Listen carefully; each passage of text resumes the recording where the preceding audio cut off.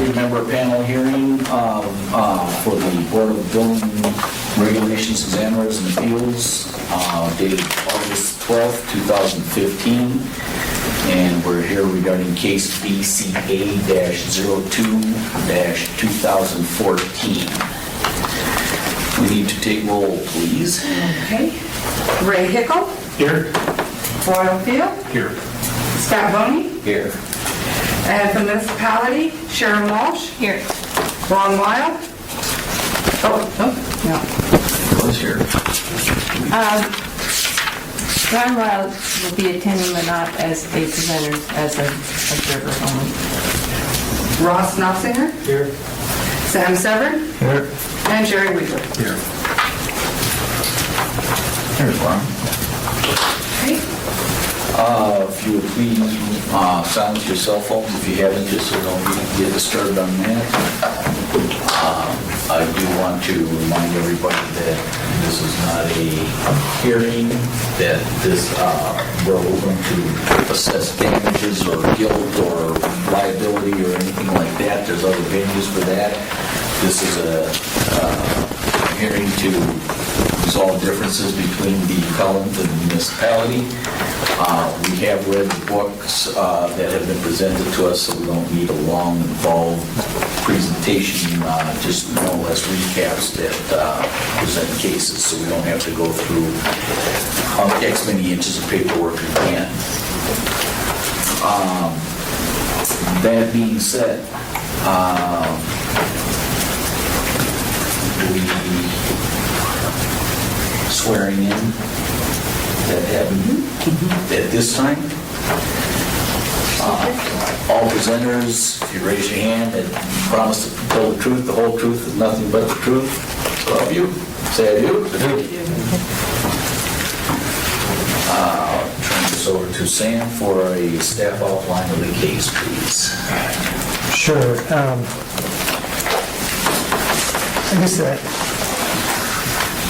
the outline of the case, I think the way we see it, there's two different issues. The real issue is the 4 items in the notice and order from Ron Thompson, September 26, 2014.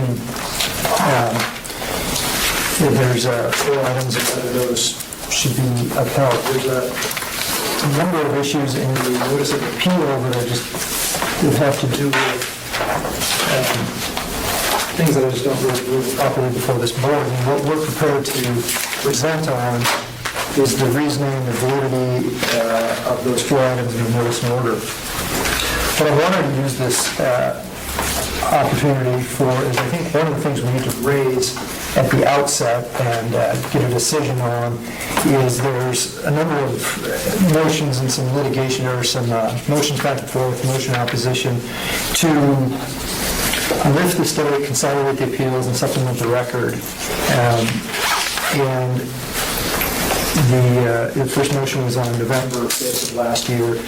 And I know the board's aware of those because we've been filing those, but we don't yet have a ruling on that. And I know that the Isabels are waiting for that. So it's our position that the 2005 appeal is,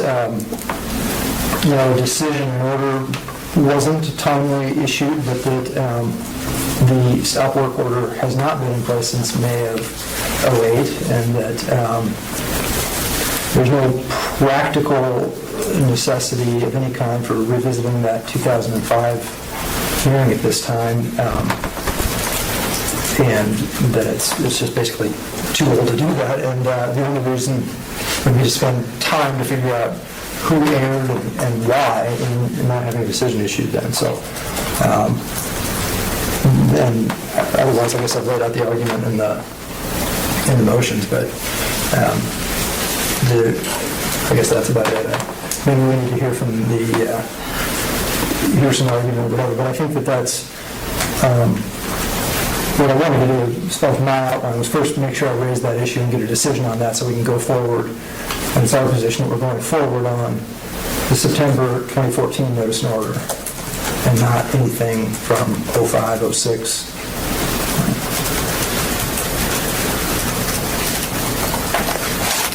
As I understand it, from what I have read, correct me if I'm wrong, There are no outstanding open items back to the 2005 issue that's open to the municipality. All items have been closed on that, is that correct? Yes.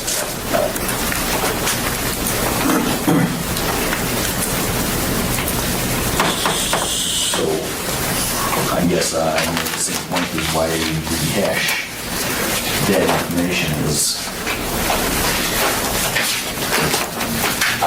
as I understood the pieces, there was nothing in the 2005 case that was going to be hanging if we made action on the 2014 resolution. That's correct. And the 2005 case was primarily, as far as I understand, about the structure. And that was the main thrust of the 2005 hearing. And the structure is addressed in item 4 of the notice and order. So I believe that's item 4 of the notice and order tonight. I say notice and order, I'm talking about the September 26, 2014 notice and order. But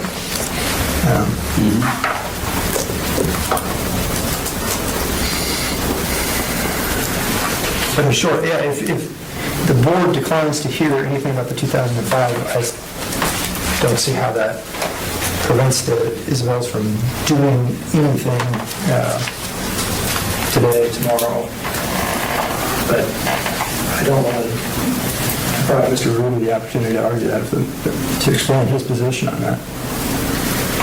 Well, it was my understanding that the board doesn't have any authority to hear that argument and make a decision on who was at fault or who wasn't at fault or why it happened. I believe that was a memo that we got from you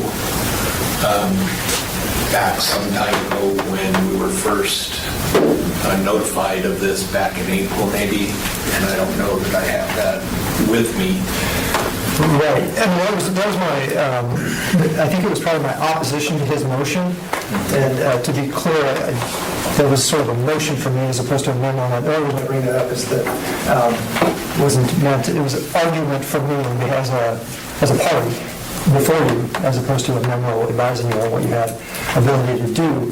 But I think if you go to the authority under, I should have it in front of me, but Title 23, what this board has the ability to do is not decide what procedural errors happened 10 years ago and who was harmed by those and state who was wrong and why somebody was harmed by that. I don't think that's, you don't have the authority to do that. It's to decide, reasonable disputes about interpretations of Title 23, but not to go back and determine what should have been done differently or better 10 years ago. I don't think the board has that authority. It seems to me if we want to make any progress at this hearing, we need to stick with the notice and order dated September 26, 2014. Do I have the ability to address that? Yes, please. Please. So our position really is that had the 2005 hearing been conducted to a conclusion, or had the Isabels been allowed to come back to the hearing in 2006, like they'd asked repeatedly to do, and like they'd asked to do in 2007, to address some of these very same issues that we're dealing with today, that there's a chance we wouldn't be here today. Now, if we go through this entire exercise again, and we end up with the same outcome, which is no board action, another 10 years passes, and we're right back where we started. We're really here to try to avoid having history repeat itself again. And it's absolutely false to assert that the issues we're dealing with in the 2014 notice and order are not also addressed at the 2005 hearing. And had they been brought to a conclusion by the board at the 2005 hearing, the Isabels would have been afforded appeal rights, which they were denied. Not only that, they paid a fee to be in front of the board. We had to pay another fee to get in front of the board once again. It is absolutely ridiculous that we could be expected to simply allow 10 years to pass. We just look beyond all that.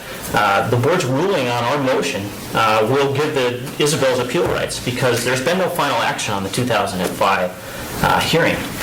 And if we, today are going to have some final action, then I would like that to be reflected on the record so that we can then pursue the appeal rights that we would have available to us under the 2005, at the time we did the 2005 hearing. And I'd also like some explanation as to why there wasn't any action taken by the board to resolve those issues. And we can say that there's no connection between the 2010 notice and order and the issues that were addressed at the 2005 hearing. That's absolutely false. The documents clearly demonstrate that. And like I said, we're just going to revisit, we're going to go back and we're going to revisit history once again then. We're going to go through this process again with no assurance that my clients have been afforded their due process rights.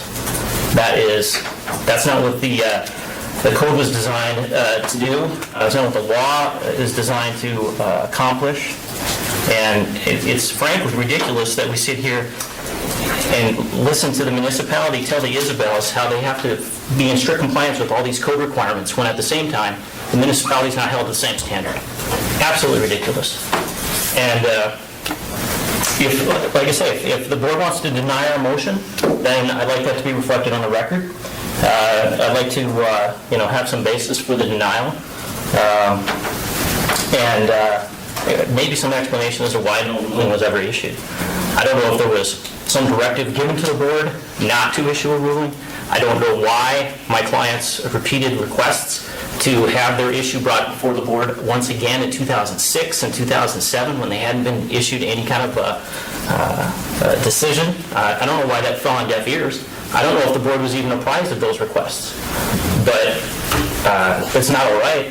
But that's the process that we're expected to simply put ourselves through at great time and expense and not have achieved anything for it.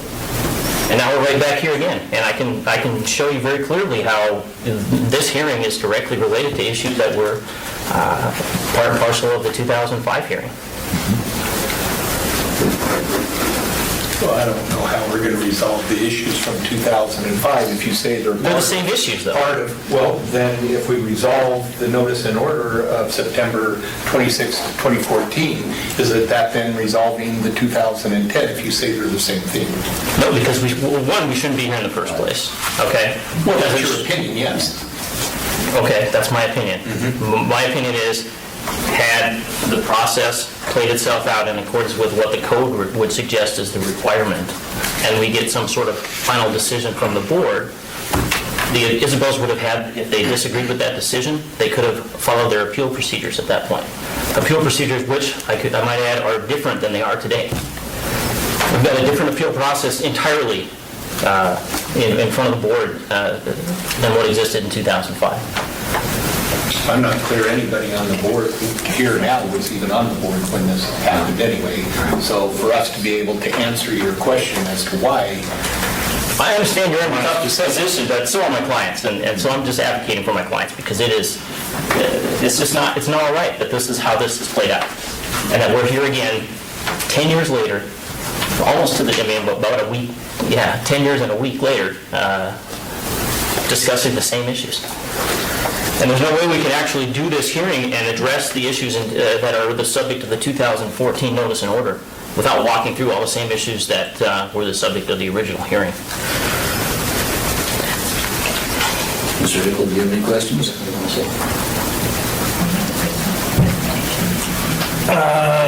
If all of these items were addressed in 2014, that wouldn't solve the problem. If all the items in this notice and order of September 22nd, 2014 were addressed today, that wouldn't cover all of your problems. If they were resolved to our satisfaction, it may, but if they're not, our appeal process is now different than it was. We had procedurally the ability to go directly to the Superior Court as a court of a review. We don't have that any longer. Now we get to go in front of the full board if we don't agree with the decision that the board renders. That's my understanding as to the procedure that's available to us. And it stops there? No, then it goes to the court after that if we wish to appeal it further. And so part of the issue is the municipality's already had its opportunity to present its case in 2005, and it did so. And there was ample presentation given by my clients. There was very little in the way of rebuttal or, a presentation given on behalf of the municipality. That should be the record. That should be the record that we get to appeal to the Superior Court. Now we're creating an entirely new record, and Sue is biting at the bit to say something, so go ahead. Okay, the problem was when we went to the 2005 hearing, the city, the only issue they presented was regarding the structure. They failed to present anything regarding the fill issue. That was the whole issue when we went before the board, is because the city failed to respond to that. It was an issue under appeal. The building without permits and the stop work order on the fill permit, and the city presented not one item on that case, which is the whole reason why it was postponed, for them to take and respond to that fill issue. So we never got to present any case regarding the fill issue, only the structure. So then when we wanted to come back in 2006, the thought was that we were going to be able to address the fill issue, and we were never allowed to get back in 2006. Did you attempt to contact the municipal engineer, or have an engineer try to go through this and fix it? Absolutely. Multiple engineers. Multiple engineers, multiple reports. And what happened? They were just ignored. We have an stamped engineer report stating that the site is in compliance with the approved grading plan. And Tobin's Berkman, who is He had surveys to back it up? he did the reporting that was required. He was on site observing from the beginning. He inspected the septic system, at least the portion that is in. We had Harry Lee, and we've also had Alan Corthell. Reports by all of them. Alan Corthell was for the structure, Yes. back to the rack. That's right. And then we have the fact that in 2008, all these stop work orders were released, which would suggest that we were in compliance with it. There was some determination made that we'd complied with all these requirements that we had, which included requirements regarding the drainage site and the permit regarding the fill and all those issues. Did work continue on the site after that? And the house? After 2008? Like there was... On the building, there was, actually not on the site, not really, because we have the issues that are still at And I've hand. been driving by that thing for the last 10 years, and I haven't seen anything happen with it. Yeah. Well, we've had a stop work order in play pretty much the entire time. Yeah. But as I understand it here, we're still talking grading and fill issues, and that's what's on the tables primarily today, is the grading, the fill, the drainage, et cetera. All of which were the subject of the 2004 stop work order that was released in 2008. Yes, Ms. Walsh? Point of clarification, the notice and order also addressed that the structure needs to be assessed for deterioration in the interim time. Not that there's any outstanding plan review comments or any inspection deficiencies. Other than that, the structures may have deteriorated over the weather, so an assessment in the time in between, an assessment's required to verify that it's still viable, or all components of it are still viable, and I'll speak to that in my presentation later. Anything further, Mr. Sorry? Well, I guess just that there's no question that there's some overlap of the factual issues between what I wrote. I mean, to some degree, we're going to be talking about the same things that were spoken about in 2005 and now. And factually, to go back, I mean, we're not asking that everything that was talked about at 2005 be just rolled off as a, factually can't be presented. It's just that this board is not formally rehearing and reissuing a decision from 10, on a reopening and rehearing something from 10 years ago. And there is going to be some commonality of issues. I'm not suggesting that there wouldn't be. But if we address the issues on September 26, 2014, we're working on the same problem, right? As far as I can tell, yeah. Okay. And then in your presentation, you'll get I assume, because I don't want to get out of order here, we're going to have a chance to question applicant and staff. We should get a presentation, shouldn't we? On the latter one, yeah. Well, I'm not, it seems odd that they weren't given the ability to have the hearing again? I mean, was there a specific reason why, at their request, they were not able to get in front of the board again to rehear the information that was presented and additional information, since the board decided to not hear it at that time or make a motion at that time? Why was it not brought back before the board? I wasn't present at that time. Rob, do you have any recollection? No, that's news to me. I didn't realize that they had requested, Additional hearing? or whatever, yeah. That's news to me. And I don't know if you call you're the chair or Excuse me? through the chair. I'd like to have addressed in your presentation, what the city's take was if these guys were trying to fix the problem, trying to get some engineers, trying to make the thing right and go away, if that's the statement is correct, from what I understand of their statement. So when it's appropriate, or if you want to do it now, if I'm getting out of order, let me know. I can butcher a set of Robert's rules better than anybody. That's a question that I hope you would address in your presentation, or however you want to do it.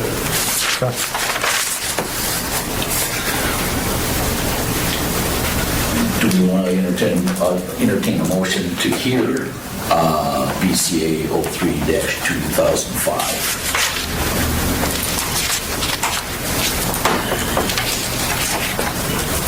I don't have a whole lot of background on who was doing what back then. Is that what I'm asking for? Well, basically, I guess I'm asking for a motion to hear it, or not, to vote on hearing it. Is there time to hear it? Well, I guess we can discuss that and move to hear it.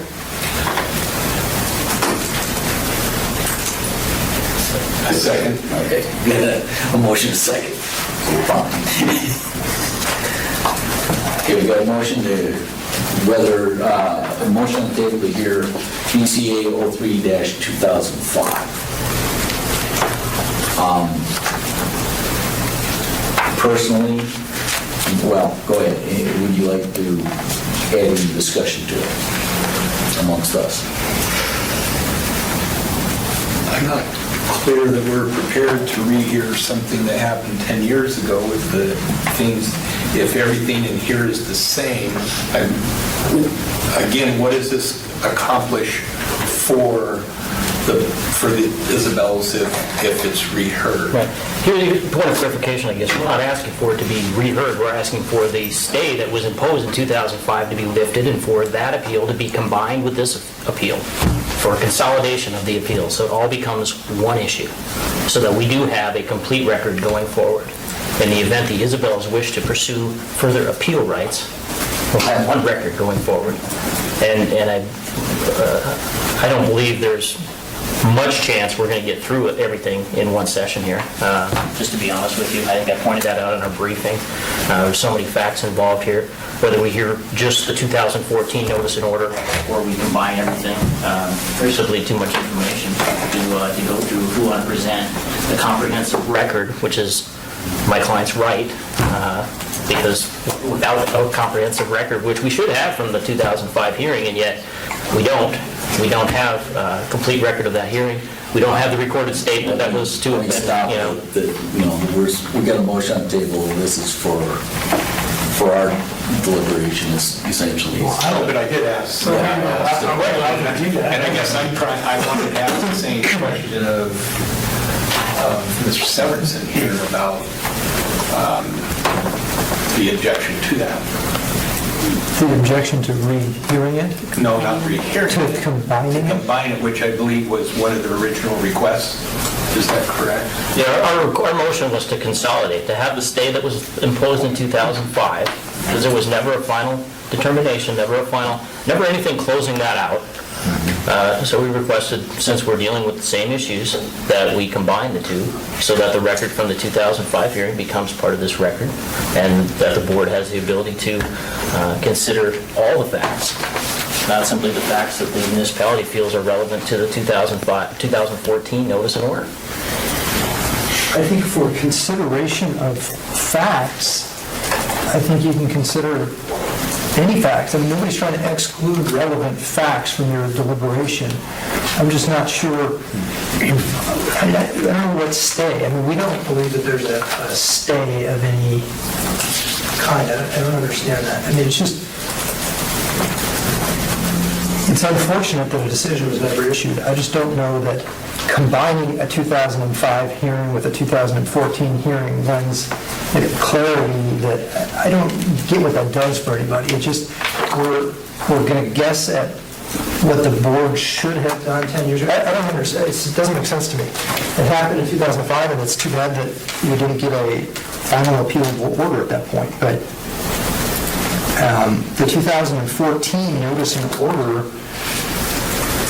really takes care of all of this in 4 bulleted issues. It can be decided tonight without, I don't think it lends any clarity and just streamlines things and makes it easier to just lump it all into one. I think it makes it quite a mess to link this 2005 thing to it. But nobody's suggesting that the facts should be excluded because the 2005 hearing isn't reopened or appended to this somehow. And the facts would still be there. I'm assuming all the facts are in front of us. Well, yeah. And we've all, I'm assuming all of us have done our due diligence to go through here and get the information that we can. If you can remember it all. If the 2005 hearing was about a stop work order on the house, and the stop work order hasn't been in place since 2008, then other than to go to the Superior Court, I guess, other than that, it's the benefit of it. Well, I don't think I'm able to rule on how to form a building board here. That's not my deal. I don't know. I wasn't there. I can make a decision on whether a code was followed if we can look up the code.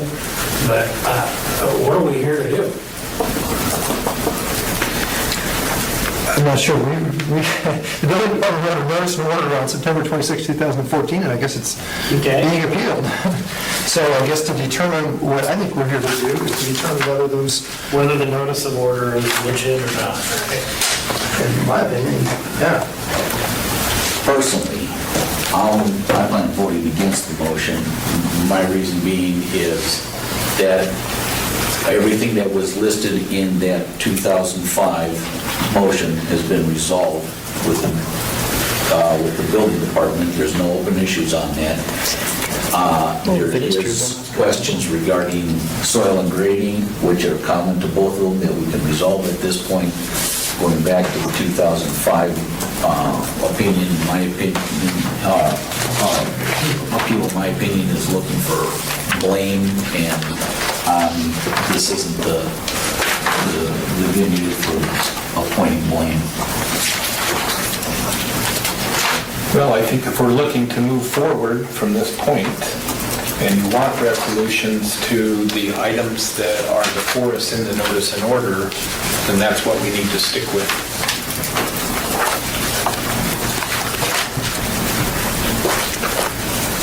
Am I calling for the question? No. Or if you don't have any, I'm done with questions on that. call for a vote? It's no for me. No. No. Okay, regarding BCA 2002-2014, Mr. Severin, would you, on your side, please? The current appeal? I think in the interest of time, Sharon's going to go through when it's our turn, the details of it, but I think we're just asking that the board uphold the 4 requirements in the September 26, 2014 notice and order. which is under the which is behind tab 2 in the MOA booklet. tab, maybe tab B. It's on tab 2. Right. Okay, I guess I have another, Fifth sheet behind it. I have another one at 5, so there might be 2 copies. But I see it here. Yeah, 5. I was in 5, but I think that then 2 works. Same thing. Yeah. Okay. I mean, Alrighty. that's as brief of a summary as, I appreciate the opportunity to summarize, but I think that's the summary. We've got the 4 items on that letter, okay? Who's the spokesman for your side, please? Well, I think there's going to be a group effort, and I'm going to try to lead the charge and keep everyone on task to the best we can. Introduce yourself first. Jason Rudy on behalf of the appellates, Dell and Sue Isabel. Thank you. And I guess one point of clarification then, if I heard the chair correctly, you indicated then that all the issues that were the subject of the 2005 hearing were resolved when the 2008 stop work orders were released, or when the stop work orders were released in 2008. That's my understanding, yes.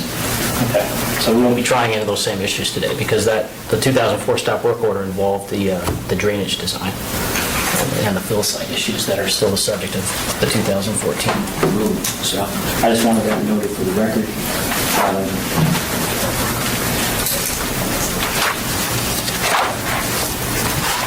Okay.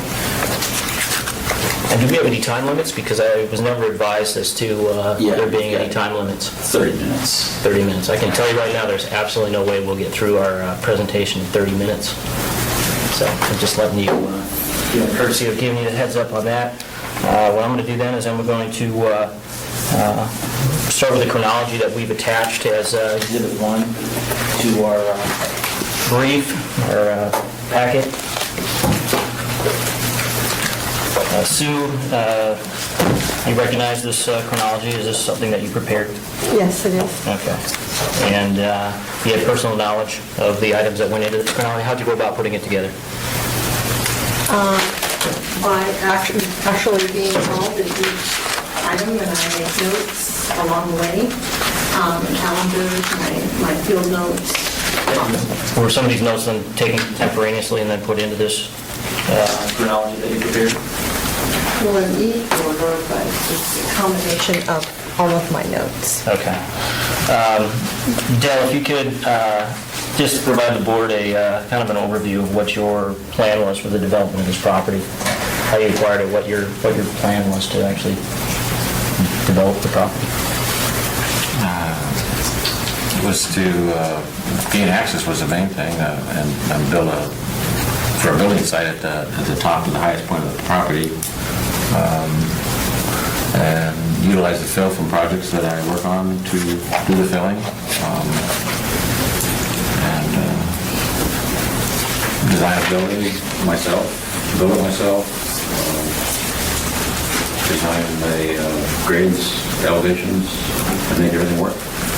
And you have experience doing those things? It's done quite a bit over the past 40 years. What kind of credentials do you have to do a project like this? Well, I've been a journeyman carpenter, went through the carpentry training program for 4 years and became a journeyman. And I've been an estimator and contractor on many municipal, state, federal, military projects that I've bid on and completed from start to finish. So I've done the whole gamut of construction from start to finish. There's 2 different permits on this project, correct? Correct. All right, can you just describe for me what was the permitting process? Why were there 2 permits? What was the process? What were the steps that you took? First of all, we had to have a right-of-way permit to get down the short street that fronts the property, because the property does not front on Diamond Boulevard. It's got a little short section of road there, about 150 or 180 feet, I think, long. We had a full right-of-way permit to improve that enough to get us a driveway on it, which required filling and removing organics. And once we got that started, then we decided we needed to enlarge that permit to encompass the property and bring fill in for the property, because there was a 15-foot drop right off the end of Lorry Drive, which was the street that goes to it. And that created a access problem, so we had to fill that 15 feet for probably a good 150 feet long to get to a point where it would level out with the rest of the property. And I guess that answered the question. All right, and was that section of your development, then, was that engineered fill? Yes, the right-of-way portion is. Okay. But at some point, the fill permit changed, correct? Correct. And what was the change, and what was that all about? That was to bring in fill from a project that we were currently engaged involved in. Had a lot of silt that would come off of it that we could use for fill that was adequate for underfill. Maybe not adequate for road top, but 3 foot below grade, we figured we could put that in there. And we had quite a large quantity to use, so we utilized it.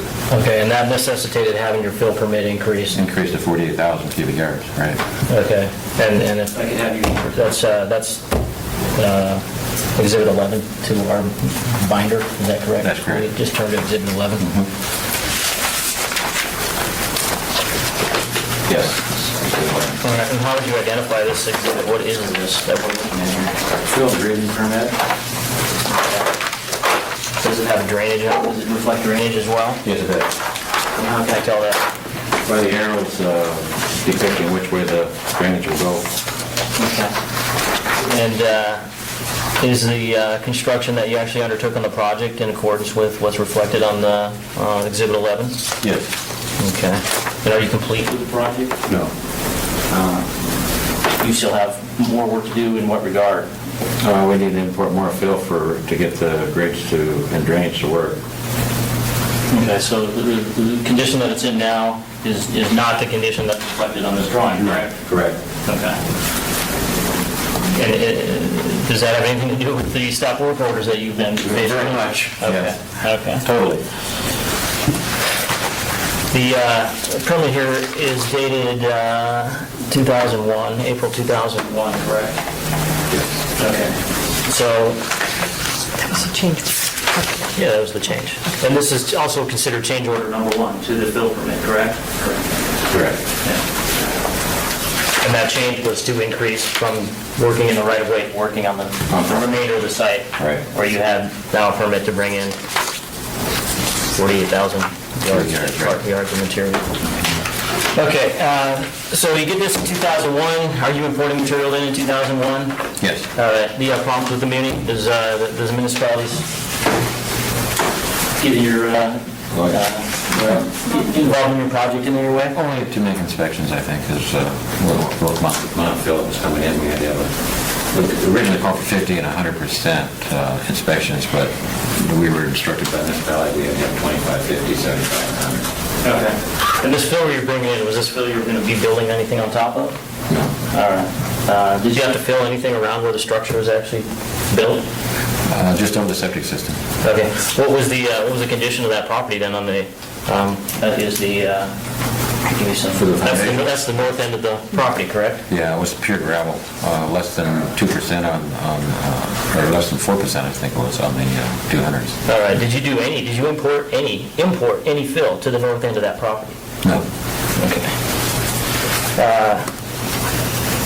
So what's going on, when is the house being built? Is that being built at the same time, or how did the sequence of events kind of unfold? Yes, the house was started, the foundation was started, but it wasn't until we had some fill in there first, because we had to get a road in there. Okay. That's the proposed driveway that's reflected on Exhibit 11? Right. All right. Do you recall when you actually started the vertical construction on the house? Sue would know that better than I would. Sue, can you tell me? I believe we had the foundation, the footing permit for excavation in 2001, Okay. 2002. Okay. And then how about the rest? When was the house framed, do you recall? Well, the full structural was 2003. Yeah. July Okay. 2003. Okay. So how did the project progress from 2001 to 2003? Well, we imported a lot of fill. And started the foundation, I know. Well, actually, we moved a lot of fill off the hill where the foundation was going to build the road. That was all gravel.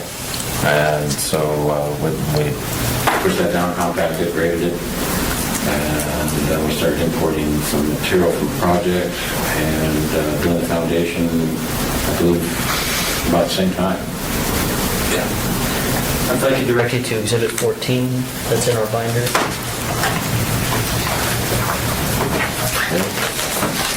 This appears to be a letter dated April 28, 2003 from you to Ron Thompson. What was the basis for this letter?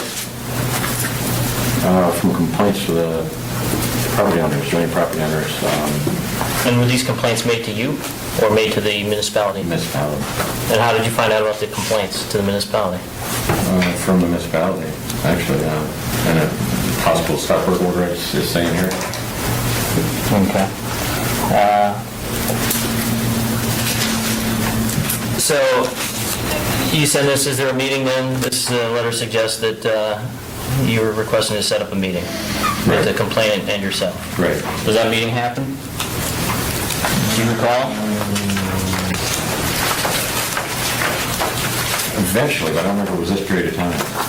Do you remember, Sue? Yes, it was in April of 2003, we had a site meet. Okay. Who was there? Well, first of all, Chuck Lacoste came out, and I remember going out there, and we walked the Property line. east property line, and because they didn't know where where our actual property line was, so we walked along it and showed them where it was, and took pictures, and Chuck asked me if he could get copies of the pictures, which I did give him. And I can't remember, and then I think after that, Ron Thompson came out after that. But anyway, Chuck Lacoste saw that clearly there wasn't an issue, there was no, originally we had thought the clearing limits were the property line, but we had at least a 25-foot set offset stakes. Beyond the tree. Yeah, it was beyond the tree. And on the east property line, and even on our south, Crockett's north, we had offset stakes. So I think what initially, when the municipality came out there, they were thinking that offset stakes were the property line, and that was incorrect, because we had at least 25-foot offset. Your chronology reflects, Sue, that on May 1st you had a meeting at Building Safety with Mr. Thompson and Kate Remy. Kate Remy's your neighbor to the east, correct? That's correct. Okay. And what was the discussion at that meeting? What were you doing? What were you talking about? I think the Remy's were complaining that there was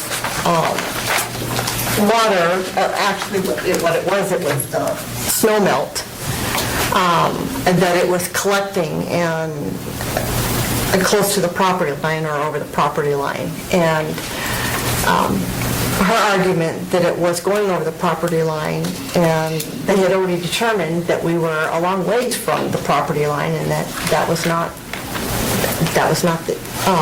a fact. Okay. At that point, Ms. Remy requested that you build a berm on the property? She did. Okay. And what was the purpose of the berm? Just separate the water from our water going to her property and her water coming to ours. Okay. And was that in conformance with your approved permit on the site? It would have been an additional or a change. Okay. Were you directed to do that? It was kind of a temporary thing, and then it was changed. Okay. What Mr. changed Rennie, it? if I may interrupt, instead of going through like a trial like you're accustomed to, if you could get more toward the summary phase that you would get to, that will shorten things up. We've seen a lot of this, introduce this stuff more summary, like what Ms. Isabel's been doing, and I think we can move things along considerably quicker. I'm just trying to create a record here. It didn't happen the first time. I'm trying to make sure it doesn't happen again. I'll move it along as quickly as I can, but again, I'm not going to compromise my client's right. They've paid twice to be here now, and I think they should be afforded the opportunity to present their case.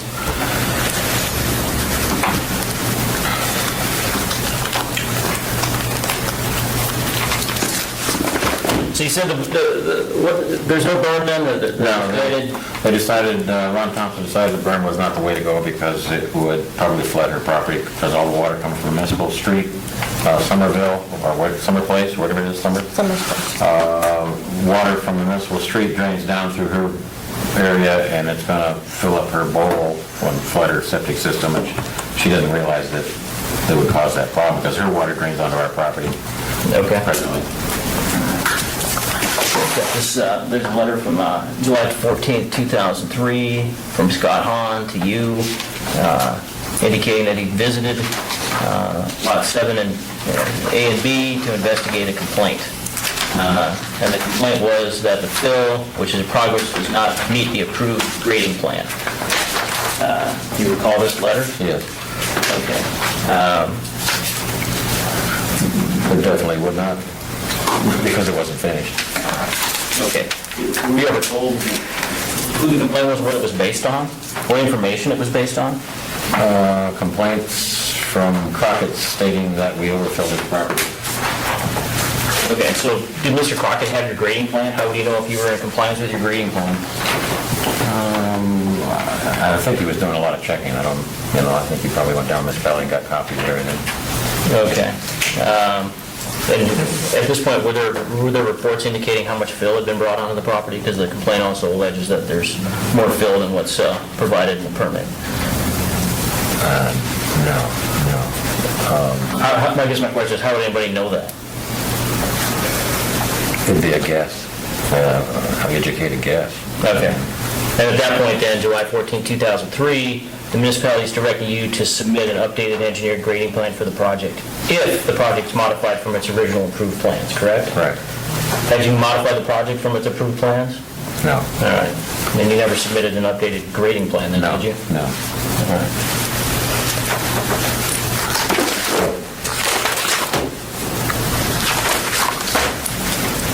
Direct you to exhibit number 9. We've got you recognize this letter from Fred Wolotka? Some sort of statement from Fred Wolotka? Yes. All right, and he's indicating, it appears as though this was written in 2006. And he's trying to determine the elevation at the northwest corner of Lot 7A. That's 7A, that's Mr. Crockett's property? Right. All right. The property meets ours. And he indicates then that he did a survey on July 30, 2003. Correct. And at that point, he reset the lot corner. Correct. What was the purpose of doing all that? That was to verify the original grade before we started on that property, on that corner. Right. After we took the dirt out, right? Was that action taken in response to the complaints you've now received from that you've been notified by the municipality of? They've received complaints from the property owners? Right. So what did you have to say? Well, the municipality required Wolotka to provide this document because they weren't accepting the documents that Wolotka had done. And after Dell had taken out the fill over the property corner between Crockett's and us, Mr. Crockett was complaining or stating that there was fill on his property. However, it was Remaining after we removed it. remaining, Yeah, right. but he wasn't taking into consideration the slopes. Was that issue resolved in 2003? No, And has it been resolved to this day? no. Apparently not. Okay, was it the subject of your 2005 appeal? Yes. I can almost show you a letter dated August 6, 2003, and this is part of Exhibit 29 to our binder. This is another letter from Mr. Hahn, indicating there have been complaints about the grading operation on your property, being not being in compliance with approved grading plan. He's referencing that he'd requested earlier that month that a berm be installed and slope angles and setbacks be verified with a survey, and that he's then indicating a stop work order is going to be issued for the construction on the property until those issues are resolved. Do you recall receiving that? Yes. Again, what was the purpose of the berm? Are we now talking again about the berm that you discussed with Remy's? Right. that year? Okay. And at this point, had your grading plan changed? No. All right.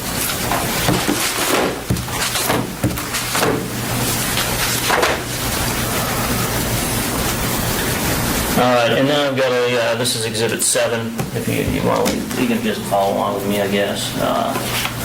It's indicating that on August 6th, the stop work order was issued because grading work appeared to violate code requirements and the approved permit. Survey was performed, and then we deal with the Crockett's. Did you receive a stop work order at that time, do you recall? Yeah. Okay. And did you take any action to have the stop work order released? Yeah, Sue wrote some letters on that.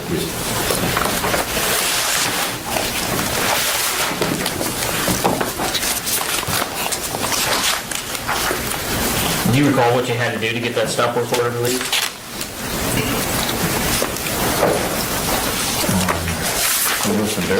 In 2003? Yeah, we had to remove the dirt off the Crockett's property. Off the corner. Just the corner, yeah. All right. The edge of the So at that point, you do that, is that issue resolved then? The stop work order has been released, is the fill off the property? It's off the property, yeah. All right. That resolves that issue then for good, right? I mean, we're not dealing with Mr. Crockett alleging there's more fill on his property, right, from that point forward? And that's not what he's saying. All right. So Mr. Crockett disagreed. Right. About 2 years later, something like that.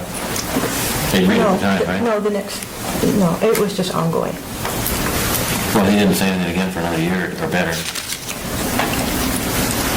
It was supposed to have been all resolved by October of 2003, and it came back, it raised its head in 2004. But if I'm looking at the municipality's documentation and under tab 5, attachment number 3, it's indicating that that stop work order from August 6, 2003 was released on August 13, 2003. So Yeah. about a week later, Yeah. so you went in and did some work and it got released, correct? Right. Issue resolved, right? It's not bad. Okay. Then flash forward another month, we're looking at your entry of September 29th. You indicate that there's stop work orders issued on both permits. What was the purpose for those stop work orders? It was a letter saying that there was still fill on, Crockett was still claiming that there was fill on his property. Okay. And he didn't accept the corner stake, which actually was the original rebar when we bought the property was existing then. I mean, it get filled over in the fill operations, but when Malacca came in, and that was observed when we dug out the fill over the corner, that was the original rebar that had been pre-existing originally when we bought the property, and that is what Malacca was verifying. And so that's, I mean, it was kind of like this back and forth. Crockett says no, Malacca's saying yes, and... Okay. And that, according to the municipality's attachment 3 to under tab 5, that September 29th stop work order then, which they indicate as being for a lack of survey and calculations, is released on October 3rd, 2003, correct? According to their All document. right, so at that point, do you conclude that you provided the municipality the survey and calculations that they required? Yes. All right.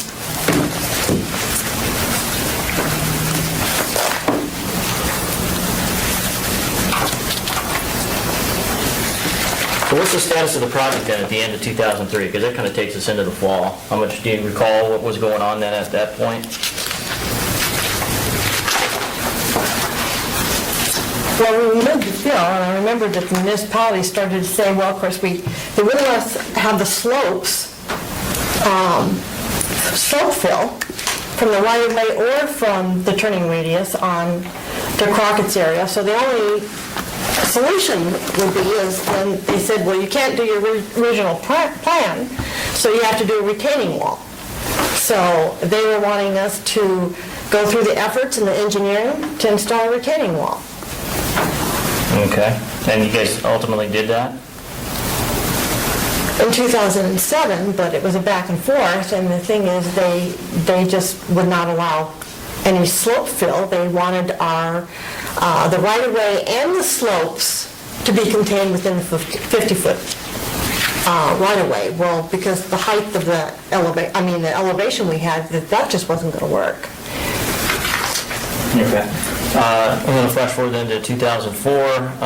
You got a letter here dated June 15th, and this is part of our Exhibit 29. This is a letter to Dell from Scott Hahn, and he's now requesting compaction, wants to verify the quantity of fill, and he wants you to engineer the retaining wall, I guess, for the right-of-way. What was the, well, first of all, was this an engineered fill around the property? It wasn't, right?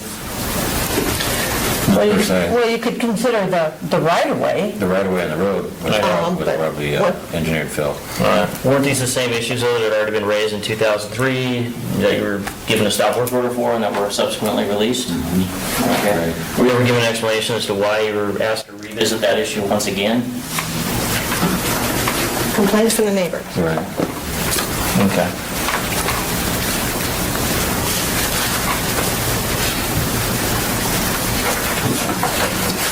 And then back to the municipalities, attachment 3 to under tab 5, it indicates that there's a stop work order issued on June 28th, 2004.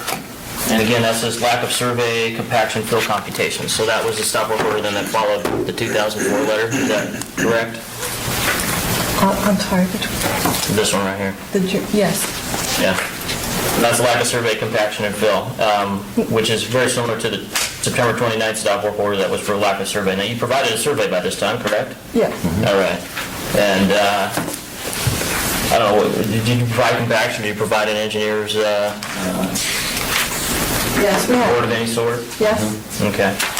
And the municipalities records indicate then that stop work order is released about, 4 days later, correct? According to their documents, yes. Okay. Did you ultimately provide compaction tests? Yes. Okay, and those are part of your Exhibit 29, right? And that was all subject to the 2005 hearing, and that's why it's in tab 29, correct? Your compaction tests, as I'm showing you right here, what do they indicate? Greater than 90%. Okay. And that's dated 7/2/04?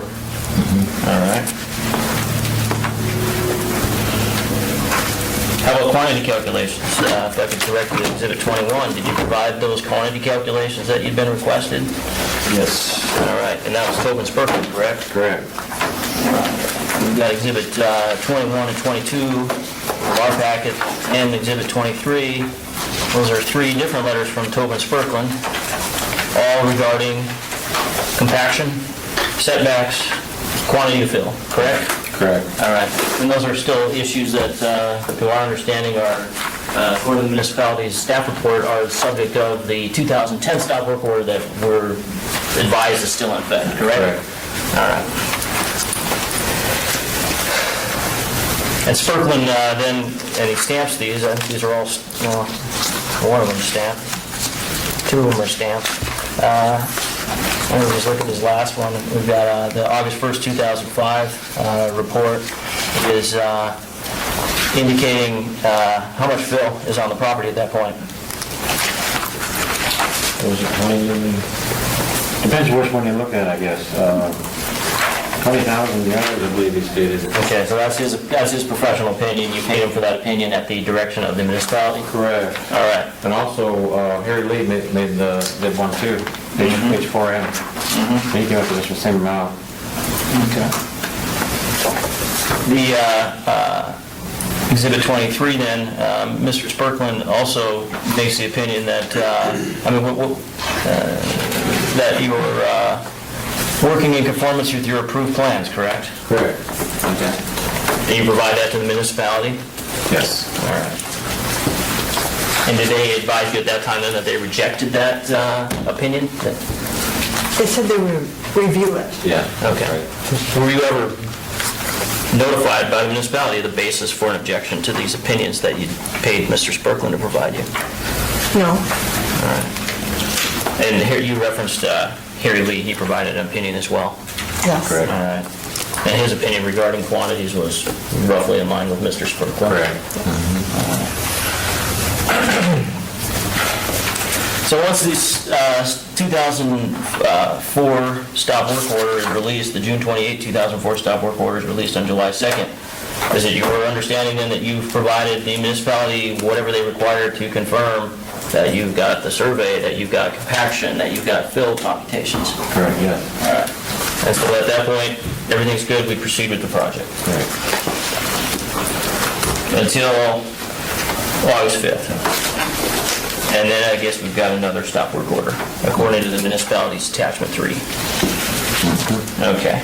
And do you recall what the basis was for that stop work order? Failure to verify amount of fill in neighboring property. Okay, and this is again, going back to, we're talking about Crockett's property? Private property.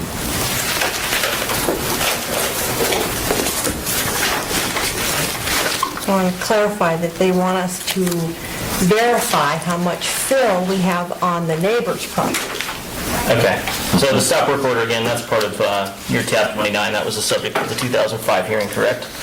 Yes. Yeah, and this is a copy of it, it's in tab 29. It says failure to verify amount of fill on neighboring property, provide engineering report indicating amount of fill, provide compaction tests, provide slope setbacks, provide 2-to-1 slopes or engineered alternative. Was it your understanding when you received this, you'd already done this when you've gotten these previous stop work orders in 2003 and 2004 that were subsequently released? Yes. All right. Were you advised by the municipality what the basis was then for this stop work order?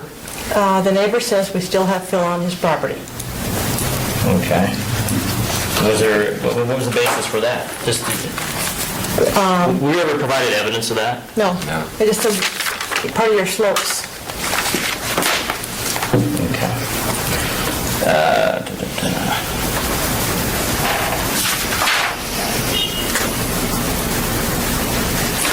So in August 2004, how far along are you with the house? Framing, probably up through the second floor. You were starting on the roof in 2004. Right. Well, we're up to the second floor, we're getting ready to start the roof. Oh, Get back at the time, just to jump back real quickly, at the time you received the August 5th, 2000 stop work order, that telling you have to now verify the amount of fill on the neighbor's property, were you aware of the plat dedication that we've submitted as Exhibit 13? well, we were aware that we were allowed to have slopes. I Right. mean, the dedication states that we're allowed to have slopes of 1.5 to 1. Okay. But they said, irregardless, Mr. Thompson told us that we still had to keep the neighbors happy. Okay. Nobody officially addressed the plat dedication, though? The municipality didn't bring it to your attention, you didn't bring it to theirs, is that right? We talked about how we can't even do this and maintain the slopes within the 50 foot. It's just simply not going to work, and we're supposed to, we have a 1.5 to 1, and they said, well, the new code is 2 to 1, and, if the neighbors are upset, we have to appease the neighbors, and if he says take it off of there, you have to take it off there. Basically saying that, Crockett overrides the plat. Okay.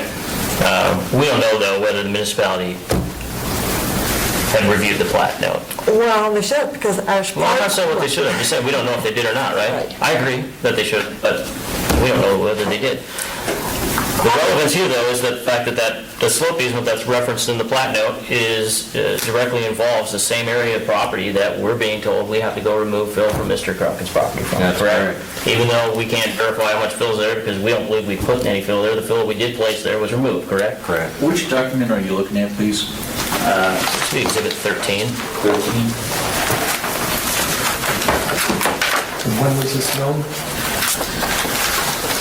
Well, Well, I couldn't tell you when it was known. I mean, it's public record, so it's, I guess everybody has constructive knowledge of it. I would think the municipality, if they're going to enforce these, this project would have been aware of it. Yeah. The plat note, and it's in pretty small print, but it's in the upper right-hand corner. Second sentence, there shall be reserved adjacent to the dedicated rights-of-way shown herein a slope reservation sufficient to contain cut and fill slopes of 1 to 1.5 feet horizontally for each foot vertically, 1.5 to 1, or cut or fill for the purpose of providing and maintaining lateral support of the constructed street, and there is reserved to the grantors, blah, blah, blah. So that's the slope easement that's reserved on the plat, which The permit, who the hell knows why? It wasn't brought to anybody's attention, but it wasn't. That means that this fill in the slope would be on property either side of that road. That's right. Correct. Would go on to Mr. Crockett's Mr. property. Crockett's property. The same area where we were required to build this elaborate gabion wall that eventually went up. Because we weren't allowed to have nary a spoonful of material on Mr. Crockett's property. either before or after the retaining wall. I mean, after he still complained. And there's no height elevation restriction. In other words, however high we need to make this work, the slopes go out. 1.5 to 1, that's right.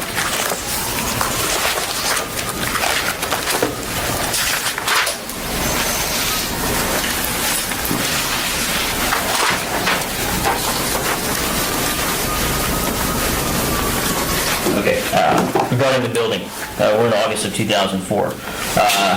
On August 18, the record reflects that there was a pre-frame inspection done.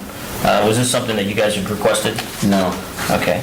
Were you advised that there was going to be a pre-frame inspection done? Not at all. Were you given the opportunity to be present for a pre-frame inspection? No. Did the MOA ever advise you as to who had ordered this pre-frame inspection? No. All right. Dale, you testified earlier that you've undertaken similar projects in the past. Is it customary for the municipality to undertake an inspection of a project like this? I was a framing contractor for many years before I got into general construction, and I've never, ever had a municipality come out and do a pre-frame inspection unless you requested it. Okay. And did they ever give you a reason for undertaking the inspection? No. All right. And were you immediately given a copy of that inspection report now? I didn't even see him. You didn't see the... He showed up and we were gone. We went to lunch. Okay. And when you were... Let me ask you this. Did they take the plans from the property? The plans were gone when I got there too. Okay. So you come back from lunch, this pre-framing inspection's happened, and the plans are gone? Right. All right. But we didn't know they'd been there. No, I had no idea. I just wondered who took my plans. Okay. Is your contention that you adhered to the building code requirements that were in place at the time? Yeah. When this project was to the point of it was in 2004? Yes. All right. What code were you following? What building code were you following? And then he said in UBC. UBC, yeah. All right, and that's the one that was in force at the time you started construction? The plans were approved under the 97 UBC and the Cabo 1 and 2, 1995 Right. for the building. And so was that the same code that the municipality applied in their pre-framing inspection? Apparently at that time. I'm not sure. Yeah, I couldn't swear to it. All right. I think the inspection that I saw suggests that there was kind of back and forth between a 2003 building code that had come along later. Right. Yeah, there was. So what were you required to do as a result of the pre-framing inspection? Well, a stop work order came out, right? Yes. They made us stop because we made some changes. Well, And they found what well, you were in the middle of starting to frame the roof. the roof. Right. And the original design was planned to portion of hand framing and a portion of manufactured trusses. Right. And there was a portion of the building in which you opted to hand frame as well. And you were in the middle of that. It wasn't complete. It was just partially framed. You were left for lunch. and this inspection shows that it's in jeopardy of collapsing, of course, I don't know, anybody that would have been partially framing and not been done, you could find all kinds of deficiencies in that case. Sure. So you ultimately get the stop work order, and I think that was also subject to the 2005 hearing, correct, regarding the... Correct. The property, the house.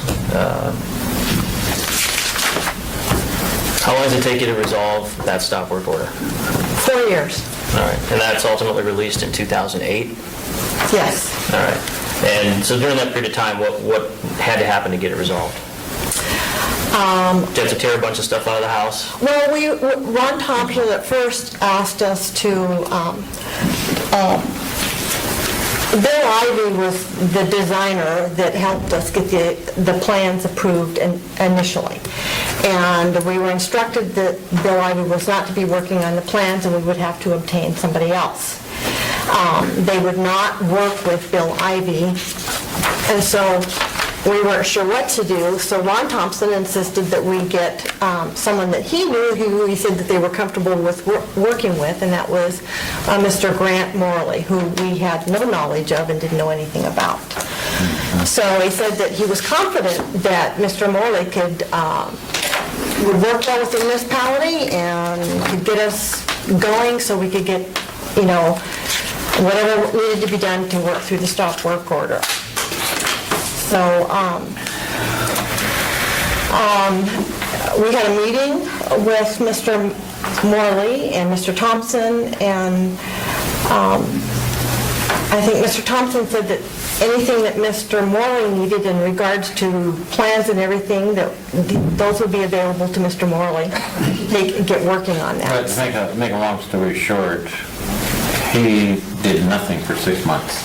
Right. He never provided one document, didn't help us for one iota. We actually had to go to court on him because he didn't provide nothing, and we paid him, what, $4,000? Never mind. And so that was just a total waste of time. And municipality was coming down on us for getting the redesign done, because if we didn't get it done, what was it, they were going to do a notice order or demolition, and so then I had to go out and do the drawings myself quickly in order to avoid having the building go into a demolition mode, So I quickly just drew up some designs and calculations and submitted them, and just to avoid that. In the meantime, we got Mr. Since he didn't do it, we ended up hiring Alan Corthell. Alan Corthell, yeah. And then Alan straightened out all the stuff that needed to be straightened out for the municipality to continue. But the difficulty was he was required to switch over and engineer and take our previously approved plans and convert them to the upgraded 2003 IBC, IRC. So it took him quite a while to do all that converting, and I'm not even sure that the 2003 IBC IRC at the time had even been totally adopted at that time, and well, on top of that, he said he was required to do a lot of commercial design on the building as well. When we finished, by the time we finished. Yeah. There were portions of it that had commercial application. Do any of your framing that you constructed have to get pulled out or taken down? No. All right. So 4 years later, that's released, then that's, again, stop work order 2008 is released, proceed. All right. Did you have any issue getting your plans back then once the stop work order was released? Or were you required to do some more digging around on Mr. Crockett's property? Well, the plans were completed and done and been reviewed in October of 2007. And purportedly, the stop work order was going to be released at that time. But they said they were going to hold off in giving us the stamped approved plans, but Dell could continue to work on the house. So what they said is they wanted to watch the fill site through the winter again to see if perhaps again water might come near the property lines or perhaps even cross it again in the spring melt.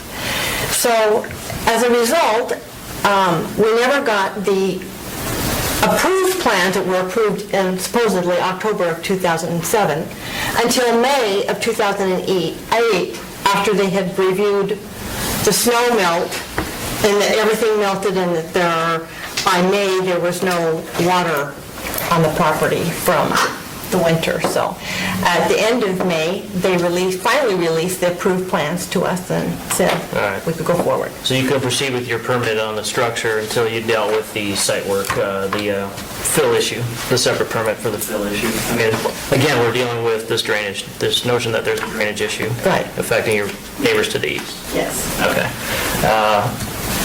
Exhibit 16 is a transcript from a meeting that occurred on August 19th, 2004. And you've got some pretty extensive notes on that meeting in your chronology as well. Do you recall attending that meeting? Yes. What was your understanding as the purpose for that meeting being called? Well, we thought we were coming in to resolve any issues regarding, or to work on resolving issues for the stop work order. And unbeknownst to us, when we came into building safety, we had a whole conference room full of attendants. The neighbor, well, actually, both the Remys and the Crockett's. And Dennis LeBlanc came because he was city manager. And there were a number of other people, Ron Thompson, Scott Hahn, Jim Stubbs, Dennis LeBlanc, Pam Jennings, the assembly person, Crockett's, Remy's, and it was pretty disturbing. All right, so at that meeting then, you're discussing this drainage issue that Kate Remy's been complaining about, is that correct? Yes. All right. And if you look at page 9 of this exhibit 16, it appears that Mr. Thompson, and tell me if this is not your recollection, but addresses the drainage issue with Ms. Remy and indicates to him that she was not aware of where her property line was, then that there was no water going onto her property from your property. That's reflected on page 9, 10, and 11, correct? That's correct. All right. And at that point on page 11, he's indicating that there's already an approved drainage plan, that there's additional fill that has to happen for the plan to be completed, correct? That's correct. All right. And is that did you share that opinion? Yes. In 2004, do you still share that opinion? I do. Okay. So at that point, you're interpreting this as Mr. Thompson, as a municipal representative, advising Remy that her issue is not an issue, correct? That's correct. So that's the end of the drainage issue then, with Kate Remy? Unfortunately not. Okay. In fact, you get a stop work order about a week after this meeting, and that's one that we were referencing, that's in Exhibit 29, that was also subject to the 2005 hearing. This stop work order for the fill permit says an independent estimate shows up to 45,000 yards on site, bring no more fill on site, until the following are corrected and approved. Remove fill from Lot 7B, that's Mr. Crockett's property. Bring the slopes and the setbacks into compliance with the approved permit.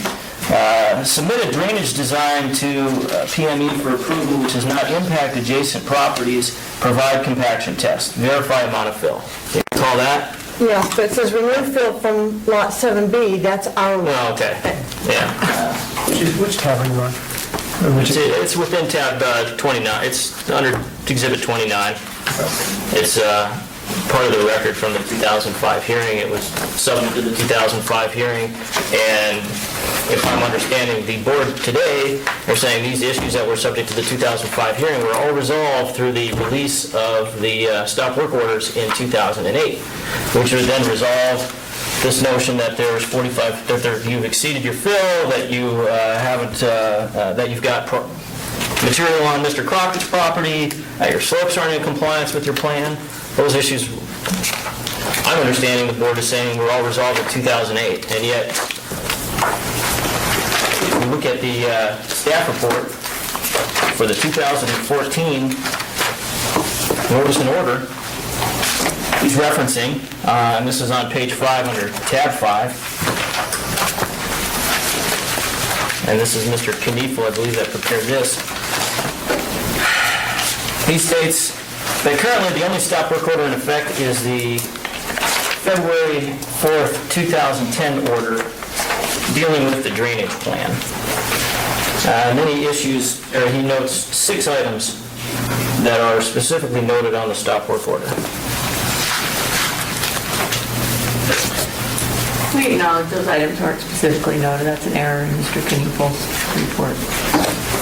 Okay. That's part of my presentation. Okay, so those issues are not subject to this hearing then? I'm trying to understand again the scope of the hearing, because we came into this with a clear disadvantage not knowing what the scope of the hearing is going to entail. And we can't rely on the staff report, but... This statement under discussion where it says the issues noted on the stop work order include 1 through 6 on page 5. We're just trying to clarify that that was an error, and this stop work order does not list those 6 things. Right. We acknowledge that, please. Okay. The stop work order that we're referring to is under tab 34 of our binder. All right. Thank you. Yeah, and the order is issued because, and it just says illegal dumping of fill, cease and desist immediately.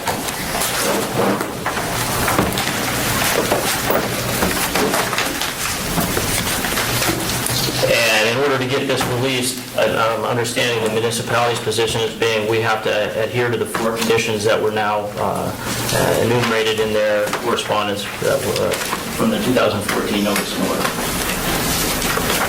I think again, that's my assumption. I'm again trying to rely on the documents that are put in front of me. Did they provide the engineering report that said that we thought there was 45,000 or 48,000 yards of fill placed? Who was it done by, or was that in here? Village Brooklyn did one? No. They're asking about the municipality.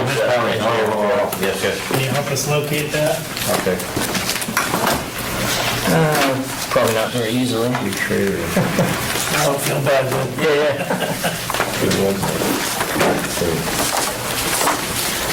Let's see, we've got Exhibit 24.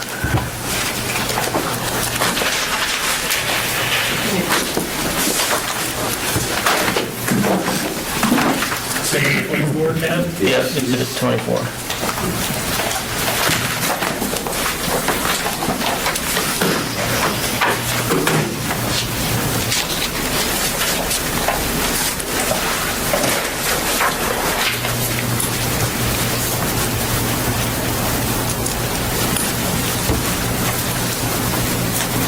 Things that fill a visual.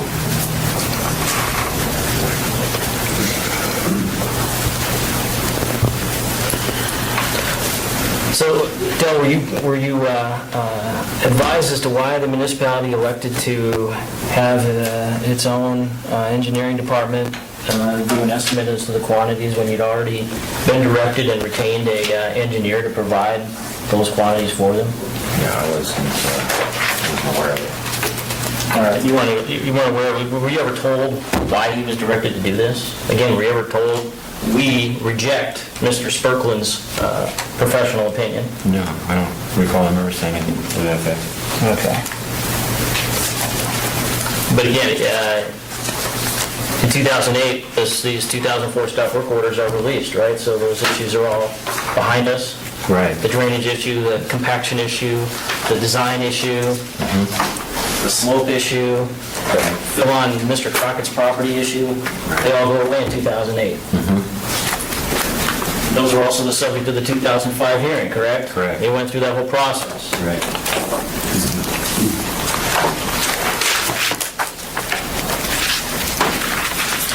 And after that 2005 hearing, did you ever get notice that the board wanted more information from you?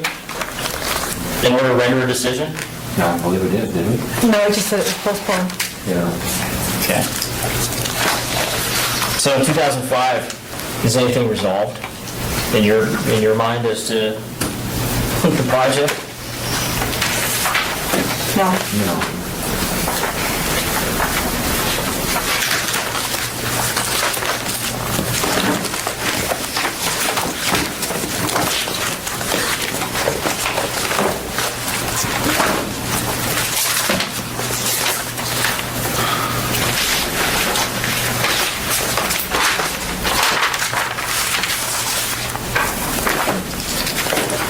We get into the 2006 work season.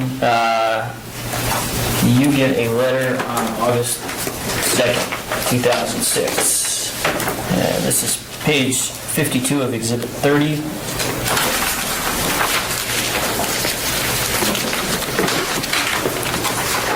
This is a letter from Bob Nybert to you, Dell, indicating that they're rescinding and reissuing a letter of notice and order of abatement of dangerous structure, August 2nd, 2006. Do you recall receiving this letter? Yes. And did you get a copy of the notice and order as well at the same time? I'm not sure whether we, probably received it in the mail, or there were some documents that were just posted on the property. Okay. And that's how they were Okay. provided. And the 2006 notice and order, again, is dated August 3rd, 2006. It's page 47 of our Exhibit 30. You get a copy of this, right? This was posted to the property. It was Okay. laminated, but I don't know that we saw it immediately. And that's telling you you've got issues with your fill and grade. It's also telling you that they consider the structure to be dangerous, and if you don't do something by September 1st, they'll take some action to demolish it, correct? That's correct. All right. And at this time, Alan Corthell has already been hired and is working on, Back to his notice complete, wasn't he, at that point? yes. He was about to submit it. All right. It was many pages, like, what, 80 pages or something? Actually, the year prior, Mr. Corthell, this is page 65 to our Exhibit 30, did an inspection of the structure and renders an opinion saying it's good quality workmanship. It's not in any risk of collapse or, I'm paraphrasing, obviously, but, so what was your understanding is the basis for the notice and order you get in 2006 then? That do you have a dangerous building that they're going to demolish? Actually appalled, just Right. Yeah. unbelief. Yeah. Okay. And once you get the notice and order, then in 2006, you have Raymond Royce from our office actually write a letter on August 22nd, and that is page 32 of our Exhibit 30, indicating that we've not waived our rights to the building board appeal. We're giving notice that we wish to appeal that decision. You've also got on August 22nd, the same day, it's page 34 of our Exhibit 30. This is a notice or a letter that Sue, it appears you drafted, indicating that, hey, the building board had postponed a decision on this case in '05. We're still waiting for that decision. We've already filed an appeal to the Board of Building Regulation Examiners in appeal. We request to know the status of that appeal. What response did you get to that letter? Not a single solitary phone call or nothing. All right. And those were sent certified and faxed. And the next day, on 23rd, 2006, this is Exhibit 36 to our, this is page 36 of our Exhibit 30. You send another letter And again, this is referencing your appeal that you filed previously. You state no written response or decision has been provided. You state we have not given up or waived our rights to an appeal of any of the issues of the city's notice and order dated June 8, 2005 or August 3, 2006 affecting our property. We will not be filing a new appeal because we are formally requesting the city's cooperation to follow whatever procedures are required to get back before the building board at the earliest possible date. Do you get any kind of response to this letter? No.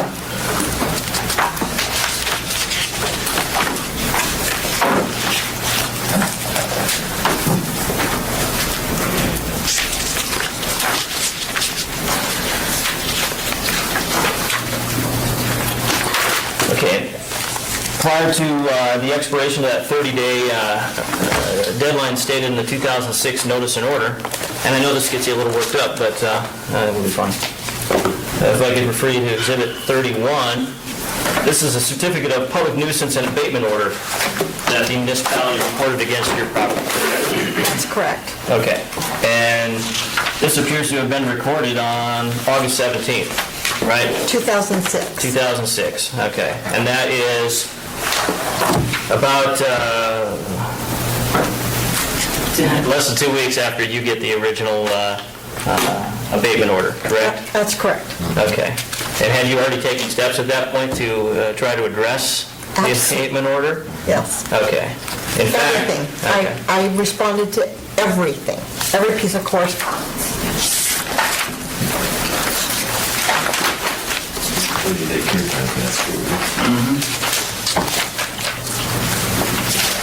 On August 29th, I've got a letter here from Mr. Corthell. This is page 12 to our Exhibit 30. You recall this letter? Yes. All right, and this is, again, Mr. Corthell, and I presume this is in response to the abatement order. And again, he's rendering a professional opinion saying, I do not consider the structure in its present condition to be hazardous. Correct. Okay. Did you get any response to this letter? No. Alan Corthell did multiple letters. You sent a letter on September 1st, 2006. This is page 10 to our Exhibit 30.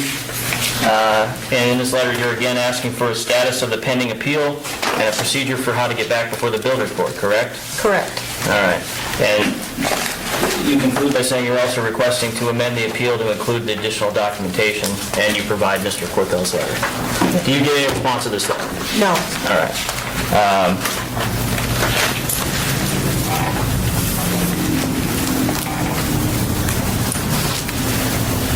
Did the municipality end up taking any action to mitigate this dangerous building that was referenced in the 2006 notice and order? Take any action? Did they come and tear your building down? No. All right, well, what did they do?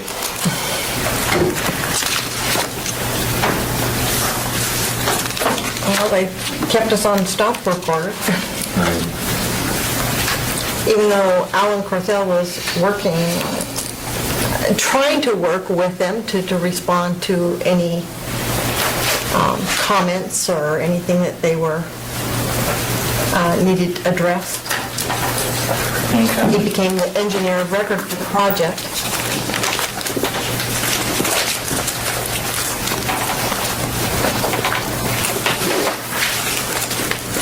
And Exhibit 32 to our packet. This is a July 20th, 2007 email that you sent to Mr. Thompson. And again, it's regarding the building board appeal from 2005. And you're again saying, we intend to pursue a decision from the building board on the stop work orders, which was the issue of the subject appeal. Please advise when the next scheduled meeting of the board, building board is, so that we have the opportunity to submit our additional documentation. Did you get any response to that? None. Okay.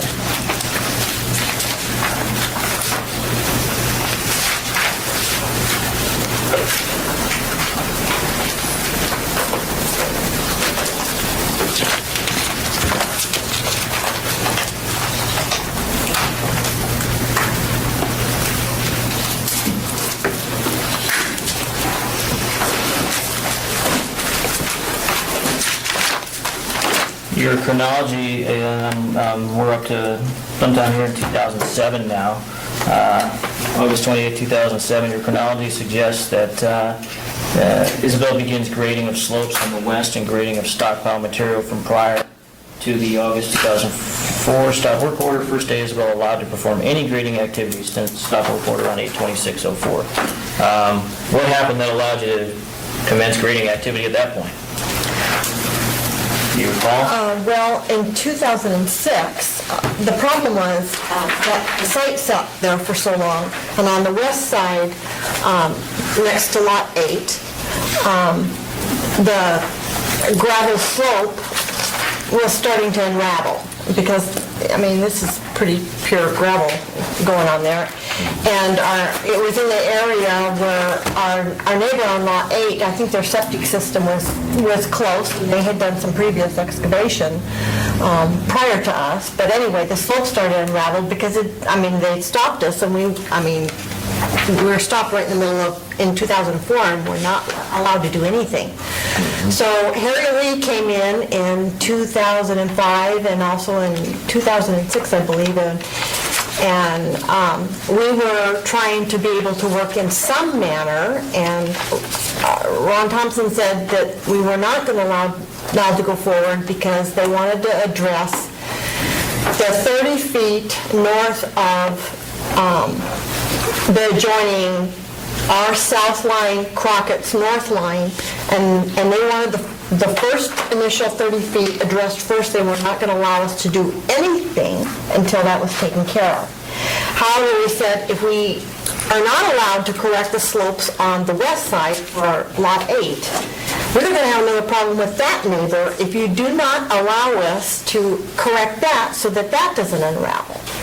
So Harry Lee did an assessment, and so they directed us to request an emergency repair, and if we submitted that in writing or we did a formal request to just correct that area to repair that, then they would review it. So, In a change order, wasn't it? well, yeah, that's what it ended up. They forced a change order for just to simply do a repair. Right. And it took a year, I think a year and a half.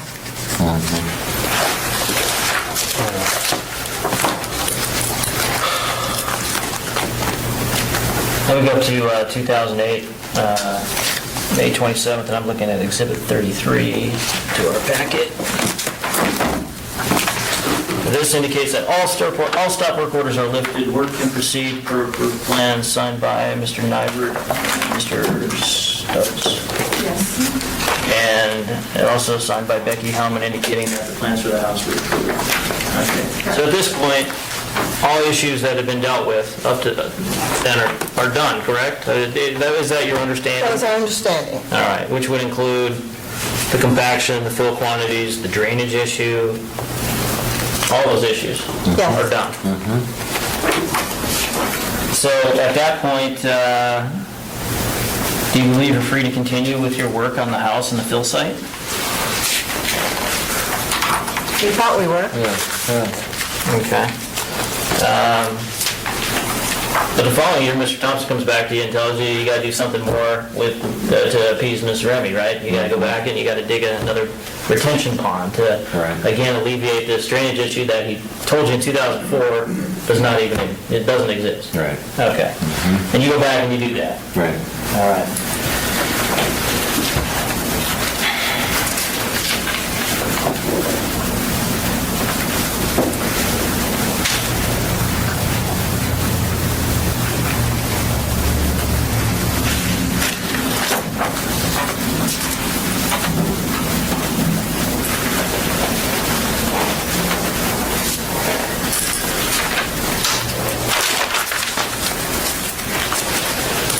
Okay, now I'm going to go and refer to that 2010 stop work order again, which is our Exhibit 34. What work was going on the fill site that led to this stop work order? What was happening? Well, nothing on the fill site. Okay. Well, right. But it says illegal dumping of fill. What was happening on the project then? I was accepting some fill from the gravel pit that they were bringing on site to fill over the septic system. Okay.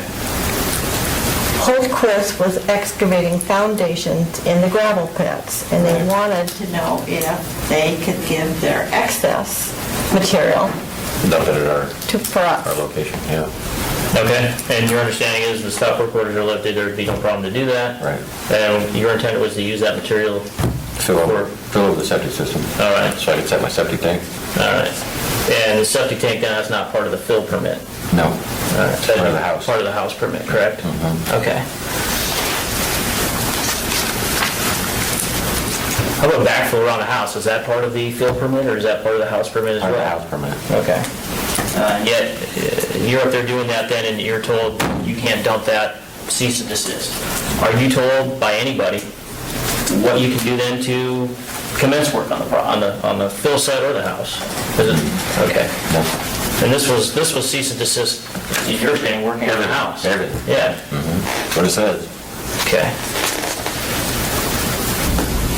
Was there, I think we've seen the project, it's not signed. What's the condition of the project today?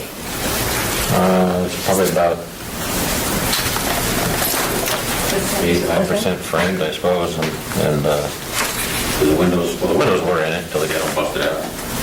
The doors. It's become a vandal's paradise? Yes, it has. All right. Is there a reason why you haven't been able to side the place, put siding up, complete that portion of the project? Well, without the fill on the front there, it's all rough. It makes it difficult to get the siding on. So in your opinion, or your plan of work, you have to backfill in order to actually complete the house? Right. All right. Backfill, put in a septic tank, do some grade work. We've already been working precariously with an unfinished building site. Not fill site, building site. Okay. So that's in 2010. 2011, we've got some, your chronology from September indicates that you were contacted by Dow about getting permission to go on site to do some sort of a survey? Yes. All right. Actually, Howard Romick. Howard Romick. Oh, Howard Romick, okay.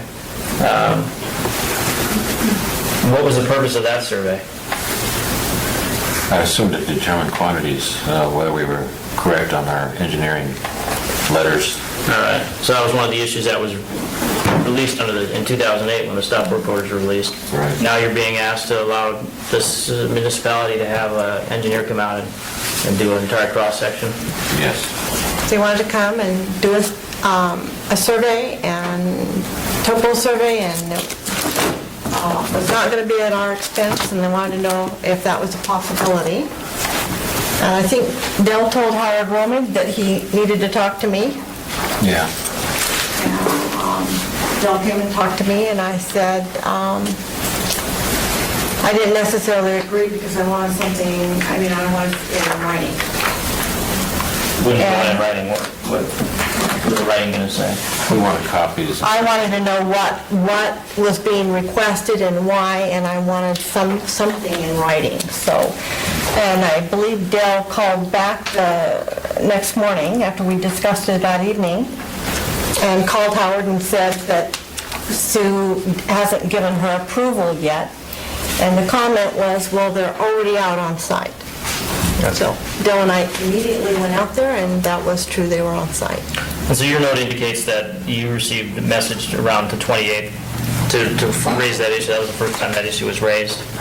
And yet, we've got in our packet Exhibit 26, this is a document that the municipality produced to us. It seems to suggest that it already put out a notice for, they've already bid, solicited bids for this work to be done, and that's dated September 15th. And it appears as though Dow got the work, and they're bidding $9,500 to $11,500 to do this work. Do they ultimately do the survey? Yes. we were on site, and I said that they would not be allowed to be on the property, do the survey, unless I got copies of the complete report and the survey. Okay. What report? What report are you? Whatever they were going to be doing. Okay. And so they do their survey, correct? Yes. And you get a copy of that? No. Why not?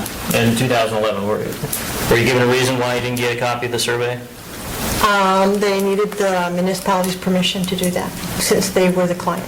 All right. And did you ask the municipality for that survey? Yes. Okay. Do you recall when you ultimately got that survey? I think it was in 2014. Okay. And looking at tab number 2 to our binder, this is well, what is this? This is, Notes of the meeting. these are notes that you took from the May 10th meeting? These are my meeting notes from May 10th, 2013. Okay. And at that meeting, you'd requested the survey results, correct? Well, first and foremost, I wanted to know why we had the stop work order. We've never been given any. Okay. I had a stop work order at the meeting. I said, it's this, the laminated pink copy that was posted on the property. Here it is. It says illegal dumping. Okay, what is illegal dumping? I want to know what you consider illegal and what does not comply.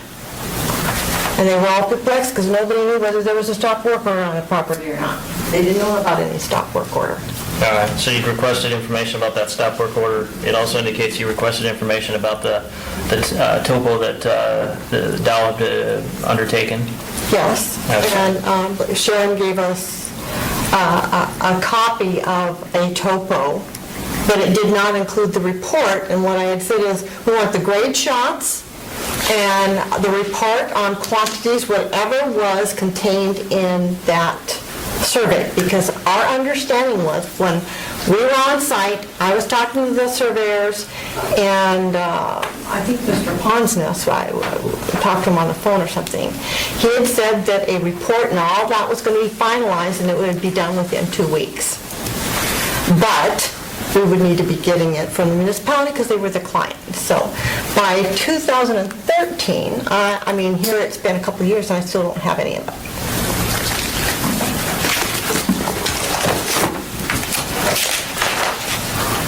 You ultimately do get a copy of the topo though, right? I'm looking at This Exhibit one. 27. This one was received, but at that meeting, Dell stated that this was not an accurate depiction. I could tell right away that the contours were correct, How did you tell that?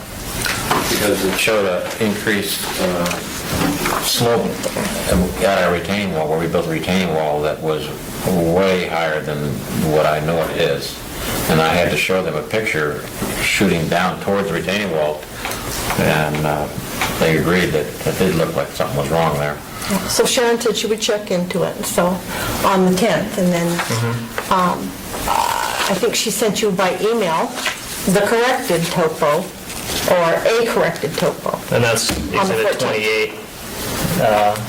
And that one. So the only thing that's different then is the area around Crockett's property?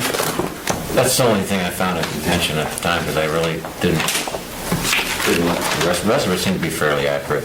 All right. And was there ever any report that came with this then, No. opining as to the quantities that they suspected were on site or anything? Never got a report. Okay. And no grade shots.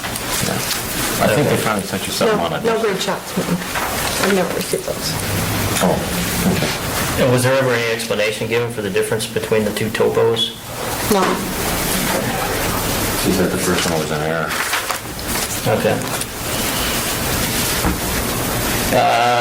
Your notes indicate on October 25th of 2013 that Dell is hauling some more material to the site. What was going on there? I got still gravel available, and I was allowing them to bring it to our site. And we had a big hole, which is shown on the topo that Dow did, right in front of the house. And so we needed to get that filled, because it was pretty steep. You know, we'd taken gravel out of there to build the road, and I needed to fill it back in. And so, since I spoke to somebody at the municipality, and didn't think we had a stop work order, didn't know one way or the other, so I said, oh, good, I'm just gonna haul some fill in then. So I hauled some fill in, and We were waiting on stuff from May. yeah. And we were supposed to hear back regarding the engineer or the status of the stop work order. It was October. The summer was gone. We've had no response. So Dell decides, okay, nobody's responding. Yeah, I'm just gonna go. I just go ahead, I got this gravel, I'm going to bring it in. Okay. And immediately, Sharon called me on my cell phone and wanted to know if I don't know who it was, a Poon was hauling into our property, and I said, not that I'm aware of, because I wasn't aware of it. I didn't tell you, because you probably told me not to.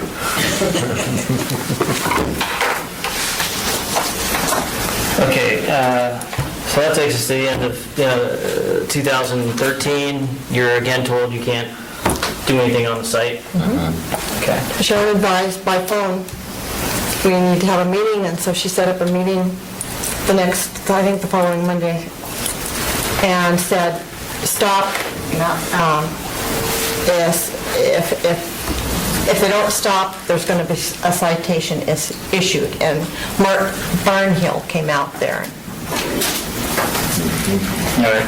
And so that material you were hauling in October 2013, was that going into the fill, or was that part of the building site? Actually, the building site. Okay. So again, you're told can't work on that under that permit. Right. That was your understanding? All right. We've got Exhibit 3 is a letter from Sharon Walsh, dated January 23rd. And again, this time she's referencing that a stop work order being placed on October 25th, but just for the record, you guys never received a stop work order, like an actual piece of paper saying, stop doing what you're I doing. didn't post anything. We never received anything, nothing was posted, other than being told by Sharon that there was a stop work order. Ultimately, though, it's determined by the municipality that the only stop work order that's actually in existence is the 2010 stop work order. That's the position they're taking in their Apparently. notice and order here in 2014, correct? Correct. All right, you've got a letter here, and we've got this as exhibit, marked as Exhibit 5. This is a letter of April 22nd. It's signed by Mr.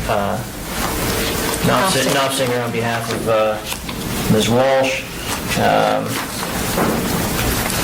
Again, the first paragraph of this letter says that they're acting to ameliorate the complaints of the surrounding property owners. Now, again, was it your understanding that the complaints of the surrounding property owners had been dealt with and all the issues that were the subject of the prior stop work orders were released in 2008? Yes. So the only issue then is the 2010 stop work order, which just says illegal dumping of fill, correct? That's correct. Okay. And at this point then, they advise you that if you want to have that stop work order lifted, you have to do these 4 conditions. You have to meet these 4 conditions. And that, go ahead. But prior to April, we had a meeting in February, and that's when we brought it to Sharon's attention that the plat dedication and this issue of fill should not even have been an issue in the very beginning. All right. And these 4 conditions that are reflected in this letter, were they conditions that were part of your original permits? No. All right.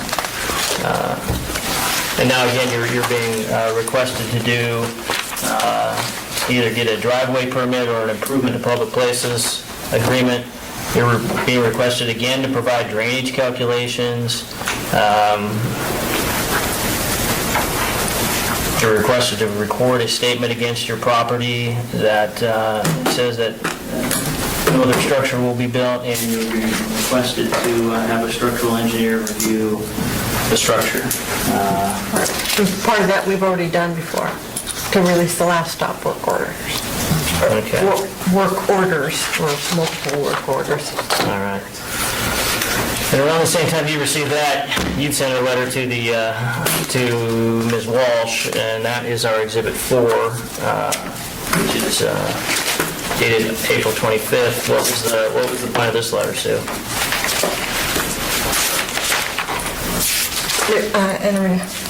Responding to our communications. Okay. This was addressing those items in that letter. And you reference, no, I don't think it was referencing the items in that letter, because I think they cross paths. Oh, they cross paths, okay. Yeah, okay. I think she did a letter in January. It was a response to her January letter, was it not? Okay. Yes. Okay. Well, we had the meeting, so I didn't think that, I thought that we were on the path of getting things resolved, so I hadn't lined everything out in a letter, so we didn't really have, things weren't moving forward, so I decided to respond to the January letter. Okay. And so this letter basically lines out what your Our intentions were toward getting this project back on pace. Did you ever get a direct response to this letter? Was there ever a response written back to you addressing these issues? I think the response was the notice and order, was it not? Yeah, I think after that letter went out, you recall having a meeting in my office with Mr. Thompson and Mr. Severin? Yes. All right. And the subject of that meeting was the 4 items that were addressed in Ms. Walsh's letter of April 22nd, correct? Yes.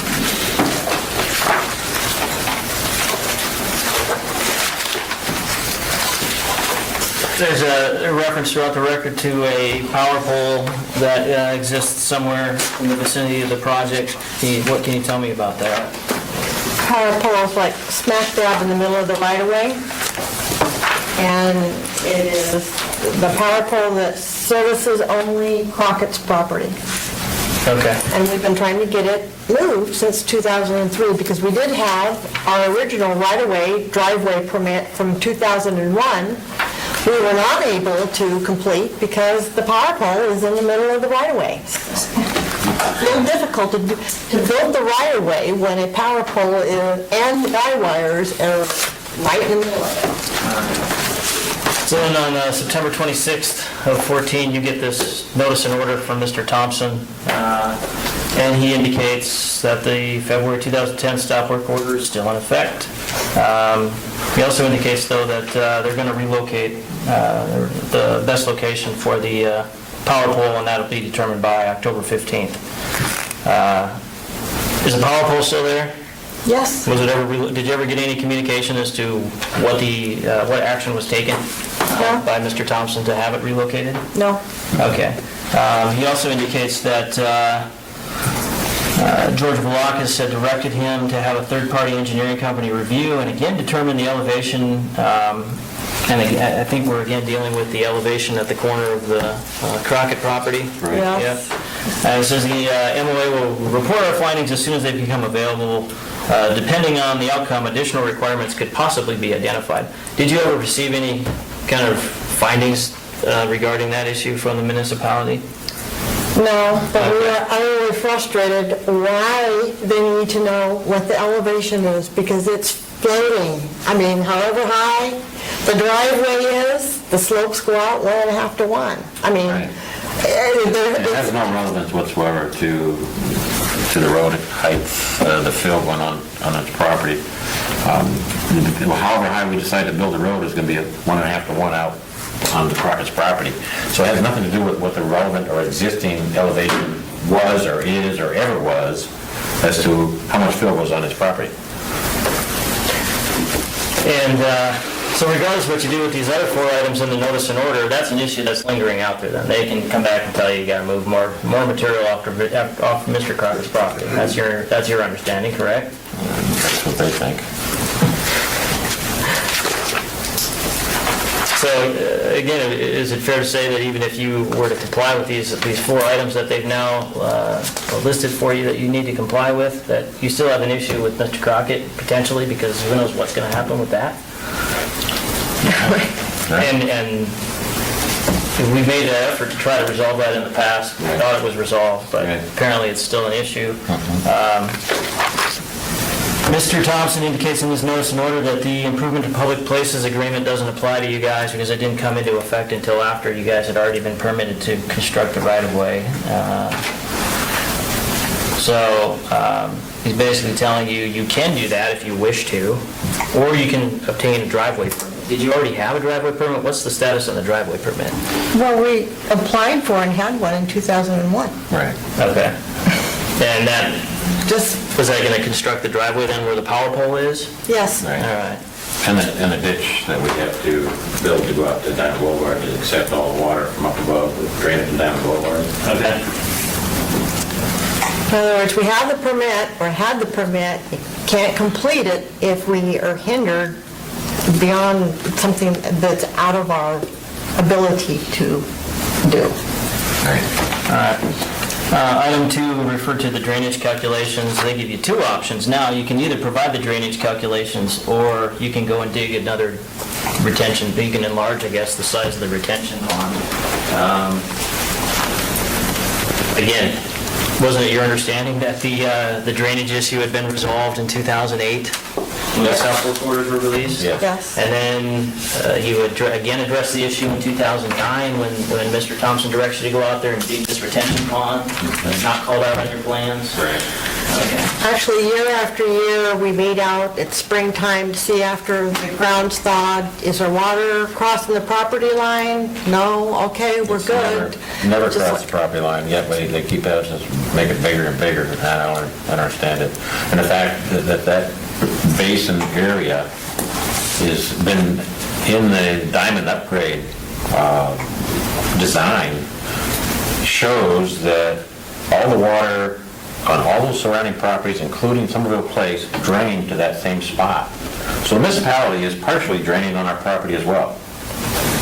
So do they have to do drainage calculations? You know, I mean, why should we have to do drainage calculations for the municipality? It doesn't seem quite right to me, especially when we're not draining across the property line and never have, and no one's ever proven it. And everybody thinks the property line's in the wrong spot. I went out and I put in a safety fence, right, just this last year, down all that whole line by the retention basin, so everybody can see exactly where the property line is. It'd be nice if you guys could come out and look at it, actually, so you can see what we're talking about.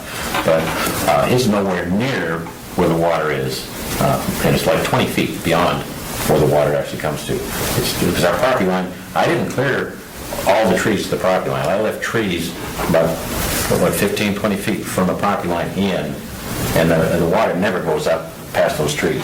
So people were thinking that because we only cleared to where we cleared to is the property line. That's not the case. The property line is beyond the trees. So it's deceiving, I guess.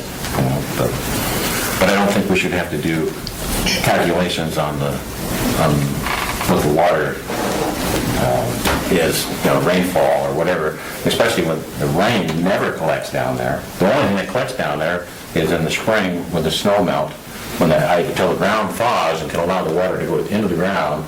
That's the only time. It's like for about 2 or 3 weeks maybe in the spring that there's water down there. And I say it never leaves the property, so why should we have to do calculations?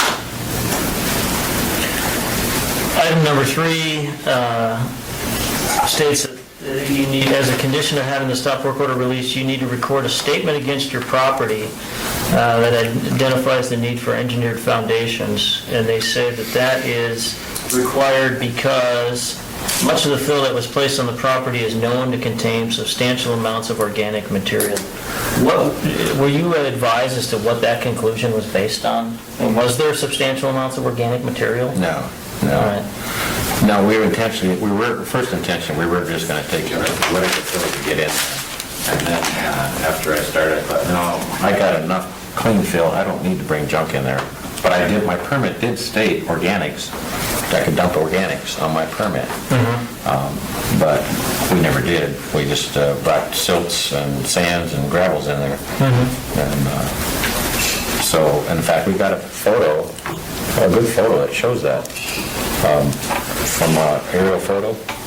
And it's clean fill. You can see that it's clean fill. We took out the brush Yeah. and hauled it off. Did you guys have, I just assume you cleared the site too? I mean, you push all the vegetation and stuff aside before you bring any fill in? We piled up all the vegetation, hauled that off, and then just brought clean fill in. All right. And you've seen some pictures in the file that, show some trees and stuff at the toe of one of the fills. Is that, is that part of the clearing that was done on the site? Is that, what was that? yeah. Is that representative of what's in your fill? Some fill came in with some sticks in it that got pushed over the edge, and then we scooped them to a pile and hauled them off. Okay. So why not just record this statement? Be done with it. I don't believe it's true, and it's not necessary. All right. I don't have any intention of subdividing it, but And there's no reason to warn anybody. We sell that property, we assume the liability of what's there. that's right. Okay.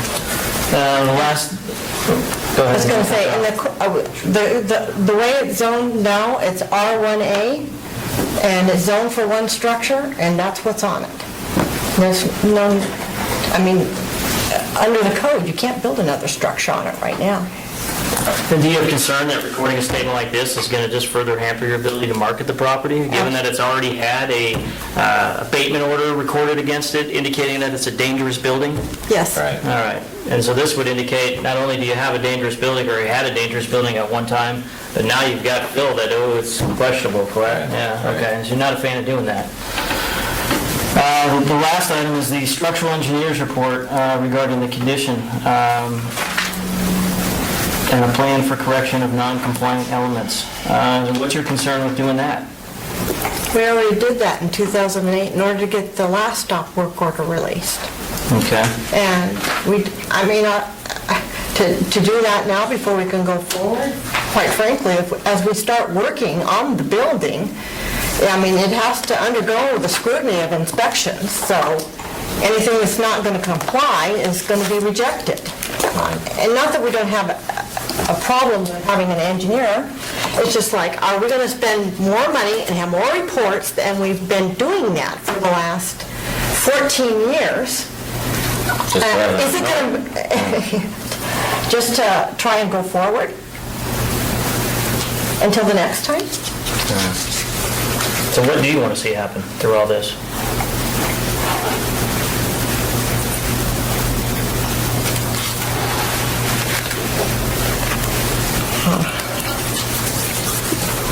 Do you want to have the stop work order issued? Do you want to complete the project? What do you want to do?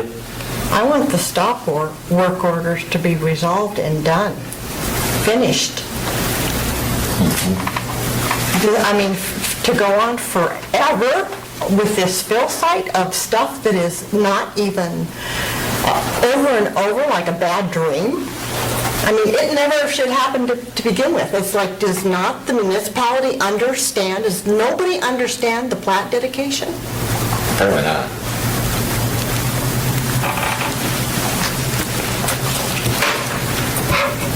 Is there anything else you guys want to add? Otherwise, I think we've presented our testimony. Mr. Chairman, can I request a short break? I would love a short break. I was going to say the same thing. Let's take 5 minutes at least here and stretch our legs and clear our minds a little bit. Watch the board.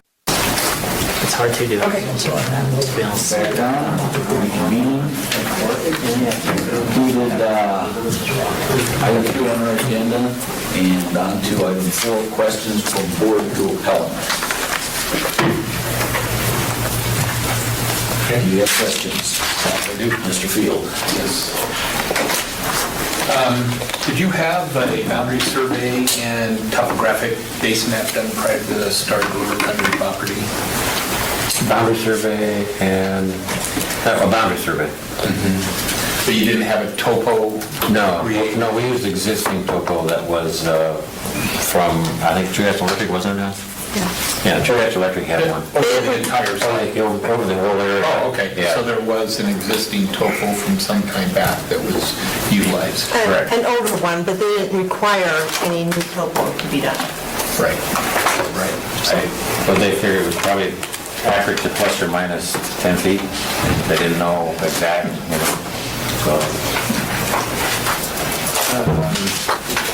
Okay, so that'd make it kind of hard to determine then, based on that, not really knowing what the exact topo was, the amount of fill that you would bring into a site once it hits a specific elevation, because it'd be based off that older topo, and I don't know if any work was done from that old topo between then and the time that you purchased the property. Right. Right. That's what our engineers were saying, Right. is that we couldn't get an exact determination because there was none required initially. Right. Okay. So was the, you've already answered this, that it was a question that I had, was the site overburden grubbed and removed from site, or was the existing overburden covered over with fill? It was removed. Was fill ever placed on surrounding properties with or without the property owner's permission? And if so, did you know that this was contrary to your approved building permit? No, we had prior permission from both property owners that the fill was placed on either side of the right-of-way. We got a written permission and signed by the Manns, which were on the west side, and then we tried to get signed permission from Crockett on the east side. However, he wouldn't sign anything. He was just adamant he wasn't. He said, you can go ahead, you can spill some dirt over to get your road in. It was no problem for at least the first couple years, and then all of a sudden he just decided, get your dirt off my property. He was mad. I don't know what upset him, but he just got upset. So realizing that even though that you had permission from the people to put fill on their property, that was still contrary to what was approved by the MOA in your fill permit, and probably should have been approved before actually placing fill on their property. It was allowed in the slopes on the dedication. Right. The plan dedication, because, Yeah, I understand that across the right-of-way, but nowhere else on the property. no, because there's a platted radius, so it incorporated part of our south property line. Do you have a copy of that? It's part of Exhibit 11. I mean, it shows it, I think, on your, one on the plat is Exhibit 11. So 13. The dirt we're talking about is just right over where the stake is. I mean, we're talking about, what, So the only dirt that you brought onto site that extended over anybody's property was at the driveway only? was within the right-of-way area, yes, and would only The have rest been... of it was held back 20 feet or whatever. Absolutely, yes. Allowed or required. Can I follow up on that one, please? Yes, sir. Other than you had to make a swing on the bottom of the driveway to the west to avoid the power pole. Correct. Okay, just to make sure that, It's just temporarily, just a path, basically, to get around the power pole. And on that side, that's not the Crockett's property, that was the other Right. people, and they allowed that Yes. written in writing? Yes. Okay. We had an agreement that was signed by them and Scott Hahn. Right. It sounds like from a comment you made earlier that there was, at the time, there wasn't any staking at the property lines to visually understand where your property were lines at during the fill operation. You had indicated that you went in and did some staking There and was- silt fencing or... There was staking, but however, that was down at the bottom of a 15-foot fill where we had to fill over, so the stake got filled over. Okay. But we had, the property was staked before we started the fill-up. Right.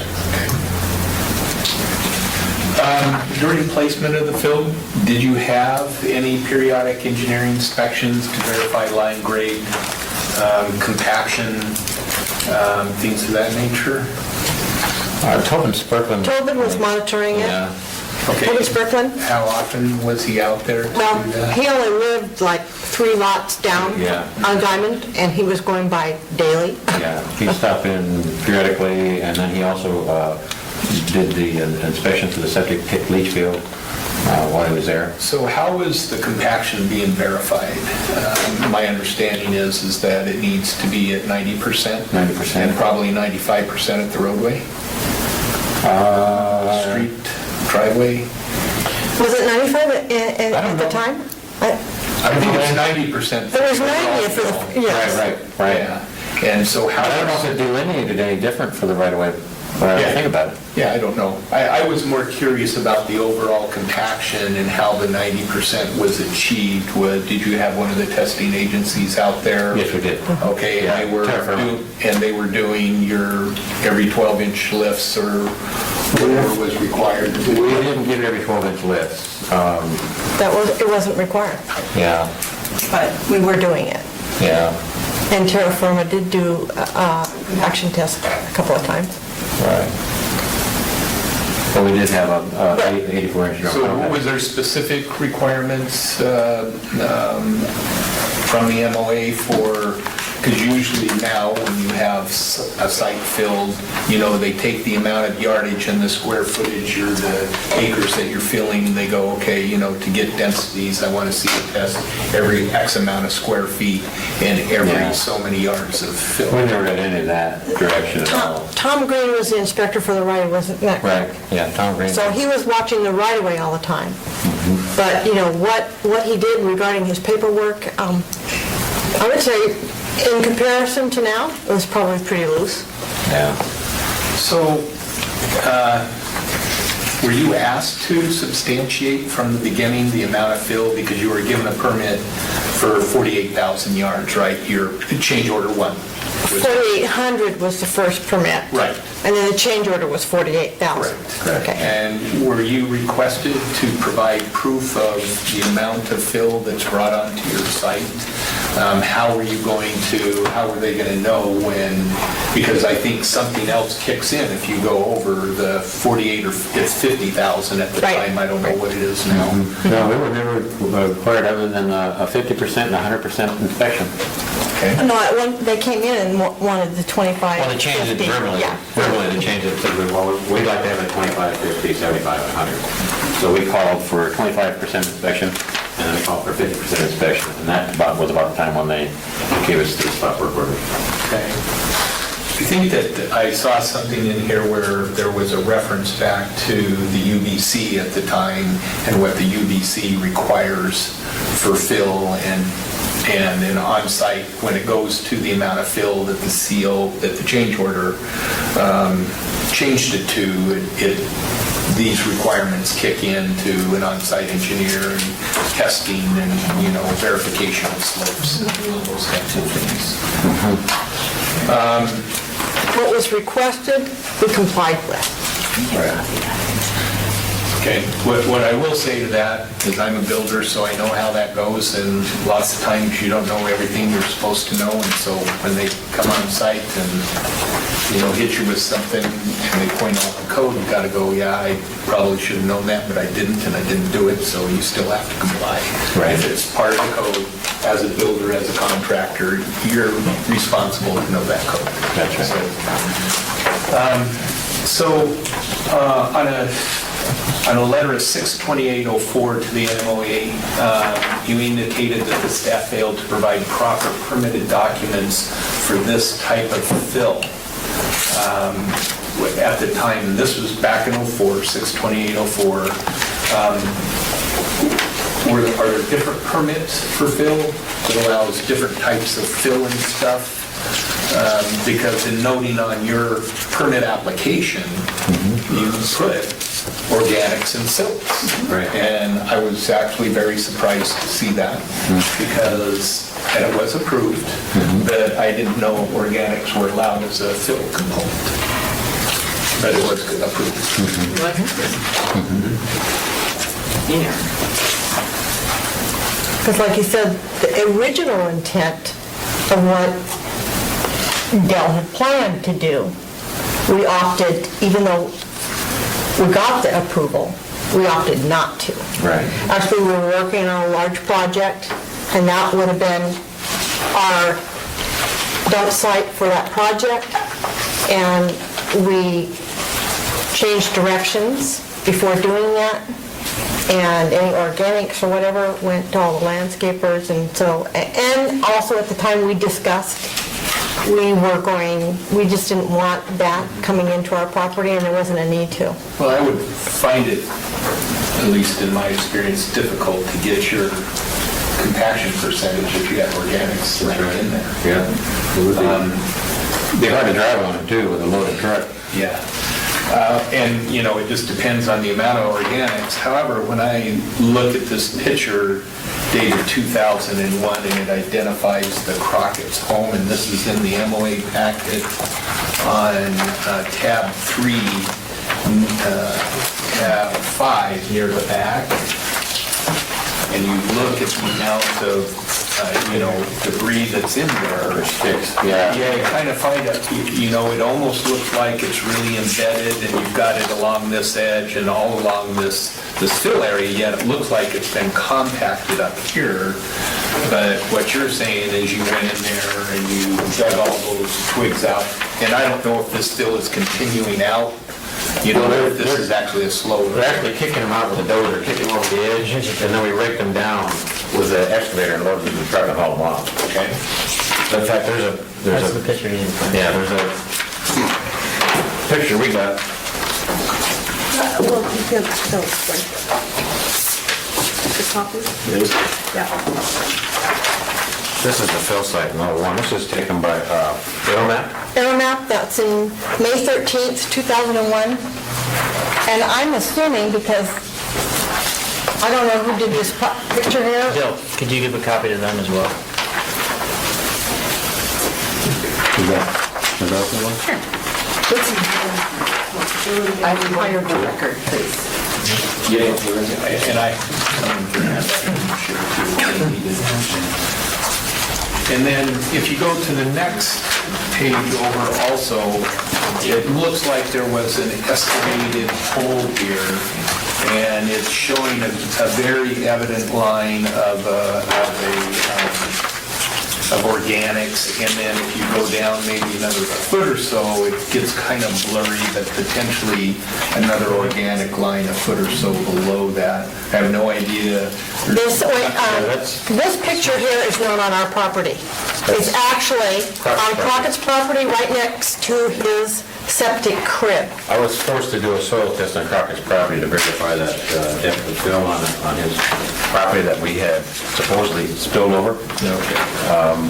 My agreement with LeBlanc was I would agree to go ahead and dig that test hole on Crockett's property, but I told him, I said, you're going to find fill, and I don't know how deep there. I guarantee you.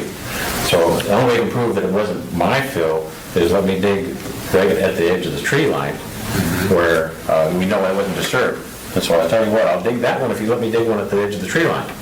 And so the agreement was okay to do that. I showed up, I dug the first test hole, and sure as heck, it was filled down quite a ways.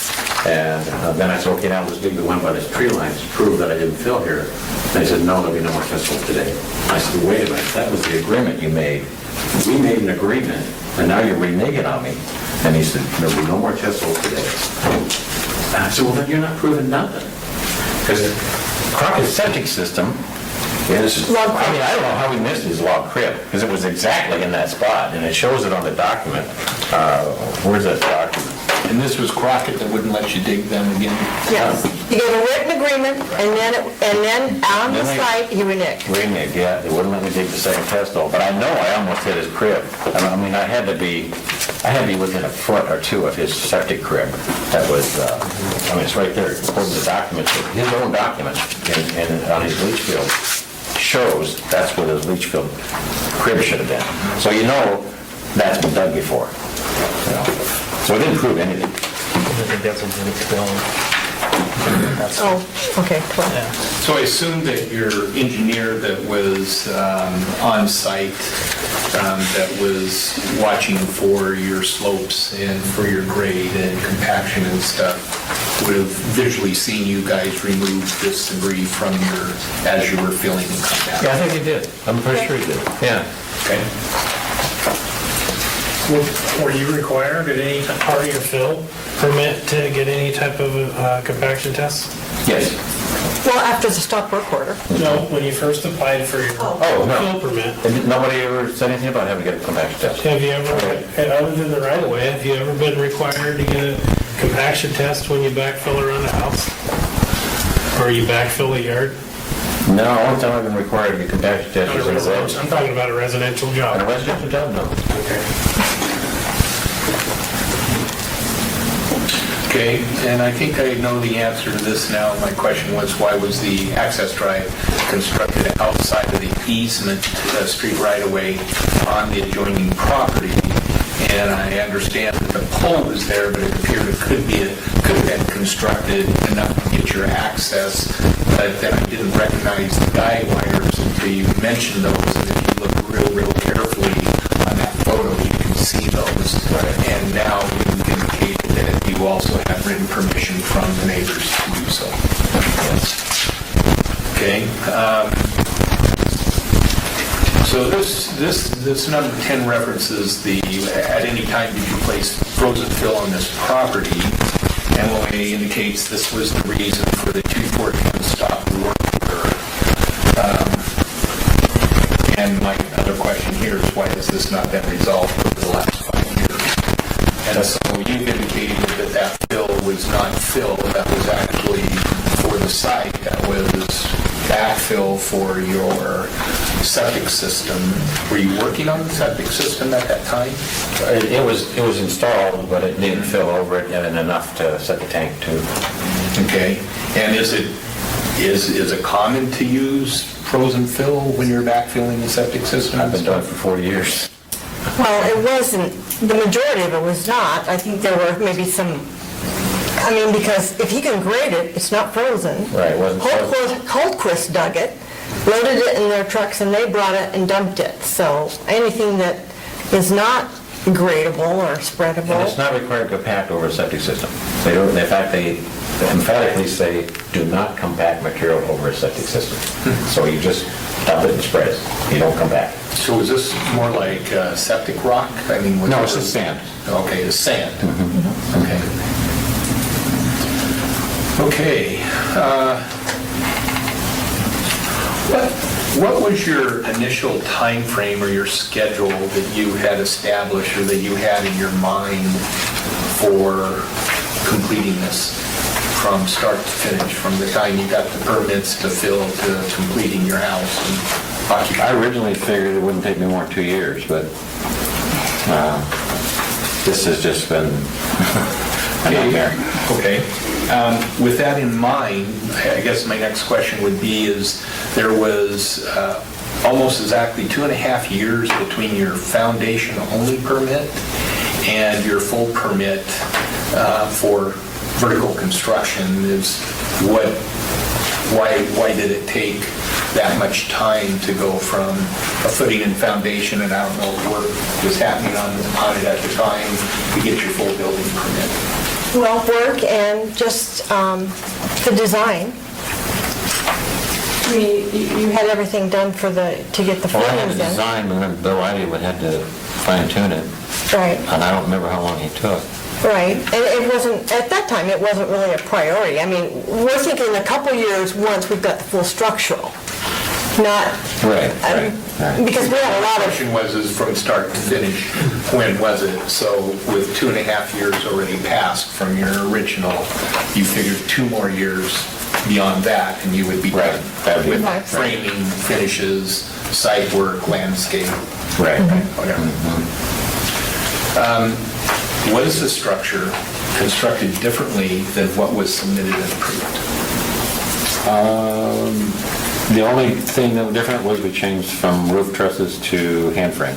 In a portion, because there Right. was already hand framing in the original approved design. Right. So it was just a small, a portion of the roof that you decided, oh, I think I'll hand frame this, and then we don't have, then, Yeah.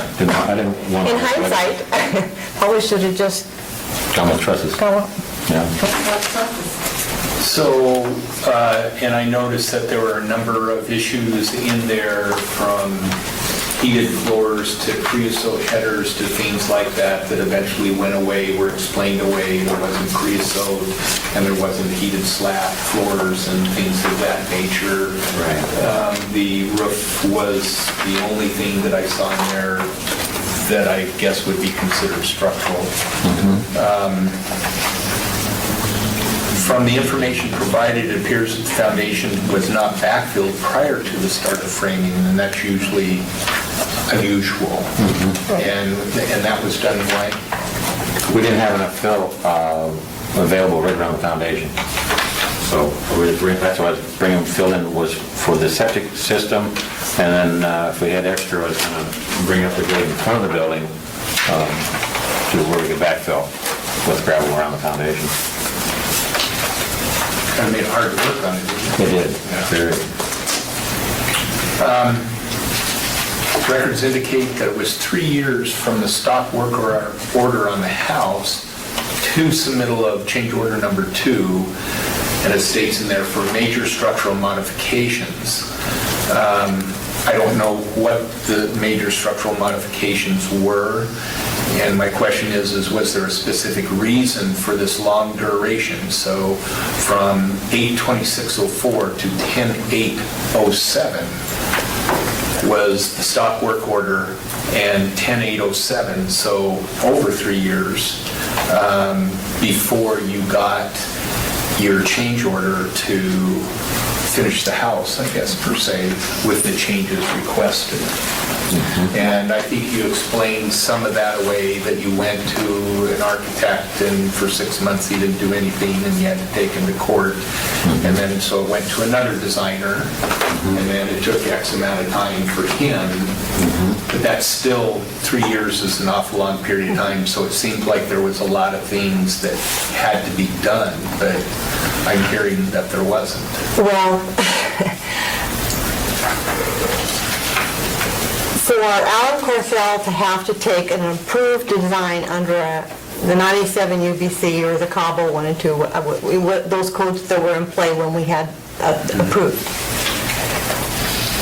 he had to take and re-engineer the thing to the 2003. Well, that's a question I'm going to have for you. Right.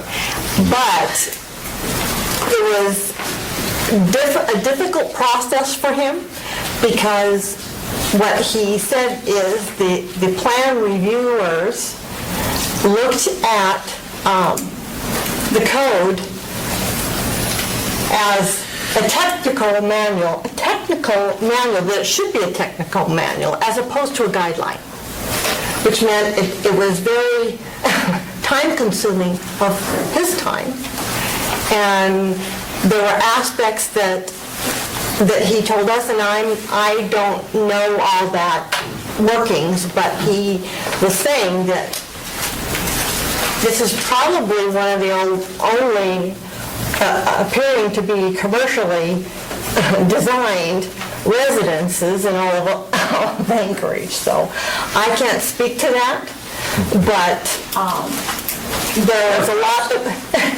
a lot that was required of him. Okay. And it wasn't his only project. What is the status of your home construction today? I mean, where is the house? You had indicated earlier, I believe, that it is roofed, is that correct? Yes. And when did the roofing go on? Right after it was framed, but it was just the ice and water shield. Okay, The entire roof is ice and water shield. okay. It's ice and water shield, and is there evidence of any leaks from that? That holds pretty good. Yeah, it's been doing real well for like the And you don't need shingles. And is the exterior skin, does it have any protection on it, tieback Anything of that nature? It had Tyvek, but a lot of it blew off. It's pretty windy up there. And is it OSB or plywood that you have on the walls? Plywood. Okay. Windows, you'd indicated you had windows in, but they got broken out. Yeah, Did you pull them out, or they just left as is, or did you plywood them over? Plywooded over them. Okay. That's all I have. Any questions, Mr. Hippel?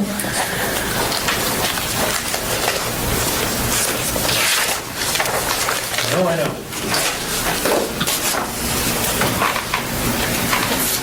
I got some questions regarding the retention pond. Now, as I understand it, the berm was put on to control potential or alleged water runoff, let's call it that, on the east property line. It was planned, but they rescinded that. It was thrown out there to delineate between Remy's property and ours, so that her water could stay on her side and ours, and then there could be no question about whose water is where. The berm was never put in. No, because we would have, what ended up is Dell said, if I go in and put that berm in, I am going to have to clear the property line, which means all the trees that are there, because we didn't clear to the property line, Right. are going to be gone. And she didn't want that. She didn't like that. So it really was Kate Remy that was directing whether the berm was going to be there or wasn't going to be there. It was the option that Ron Thompson threw out, and it was, we wavered back and forth. You know, first she said yes, then she said no, and when she realized all the trees had to come out, then it was no. So at that time, was there discussion of a retention pond, or did that come later? It was actually always there from the time, even before we filled. There was a retention basin there that would collect a little bit of water in the spring. And all we did is tighten it up a little bit. Well, that's in the existing topo, it kind of shows that basin that you're describing right now. Right. Exactly, but in your submitted contours actually, I think, provide for this water not to necessarily be caught there, but to actually flow out along the proposed driveway and out into the Diamond right-of-way. Right. And to be taken away through, so you're taking it through a biofiltration swell, out to right-of-way, into the storm drain system, off it goes. Which doesn't exist. Out to the inlet. Yeah. So there is no storm drain system. There's nothing out there. In fact, when they told me to design it that way, I kind of laughed at them. I said, well, it's kind of funny when it gets to Diamond Boulevard, because it's going to go, there's no ditch. There's nothing to run it into, you know? And so then, well, okay, put a culvert in across your driveway, run it back to the west, and let it drain on your neighbor's property to the west. So it fills up the basin on that side instead of going up until Diamond Boulevard gets improved. Well, retention ponds are standard in a lot of areas, particularly out in the valley, as I'm sure you know, where there is no, or very little storm drain system out there. So retention ponds to hold the big storms and stuff, so it doesn't wash out. So, but that direction was provided by whom? To do it that way?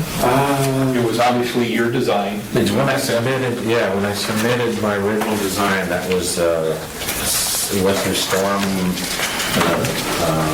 water, and they made that suggestion that I ditch it out to Diamond Boulevard. Now I see that 16-inch culvert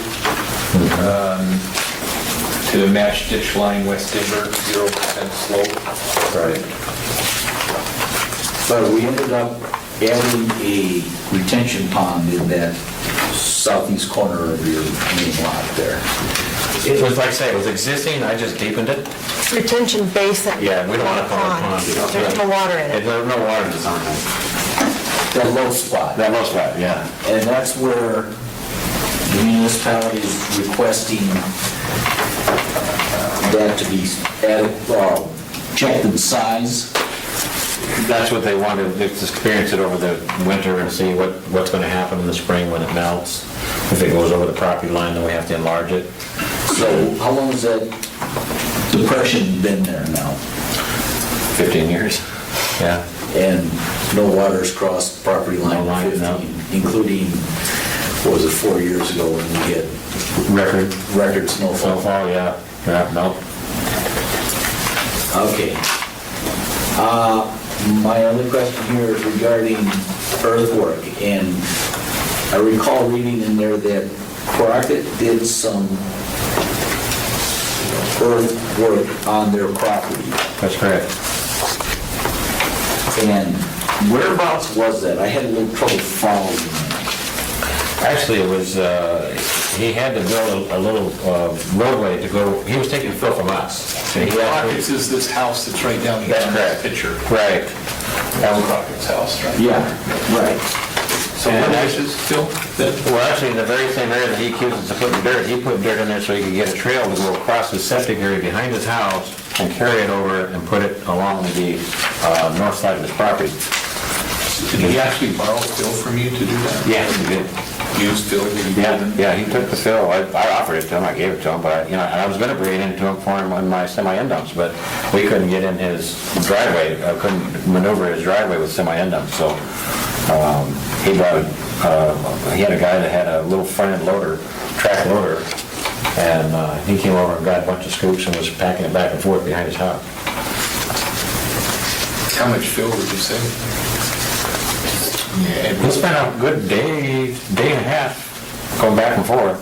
Must have been 1,000 yards, 2,000 yards maybe, something like that.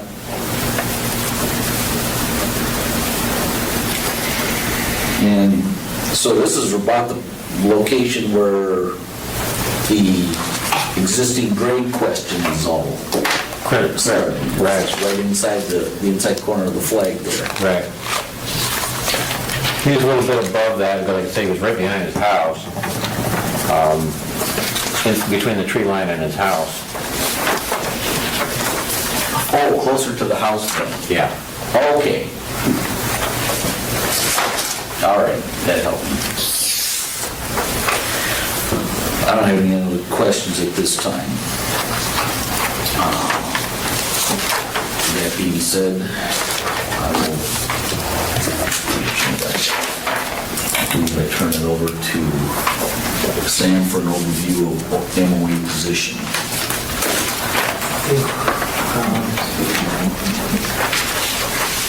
Sure. Let me grab the agenda so I know where By the we're working off of here.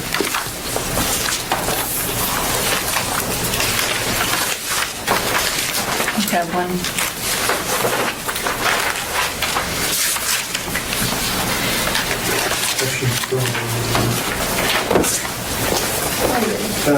Well, I mean, I think I just defer to you. I think we're going to just have Sharon walk through the corrections or things that she wanted to address, and then just walk through the 4 items in the notice and order that should be upheld. That's the direction we're heading next, if that works for everybody. fair enough. Okay. Ms. Walsh. First, I'd like to note that I've to date not been able to locate a copy of the driveway permit. I know it exists, and or it does exist somewhere. I've not been able to retrieve it from our records. I'd really appreciate a copy of that if it's available. So I don't see it in the Isabel's packet. I'm not disputing that there was one. I'm just saying we don't have a copy.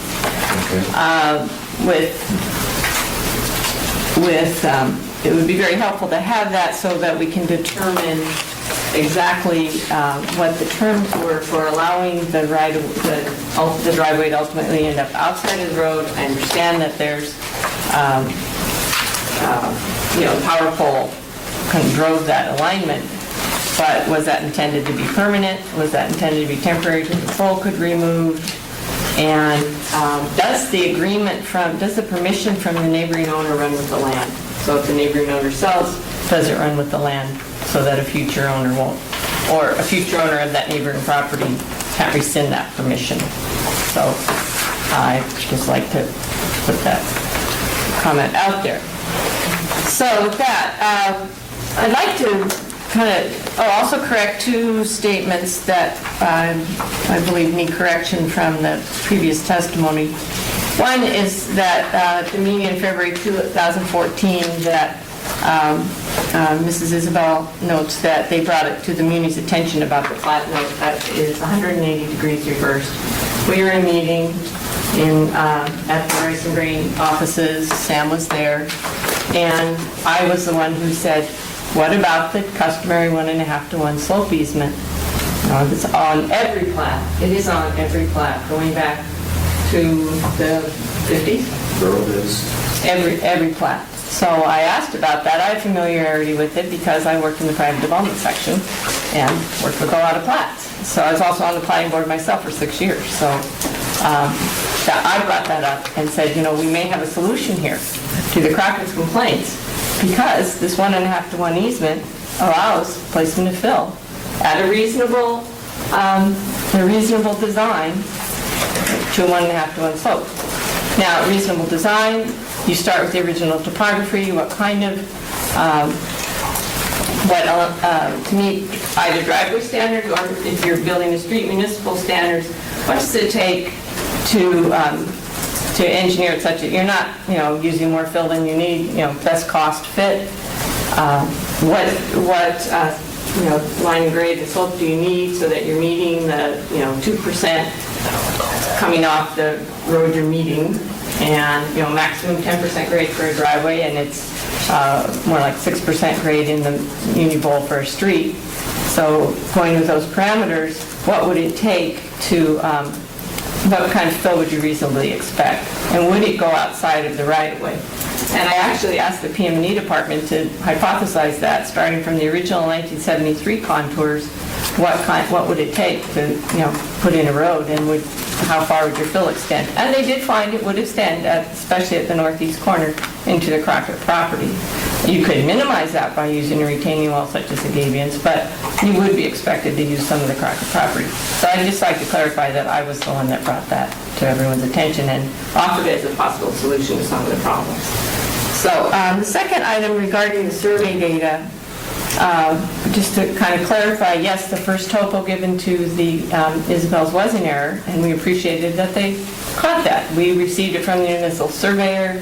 That's the customary way to have surveys done for in-house, is the surveyor has a term contract. I believe this one was with Bell, and he requests and work under that term contract, and they produce a report. We asked for the topo, to get us going, and the purpose of asking for the topo was to have, there's a lot of going back into the records, and I came into this case in October of 2010, so I was already 10 years old at that point, and there had been a lot of talk about the bill this and the bill that, and well, what is the existing situation? Because as you know now, the bill there has stabilized.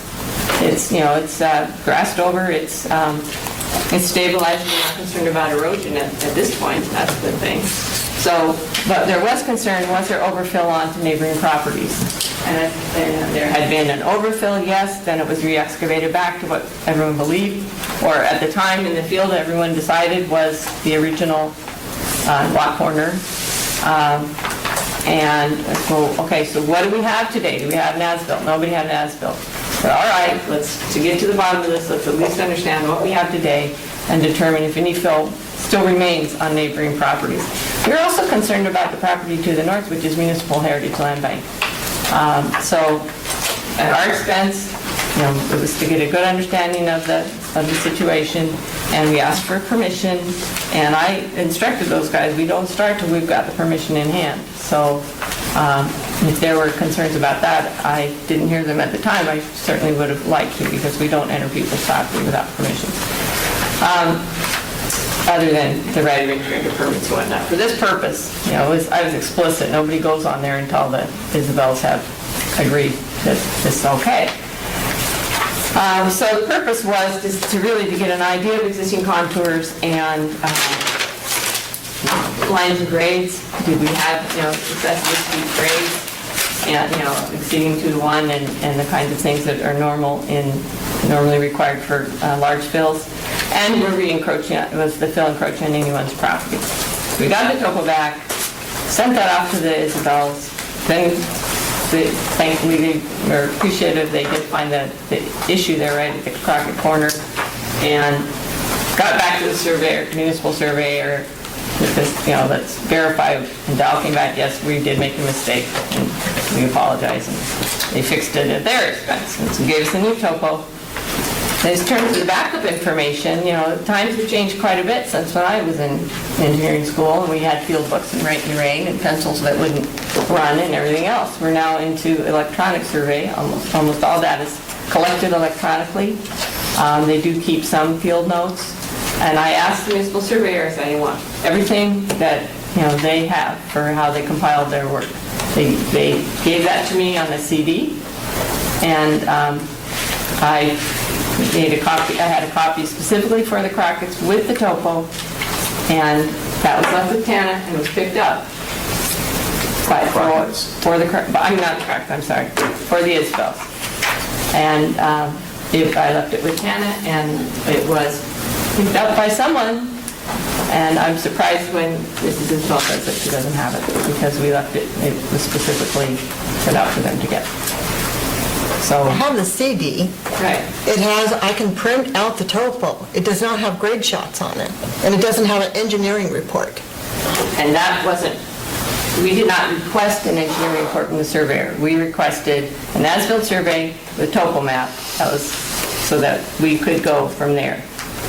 I requested at our meeting initially, the very first meeting, and it's in writing, we want the grade shots. Dell wants the grade shots to verify the topo. Again, you have everything that the surveyor gave us in terms of how he electronically collected his data. We need a surveyor in here today to go through that CD and explain to us what was what. You have everything that we contracted with them for. So I want to clarify that. No, I think it says. Okay. Okay. Housekeeping. I guess I want to say I So I have just some knowledge of that, and Dow definitely would have point grades, hundreds of them, all over that property. That's how they formed the topos, Right. and that's what they're asking for. And Right. numerous times we have that printed out for us in our project for our excavator certificate as well. So I think that that's a reasonable request. Well, if I could point out too, Sue is saying that she'd requested that as a condition of allowing the survey to occur before they went out onto the property. As I recall, we spoke on the phone, and this is why we'd like to get an as-built survey, and we want to kind of get to the bottom, we want to clarify exactly what the topography is now, and that was the purpose of getting the survey. In the details of expecting an engineering analysis, that was not what we requested from the property owner. From the Dow. So that's all I have to say about it. So if we misunderstood each other and she thought she was getting an engineering report, I apologize for that, but our purpose was to get an accurate total. Okay, so with those items on the record, I'd like to begin my presentation. Let's give it a minute here, because I don't want the crackling to override this.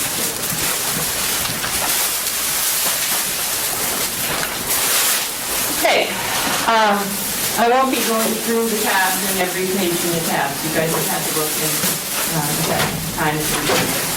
So I will give you a kind of short introduction and then address the 4 items. So I'd like to begin by restating for everyone's benefit the Title 23, the intent of Title 23 of the building code.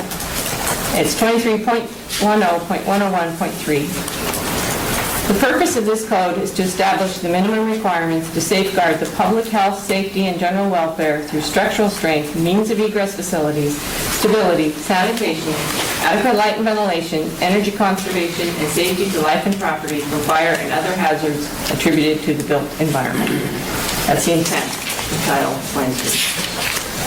23.10.103.3.1 is discusses the powers and duties of the building official. The building official is authorized and directed to enforce the provisions of this code, to render interpretations of this code, and to adopt policies and procedures in order to clarify the application of its provisions. Such interpretations, policies, and procedures shall be in compliance with the intent and purpose of this code, and shall not have the effect of waiving requirements specifically provided for in this code. So that's the end of the quote. So to carry out these duties, the building official must always keep in mind the intent and purpose of the code. And that's our guiding principle, and we do adhere to it. I obviously can't speak for other people in my position, but I can speak for myself, and that's always been my intent. And we also strive to reach reasonable solutions to problems and keep the work moving forward. Many of the problems of this property stem from dynamic and changing conditions. I'd like you to remember that. And the permittees also have demonstrated on several times that a tendency to revise as they go without notification to the municipality of changes, or to call for inspections of corrections, such as the organic fill they say they have removed. They never called for an inspection to say, all the organics are out of this fill, please observe this, we're going forward from here. And we'll get into that a little bit more with the 4 items. So, with that, why should the board uphold the notice and order of September 26, 2014? Lori Drive alignment. I am modifying my comments somewhat based on what I heard about the right-of-way permit, and just keep in mind my earlier comment about it would be very helpful to have that. You will see in tab 8, beginning of tab 8, there is an excerpt of chapter 2420, improvement of public places.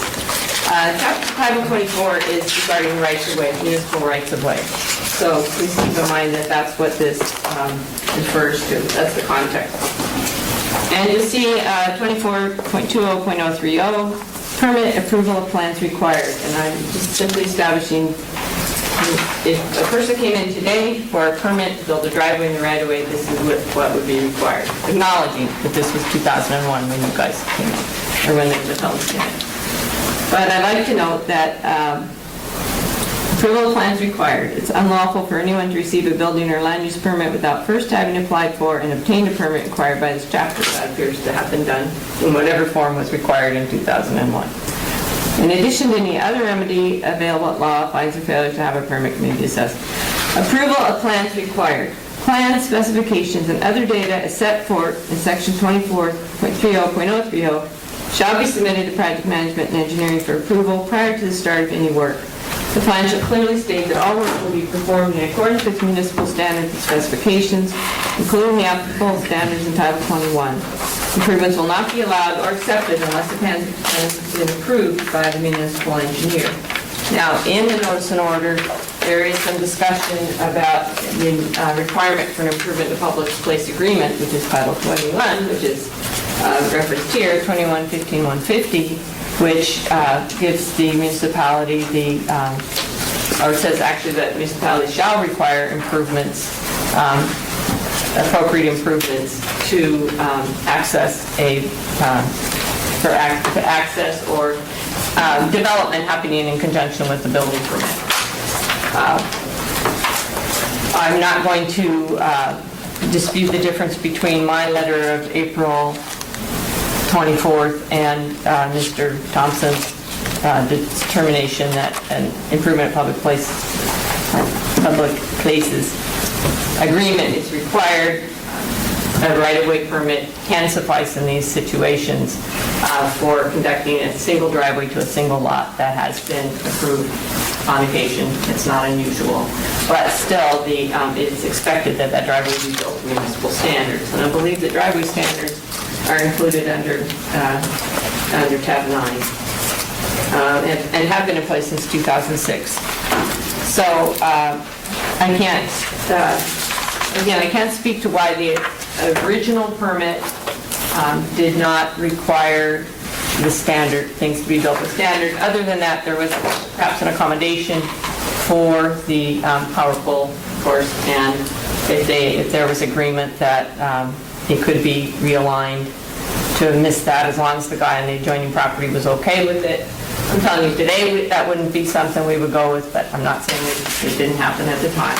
It would be very important, though, for that permission from the next door neighbor to be sure that runs with the land. And future owners of that property understand that's their obligation to allow that access to be there in terms of access easement or some other permission, recorded permission. And for the Isbels or whomever, if in the future they should sell the property, that person doesn't find out all of a sudden their access has been cut off and they have to reconstruct. It would be incorrect for us to close out a building permit without that situation resolved. However, that situation can be resolved between now and the time of certificate of occupancy. So I'll leave that at that, but that is why we believe the lower drive alignment needs to be addressed in the notice and order.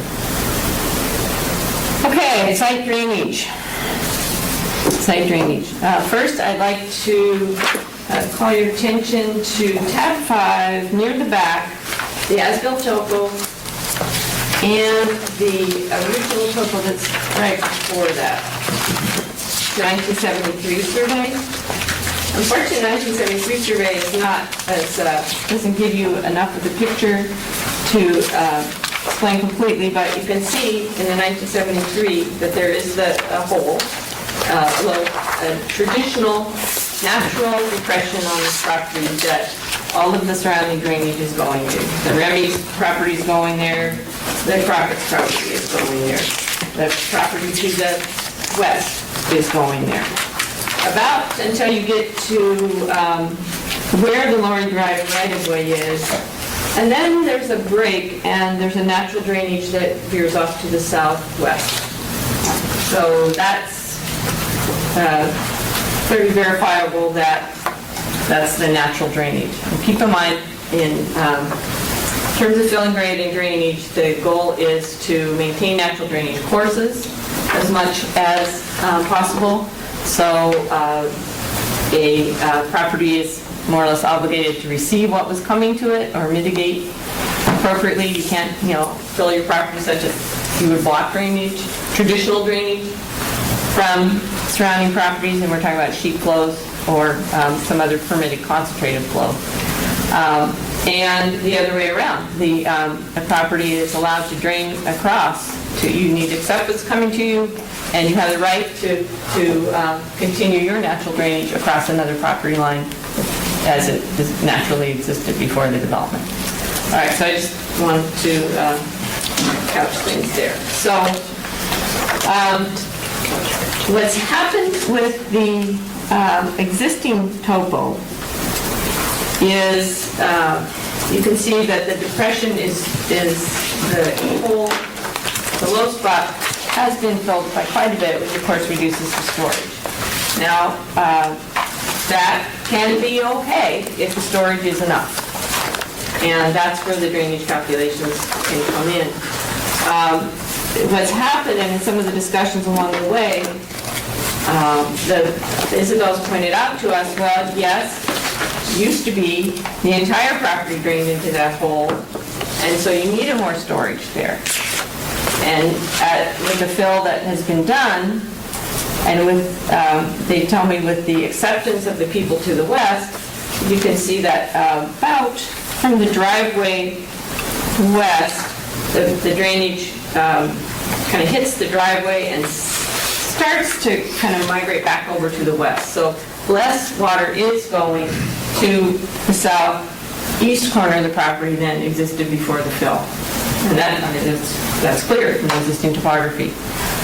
What we have asked the Isabels to do along the way is, all right, let's verify,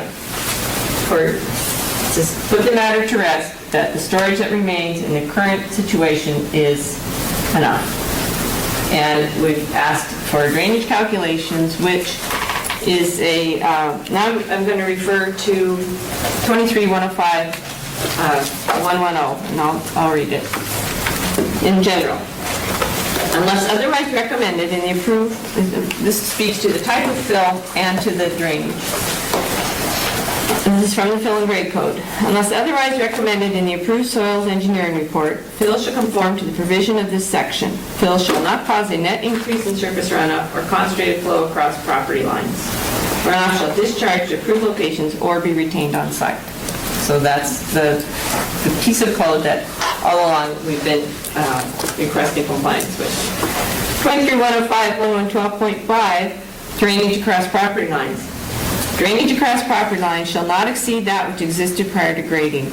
Excess or concentrated drainage should be contained on site or directed to an approved drainage facility, such as a storm drain existing out in the street, or a natural swale that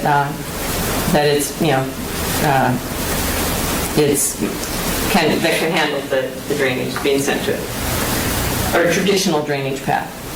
Erosion of the ground in the area of discharge will be prevented by installation of non-erosive down drains or other devices. So that's 1112.5. So the requirement to provide drainage calculations is to verify that this section of code is being complied with, no more, no less.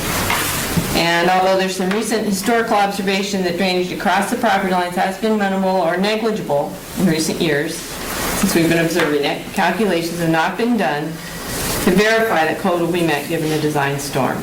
You do have a change in the type of vegetation across this property. Yes, it's revegetated, but if you talk to a hydrologist, they will definitely demonstrate to you that a wooded, brush-covered topography will retain much more water than a grass-covered topography. Even if it's not paved or a roof or an impervious surface, a grass-covered surface, especially one at the slopes that we now have on this property, will not necessarily retain and soak water up to the same level that was priorly a brush-covered hillside would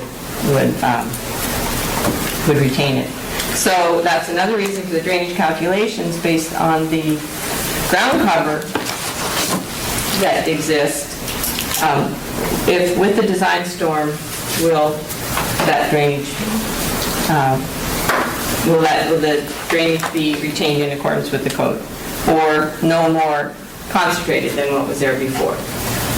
And it's actually to the benefit of Isabel's to complete these calculations, because it establishes that they're meeting the standard and puts to rest complaints from the neighbors. And if the neighbors have additional complaints, the municipality can clearly say, we have calculations that show this, they've reasonably proven that they're complying with the code, and we don't accept any complaints from you. We can't accept complaints from you on that basis. Submission drainage calculations is normal for every fill and grade permit, especially one of this size. And the Isabels are not being asked to do anything out of the ordinary of what others are required to do. So that's regarding the drainage. Engineered foundations, request for engineered foundations. Refer to 23-105-110.1. Part B. In the absence of an approved soils engineering report, and this is actually the reference to one of Mr. Isabel's letters. I believe it's in tab 5, about halfway back, letter of June 17, where he says, he notes that this is exceptions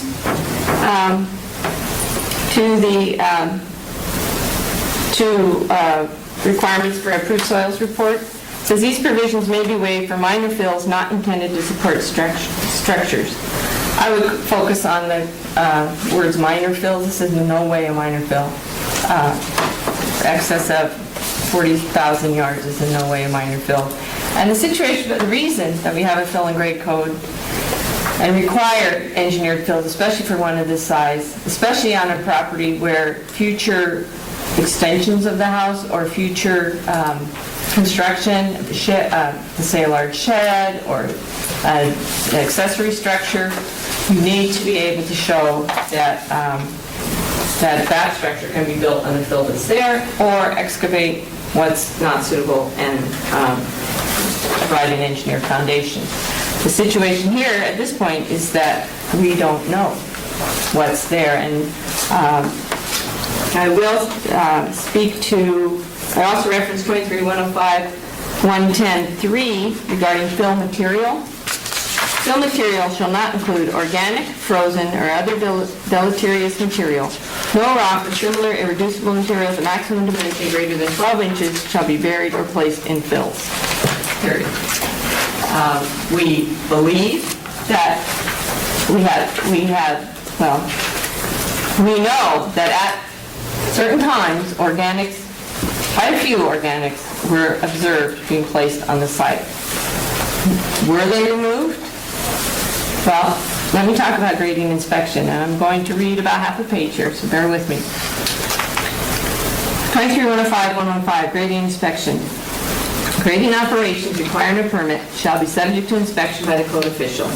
Engineered grading requires special inspection in accordance with 23-105, 105.4. Regular grading may require special inspection as deemed necessary by the code official. 23-105, 115.2, the permittee. These are responsibilities of the permittee. A, the permittee shall be responsible for the work to be performed in accordance with the approved plans and specifications and in conformance with the provisions of this code. B, the permittee shall act as a coordinator between consultants, the contractor, and the code official. C, in the event of changed conditions, the permittee shall be responsible for informing the code official of such change and shall provide revised plans for approval. I would ask you to remember that specifically. D, the permit shall monitor the progress of the work. E, for engineered grading, the permittee shall schedule municipal inspections at the start of the work, 50% completion, 100% completion, and at significant stages outlined by the design consultants. F, additional municipal inspections shall be required for every 25,000 cubic yards or portion thereof of grading beyond 50,000 cubic yards. For regular grading, permittee shall schedule municipal inspections at 50% completion, 100% completion. And finally, for engineered grading and retaining wells, the permittee shall provide these special inspection reports to the building safety inspector during required inspections. Now, I will acknowledge, I'm reading from current code. I am willing to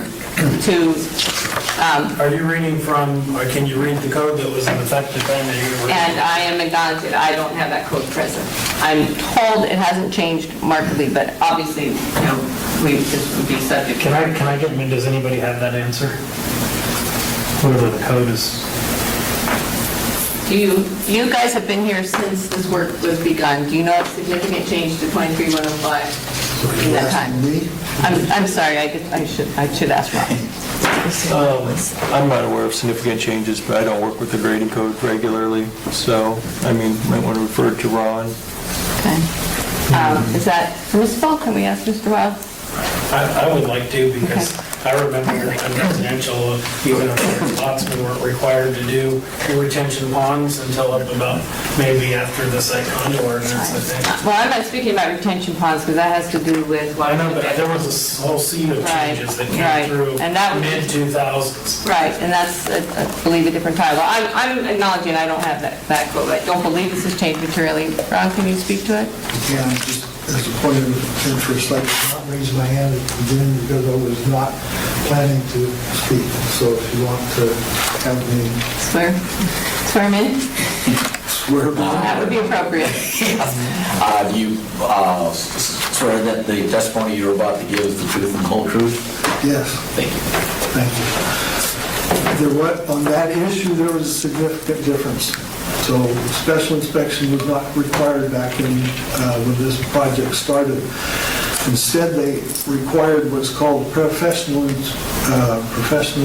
engineering inspection, and it required it not only from the civil side of line and grade, but also from the grading that was going on. So it's supposed to have two engineers, and they could have been the same engineer, but they were supposed to be ongoing process to continually monitor the process and make sure that all the lines of grade went in and that all the proper fill was placed in accordance with the compaction, 12-inch lifts, that type of thing. So that's the difference in the code. And referring back to Part C, in the event of change condition, the permittee shall be responsible for informing the code official of such change and shall provide revised plans for approval. Do you know if that's, What was that again? in the event of changed conditions, the permittee shall be responsible for informing the code official of such changes and shall provide revised plans for approval. That's always been part of the code, is you get an approved permit, and you decide you're going to do something different than what's been approved, you always have to go back and do a change order for So, recognizing that we don't have the code from 2001 in front of us, just want to acknowledge that. Now, where are we today? Today, we have, our goal has been, here we are today. It's a long project with, a difficult history. Our goal is to resolve this thing. That was the goal of all the meetings that I had with the Isabels. And, okay, water under the bridge, here we are today.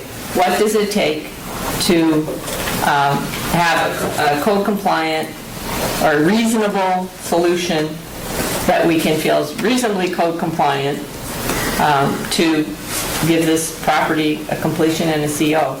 And I would say, if we're talking about changes, that this portion of the code at least, which I believe was in effect back then, but is in effect the work we do today, if there's further changes, I would say that obligation exists to inform the code official of the change and provide revised plans. So that's another reason that we feel the drainage calculations. If the plan is to maintain the existing fill, which there's really, I'm not sure to what benefit it is. Obviously, there's work that needs to be done around the structure. But what benefit it is to disturb that slope again. It has stabilized. We're not concerned about erosion. Any additional fill and grade work there would have to comply with today's SWIP requirements and erosion control requirements, and that's monitored by the state. We have no control over that. We must comply with those requirements with any work from here forward. So I point that out. It would seem to me to be a advantage to leave the existing topography as it is, other than to do some, minor final grading, and to establish that the drainage is, that the topography as it is, which can be calculated to show that it meets standard, and the neighbors have no hearing to complain. I would think, again, that the Isabels that would be their advantage to do that, and the cost to that is probably much less than the cost of this book. About the structure, I do want to note, I don't believe there have ever been any concerns about the fill under the structure. That's never been something that we've been concerned about. Of course, the backfill needs to be done appropriately and the septic tank appropriately. The concern about filling over the septic tank was that it was being done in frozen conditions. So that's where we leave that. So all of this goes to, we don't know what's in that fill. We know that it's reasonably stable, that it's revegetated. We don't know what's in it.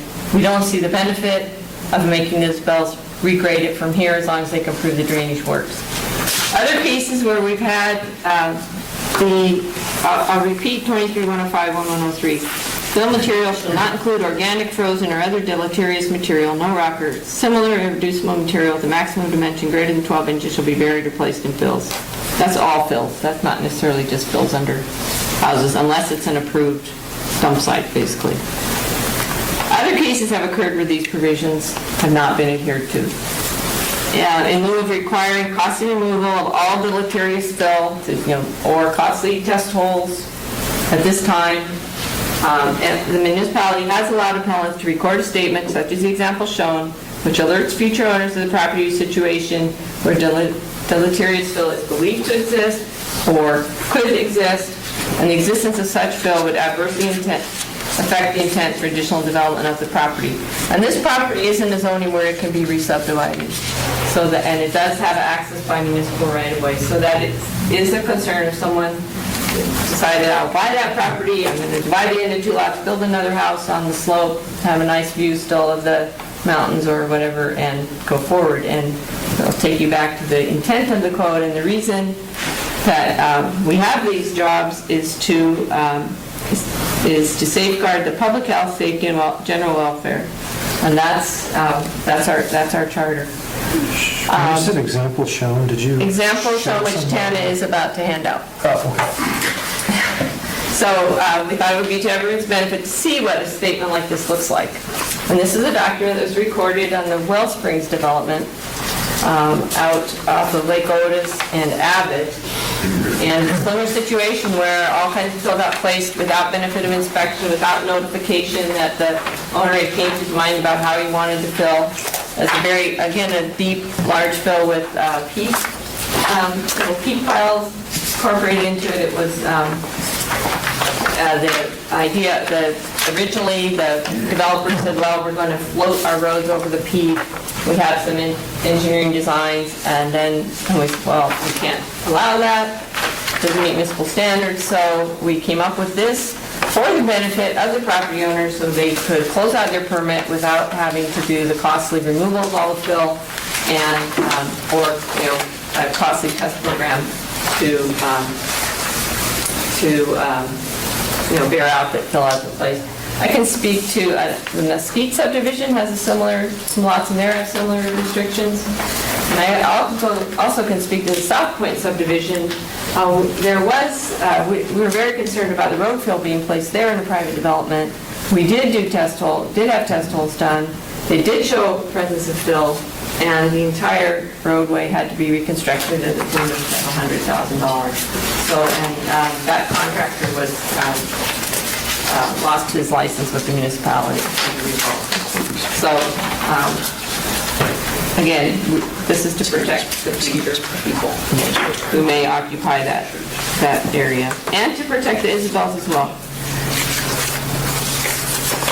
So, I wasn't sure I heard you right. This lot could be subdivided in the could be future? subdivided, large enough it could be subdivided in this zone. If you look to the right, you can see the smaller lots. Back on the existing topo, you can see some of the smaller lots that are there. Perhaps Mr. Weaver is there any clarification to that? Oh, no, I mean, it is subdividable, depending on if, public utilities are available to it, that would make the size of the lots appropriate to the utilities that are available, but it could be divided in half. Okay, and finally, the building structural stability. First, you'll know in the notice and order, Mr. Thompson referenced IBC 1714.1, which says that whenever there is reasonable doubt as to the stability or load-bearing capacity of a completed building, structure, or portion thereof, and the expected loads, an engineering assessment shall be required. Shall involve either a structural analysis or an in situ load test or both. I will say that is not the intent of what I asked for in the April letter. The intent was basically a visual inspection. There are some things such as a scratch test that you can do on the siding and for the plywood people to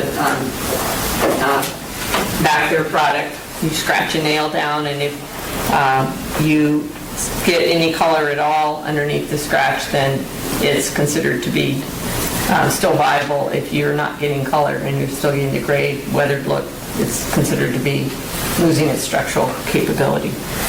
I just give that as an example. So that is the kind of assessment we were looking for, not necessarily calculations and analysis of components. Just that's correct. Place, The yeah. exterior wall sheathing's very weathered, so we just don't know what kind of capacity it has, and so the manufacturer would have to provide Right. some guidance behind that. And if there should be any other, we hope that there's nothing else weathered, because we'd love to just see this thing get done and out of all of our hair, believe me.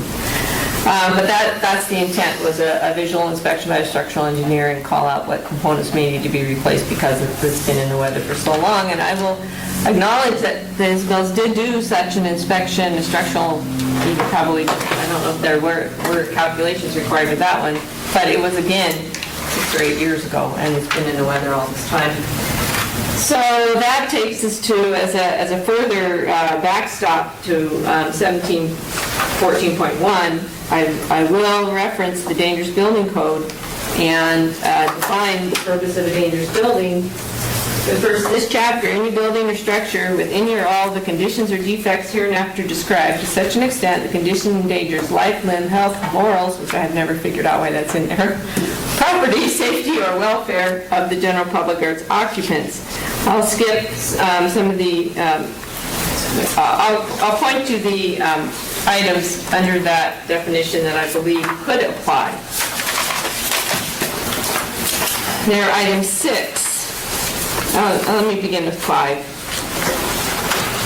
Wherever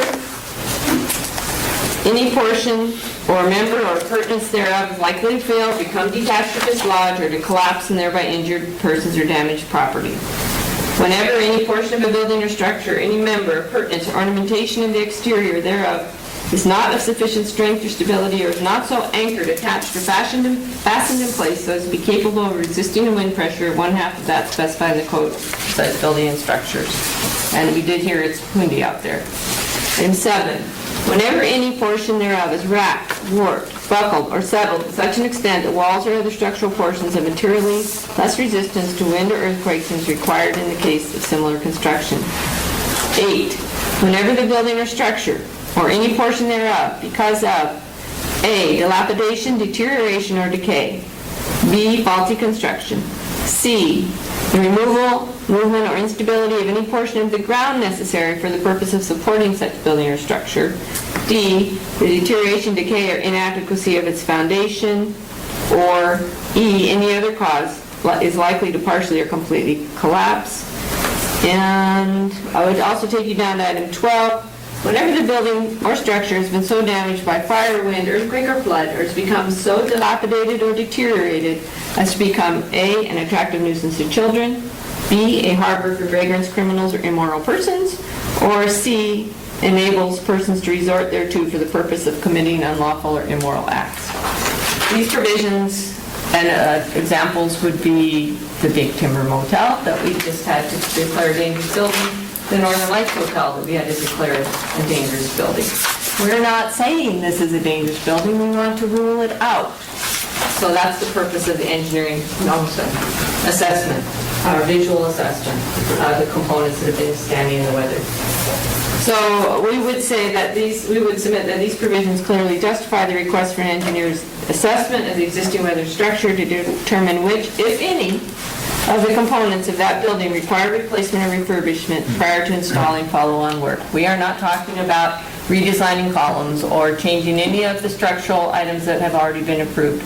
We're just saying, are they still capable of doing their job because they've been in the weather? And Do you feel that vandalism is encompassed under that, number 12?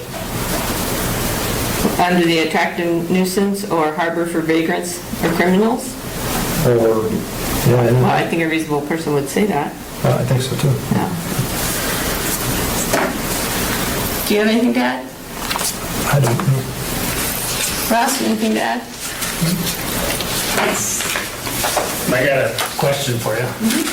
You were mentioning about have an engineer look at the thing, but would you accept an engineer's report? Because Ross added that you'd have to get a hold of the manufacturers to sort of get their approval and what they're going to allow. Are you going to turn this over and allow an engineer to come in, write a report, and then have your guys go out and inspect what the engineer wrote up? And also, they're going to have seen a visual if they see a rotten post that's not addressed. I'm sure they could address that at the time. Is that what you're going to expect? I mean, and is it spelled out in what I'm supposed to say, hey, I agree with number 4 or not? Right, the verbiage needs to be. If you could clarify that you would accept an engineer's report along with an inspection of a list of cure, Correct. then I would. I wouldn't have a big problem with that. That's what we were looking for. Yes. Generally a narrative.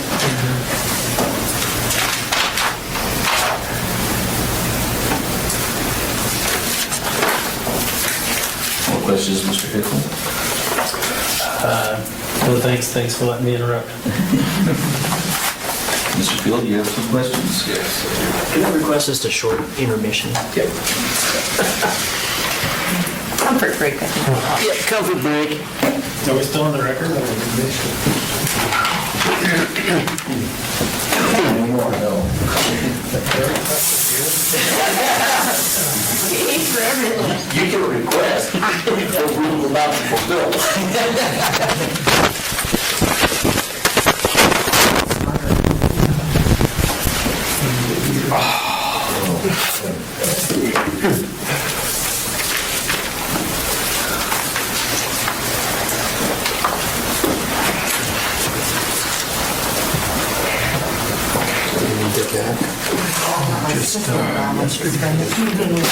Is it good or bad?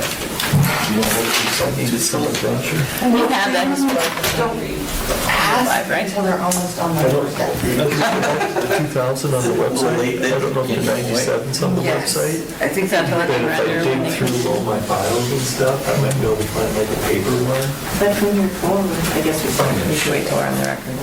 Your form is still There's a, It's two or whatever. a new guy pet? Yeah. Or a dog? Kid. Oh, well, I can top that. No, I can top it, I can match. There you go. Look at his face.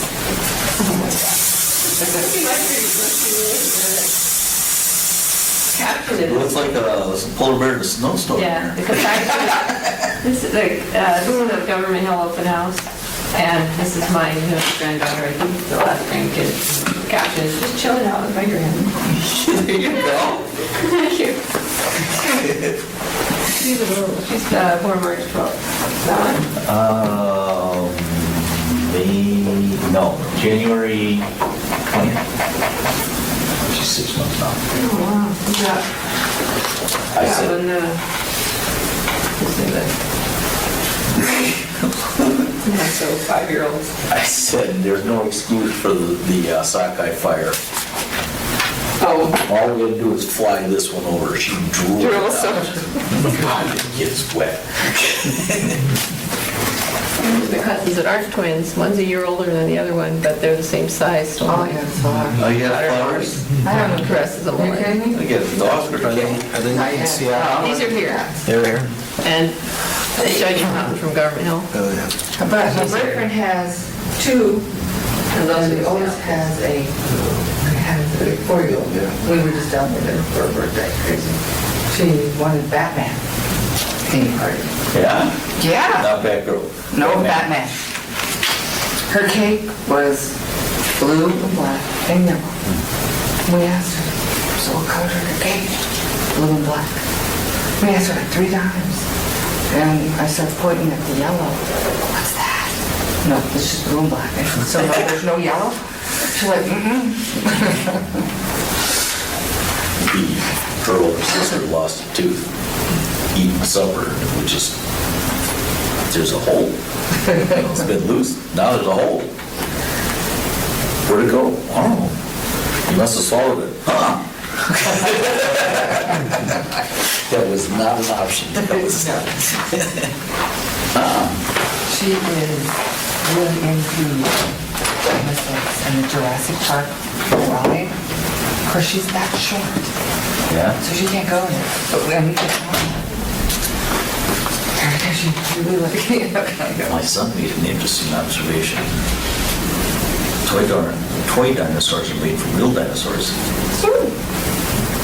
Okay. Sure. Plastic comes from oil. Yeah. Oil comes from dinosaurs. There you go. This guy's missing Way to do it. information violation. Sometimes I wish I didn't have that. He should be easy to spot. Jerry would be interested in that. Yeah, I was going to tell you, Google. I saw that, I was really happy for it. Is that so? Kids smarty pants. So, I mean, is that Google and same location again, or did he have to go somewhere? No, they're 2 miles from his house in Kirkland. I said, just shoot, now you need a bike. 2 miles, you're not allowed to drive or That's terrific. take public transportation.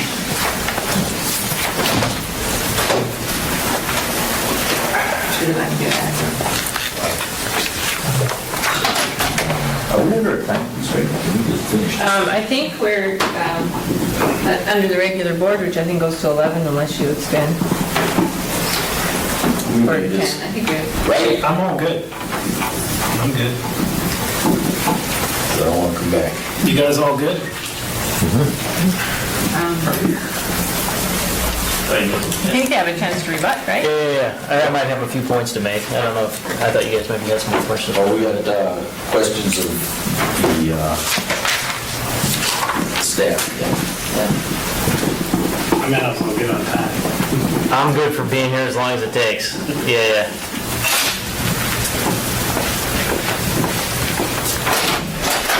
Give him the flower! Give him the flower! I should do a really purpley one.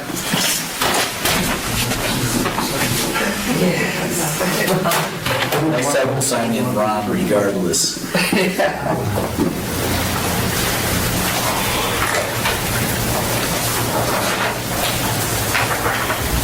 Your testimony?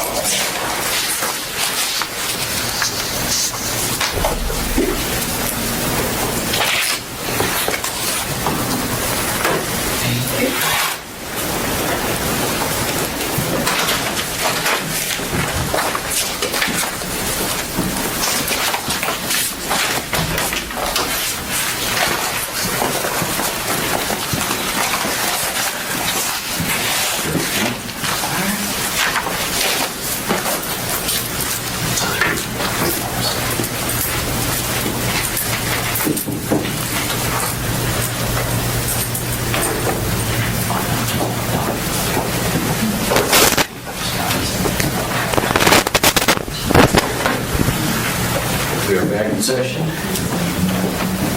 And we are currently at item 6, questions from board to staff. Oh, Mr. Field he's up and ready. I'm going to start with a couple comments and questions that I've written down while the testimony's been going on. And I guess the first one is, I guess it concerned me a little bit that the Isabellis were required to redesign their house to the 2003 code. I think that was a little bit extreme. Is there a reason why they were required to redesign to 2003? I can't respond to that. I'm not even sure if that's correct. Because normally you don't have to, once you submit for a permit under a code, you stay under that code. Right. Well, I'm just going by the testimony I heard. Well, she had got that from her engineer or whatever, and I'd have to look into that. I can respond. Okay. They were not required, so the change that they made was to change the roofing. For the roof design started out as trusses. Portions of it. Portion of it. What they did was they changed that to ridgeboard and rafters with walls at the edge. Ridgeboards and rafters have a truss on them. They also created another floor level just under where the trusses were, and that little pony walls. So the reason they had to have the redesign, they substantially changed the framing of the structure and the way it resisted seismic and gravity loads, but primarily seismic loads, shifted more weight up in the structure. That's what they were required to do. So when you say substantially changed framing, you mean of the roof, not the attic? And they added a floor. Like an attic truss type? They added a floor, they came up with pony walls, and then they did ridgeboard rafters instead of having trusses at the level of where the floor was. There's no point wall. So we've got pictures that show what it was like. So Does that kick them into the 2003 code? it doesn't have anything to do with 2003. The code is the same, all structural issues are exactly the same.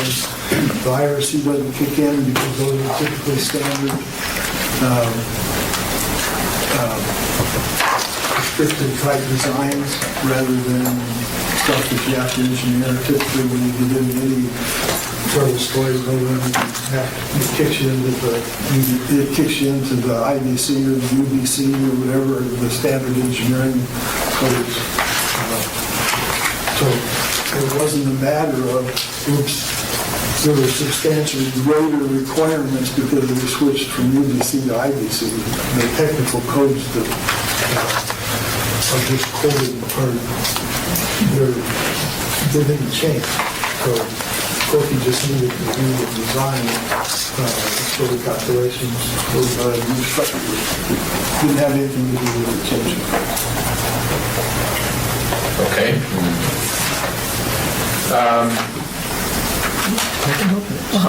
At the time of permitting in 2001, was engineered fill a requirement for this project? There was no such thing as engineered fill back in that day. The distinctions have changed to the current code. But for all the fills, we required professional inspection. Something that was supposed to be a continuous thing over time, not just here's your report and here's your report. It's supposed to be continual. Similar to special inspection, except that the special inspection is supposed to be there on the site the whole time. This allowed the one that was checking for the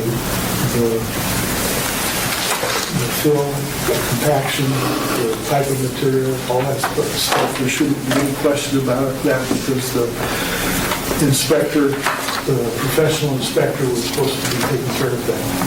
So we heard testimony that they had these inspections. Do we have reports of these We have inspections? 2 reports in the file, and I think there was one that they brought to our attention in the application, but these were not continuous. Typically, we requested at every time we wrote to them that they do have this inspection performed, and then periodically we give a report, but there was no continual operation to make sure it was done correctly. So it seems to me it'd be more identified as periodic than continuous, where the engineer would be out because you can only inspect so much when you're That's not yarding in 45,000 yards of fill. right. It would be periodic, but not once a year. It should have been something that was going on every couple of weeks at least. Well, if you're hauling for that amount of time, sometimes we'd only haul one day out of the year or one day out of a month, and so it's not like it was every day. Depends when the bill is available.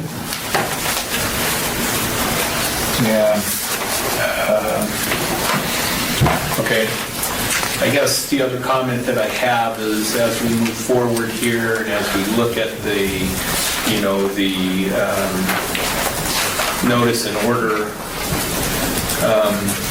stuff, I don't think that it's right that we reach back to or bump codes ahead. Whatever they were permitted at that time should still fall under whatever was required during 2001. It should be the requirements that are required today. I guess that brings me to the first question that I had prepared after reviewing the documents. And I reviewed what was submitted for change order 1 on the fill and grade permit and was actually surprised by the minimal information required, at least in terms of standards today. But it was approved, and I assumed that whatever they submitted was appropriate, and it was approved because everything was submitted. I would have to say it was approved in error. It should not have been approved, but it was approved. We don't agree with the contours. It doesn't appear that the review was very careful. Okay. Under type of material, it states, and this is almost a moot point now, that states silts and organics fills. I was unaware that organic could be utilized as a fill material. I would ask you to explain it, but it seems irrelevant at this point to explain it. And at the time, I assume there's never been more than one type of fill permit. There's either a fill permit or there's a dump permit or a waste permit or landfill permit, I guess I would say, that can take It's a Title 21. that can take products other than, that can take organics or... Something similar to Lucy Fit.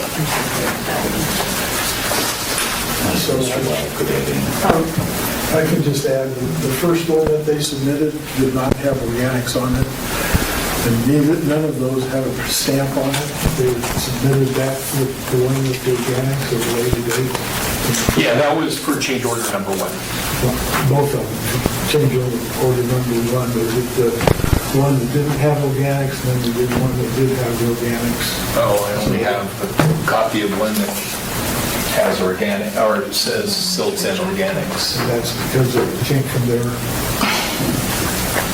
data. You guys are welcome to produce one. We couldn't, that's the only one we have. Well, the one that isn't stamped is the one that was rejected, and the one that was approved is the one that was, it didn't mean that there is a process. You submit paperwork, and then you request something else, and then they'll submit something else. But the documents that we have are the ones that have all the approvals on them. They came from the municipality. Anything that has the MOA designation is part of the documents that they produce to us. Right. I mean, what I have that is in this book and this book are stamped by the MOA. So it's... Not disputing now. So, in 2001, were drainage calculations required for this project? I don't I believe don't know, we so. didn't get any comments. I'm not sure what got reviewed back in the day. Well, we're concerned about where are we today? How do we bring this to close? How do we put the neighbors' complaints to rest? This seems a reasonable way to go forward. And continue to protect the future public.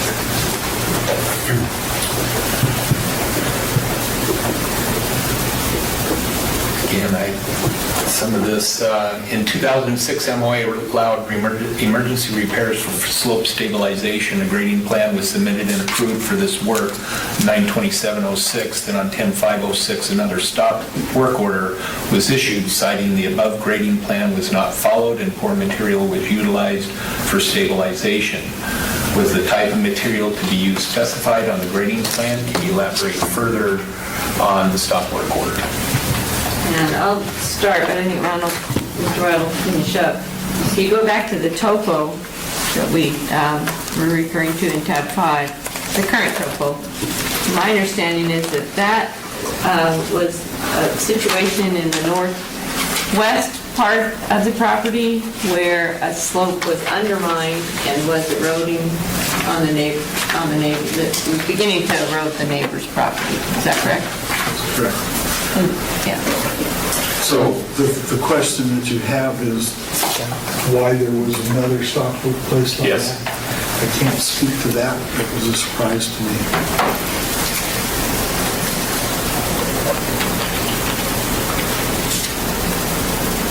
So we've already covered the dedicated slope easement. That seems to be something that was discovered more recently, and it seems that has taken care of at least the concerns of that part of the work encroaching on neighboring property. Is that correct? We don't have any concerns about whether or not, property can be, or fill can be encroaching onto that fill can be placed on the properties adjacent to the right-of-way, because you're entitled to that easement adjacent to the right-of-way. Whether there's still fill on between the Crockett's north property line and the Isabel's south property line, is still a question in terms of the Crockett's. We haven't focused on that. That almost, or I shouldn't say almost, that tends to be a dispute between the property owners. We have control over the right-of-way and fill getting placed from the right-of-way. We don't necessarily have control placed on the property owners, encroaching on property owners, other than in the context I've already described.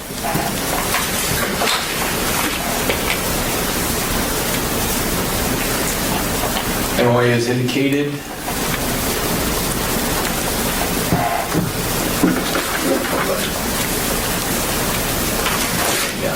MOA has indicated that on 2/4/10, site stop work order was due to frozen materials that had been dumped on the site, and that this stop work order is still in effect. And now we know why. My comment was, still seems like an easy thing to resolve. Why over a 5-year period was it not resolved? I mean, if it was fill for your septic system that was part of your building permit, I fail to understand why that it couldn't have been resolved. I mean, was it brought to their attention that that's what it was for, or that that's all it was doing?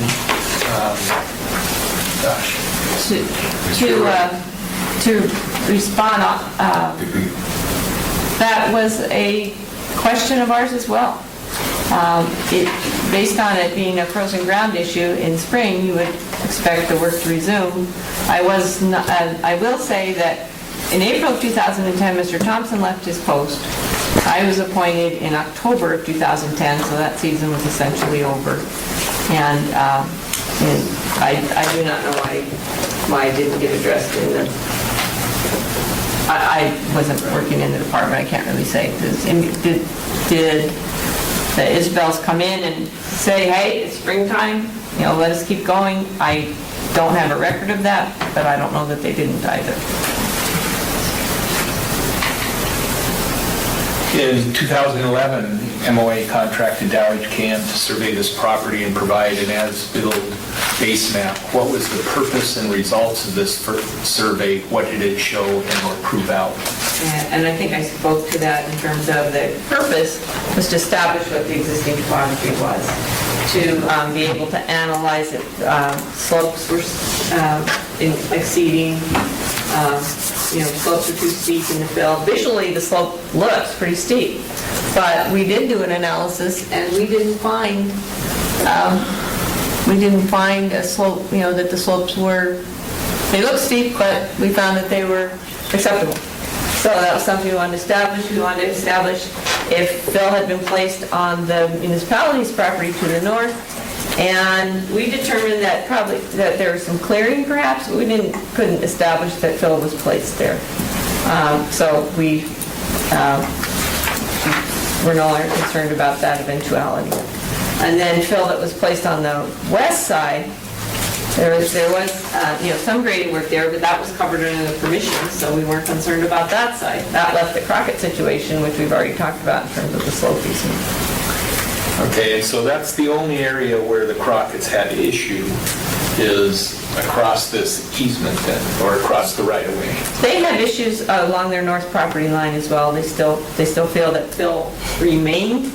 That there was at a point in time when there was overfill onto the Crockett's property, and then I believe that's in the 2007 timeline. I've characterized it as a good faith effort was made to remove that fill, and determinations in the field by Mr. Thompson and whomever felt that they had removed it. The Gavians had taken, had assisted with that, being able to remove the fill.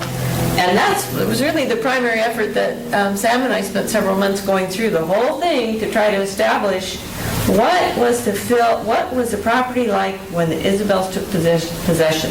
And we went to aerial photography, we went to historic photography, we looked at the totality of it, and we could not establish that let's say the 1973 contours, which existed before the Isabels purchased the property in 2000, we could not establish what the property was like when they got it, whether or not fill was placed by anyone other than them. And at that point, we decided the benefit of doubt would go to the Isabels, and we didn't feel that we were going to pursue that issue in terms of the fill between the north and south side. That seems reasonable. It seems like they figured out the squeaky wheel game pretty well.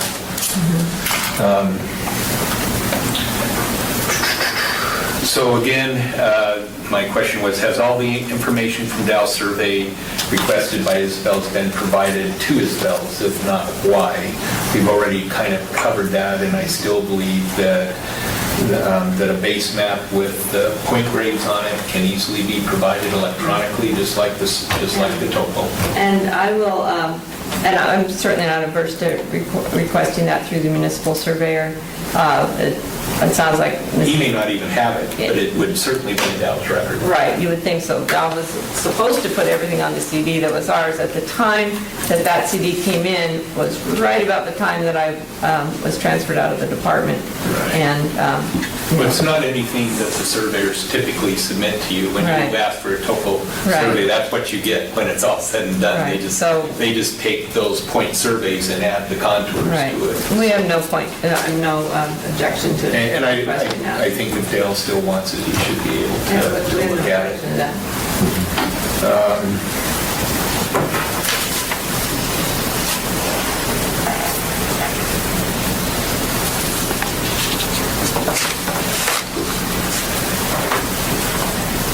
So we've already covered the relevance. My question was, is what's the relevance or importance of the existing lot corner elevation in this project that seems to have absorbed a lot of time and effort by everyone? And as I heard, it almost has no relevance other than locating where the exact property corner is. Right, I wasn't, obviously present during the excavation. That can be looked at two ways, that it was an undisturbed property corner that was filled over, or that in the process of filling, the property corner was dislodged somehow. Mr. Laka, I believe, is the one that said this is the original corner in its original place.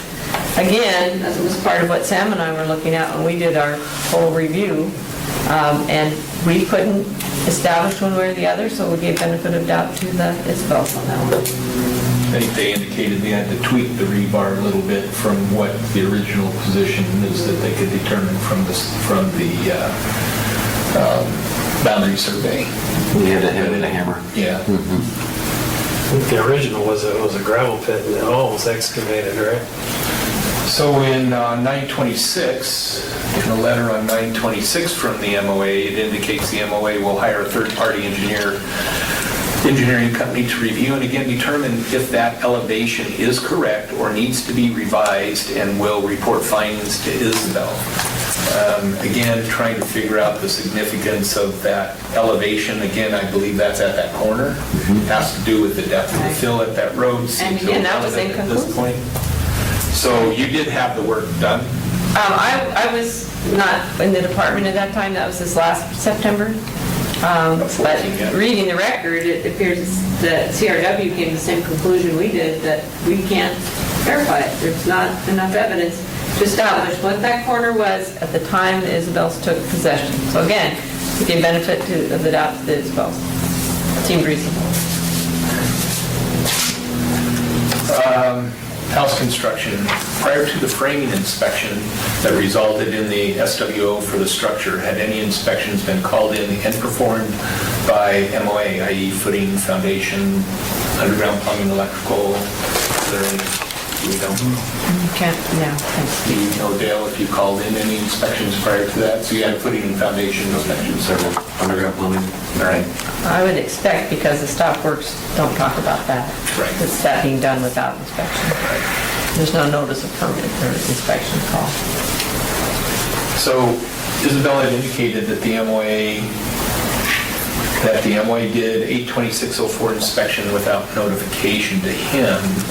I guess I find that a little concerning as well, that he would walk onto the site, create write information down, not inform them, and then make a stop work order out of it. I I think that the owner has every right to be present when they're doing inspections and should have been notified, and the inspector found out that they weren't there, then he should have left them a note or called them and got back to them. So I know you guys probably don't know what went on at that time, but I guess that concerns me quite a bit. Unless there was a report of a problem or something like that. Well, normally when we see something changing drastically, we like to make note of it as soon as possible so that it doesn't proceed to the point where they're going to have to do heavy demolition. You know, they don't get too far ahead of themselves, but I don't know. Sure. I don't know how it went down. Well, and I agree that they're, realistically, if everything's going the way it should have, you should have let the MOA know that you were changing that part of the structure so that when an inspector did come out, and that you run that by the MOA, so when he did come out and inspect it, they can go, okay, Ron or whoever did the review stamped it off and we're good to go, so I don't have to be concerned about the change that are on the existing plans. Again, I can't speak to what Title 23 at the time of that inspection, because it would have gone through one change since we would be, for inspection, we'd still be applying the one that was in effect at the time they got their permit. Correct. Right. But current code, and much of the current code does date back and back, but I'll just say current code, it does call, it's 2310-1065, other inspections. In addition to the called inspections specified above, the building official may make or require other inspections of construction work to ascertain compliance with the provisions of this code or technical codes. We don't make a practice of doing surprise inspections. It is possible, in fact, we go and buy a site and stop in and see how things are going. Sure, there's nothing wrong with that. And if we did that, we certainly wouldn't charge specifically for that inspection, but... My understanding is you're just making a comment about if that happened that way, then that would be concerning to you. Yes. And we're not adjudicating what happened in 2004. Right.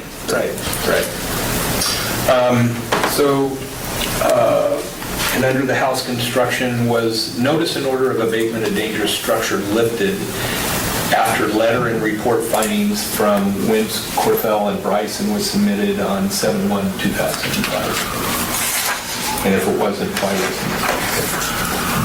They were asked to do that inspection, and then they did that inspection and submitted the report, which obviously indicated that there was not a dangerous situation involved, but I can't find anything about when the order of abatement of dangerous structure was lifted. What was that date again? It was submitted to you on 7/1/2005, a letter from the engineering group. I have 7/1/2005, okay.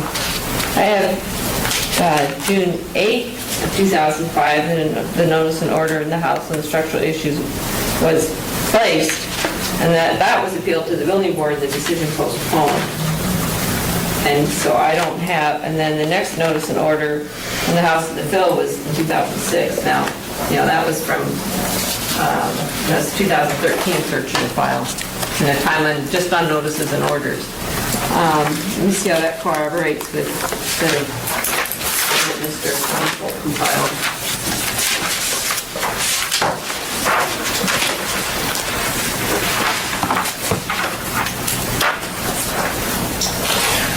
He doesn't have, looks like he was looking at the grade. I guess this is just for the grade. So I'm sorry, I can't answer that one. Do you guys have anything wrong with it? Can't speak to it.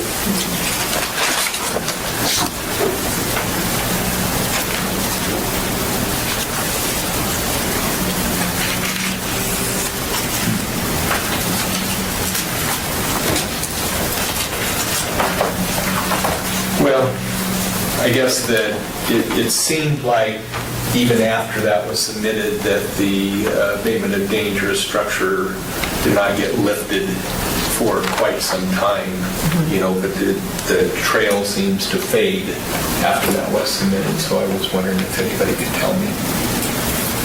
Corky was engineer of record in 2005 and did letters saying that the structure was being built in above, I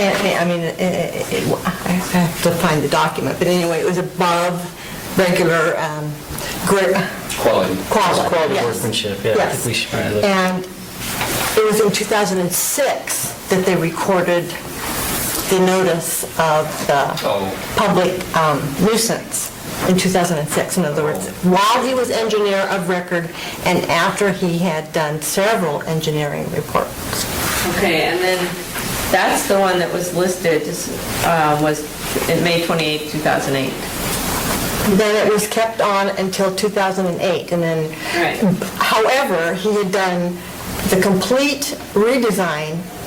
The new plans that are approved are under the 2003 code. And those plans were done in October of 2007, and that notice was not lifted until May of 2008. I have in my notes change order 4 about the retaining wall and whatnot. And this is a compilation of all the actual orders I could find and when they were lifted. That the October 20, change order 4 for the retaining wall was approved October 4th, 2007. The work was completed by October 24th, 2007, but the case was held open. It was part of the notice and order abatement case. The case was held open until the spring 2008 to monitor the drainage. And then the combined notice and order was lifted May 28, 2008. That retaining wall is in the right-of-way, not on the structure. I'm saying that in the stop work on the house in the fill of August 26, 2004 was lifted May 28, 2008. That's how I searched it. The combined order was finally lifted on May 28, 2008. Yes. Right. Which is, what I'm not clear on is between 2008 and 2010, in February 2010, why no work? It doesn't seem like work progressed between 2008 and 2010. I could be wrong on that. He was working on the structure inside, doing all that work, not on the outside.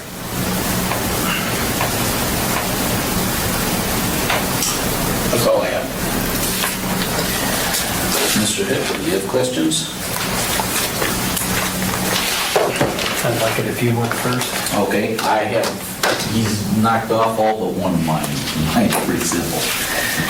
And I know the answer, but I want it for the record.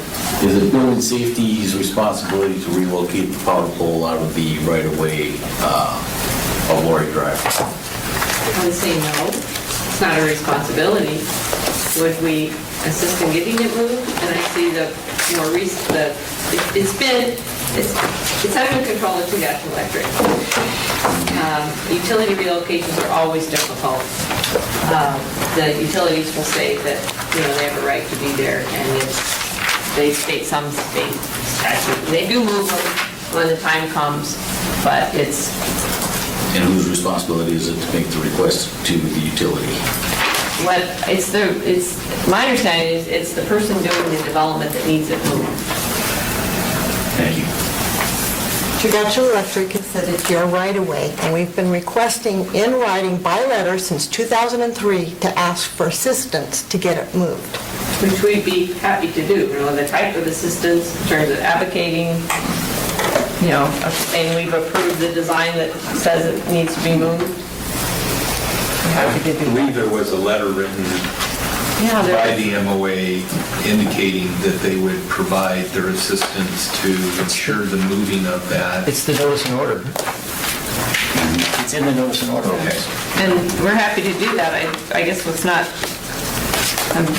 did they speak about financial? They're supposed to move it in response to us allowing an easement on our other property.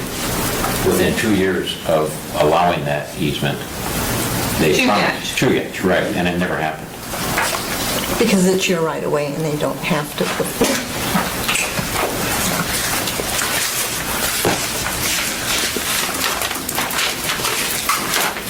It's a little complicated. Is that your question? That was it. Yeah, as I said, we would dearly love to resolve this thing, and as far as we can, but then what we're allowed to do, we would be working with the to move it. On the IPP and relocation of the driveway, they've had several stop and goes throughout this whole project. When did the relocating or permitting the driveway become an issue or what time? That's a question that I have. Or a condition. Yeah, I have, it would be a condition of the final CO to have the access resolved, and, that final access to the property resolved. That's a zoning enforcement thing that has to be done. Now, they do have physical access. The question is legal access.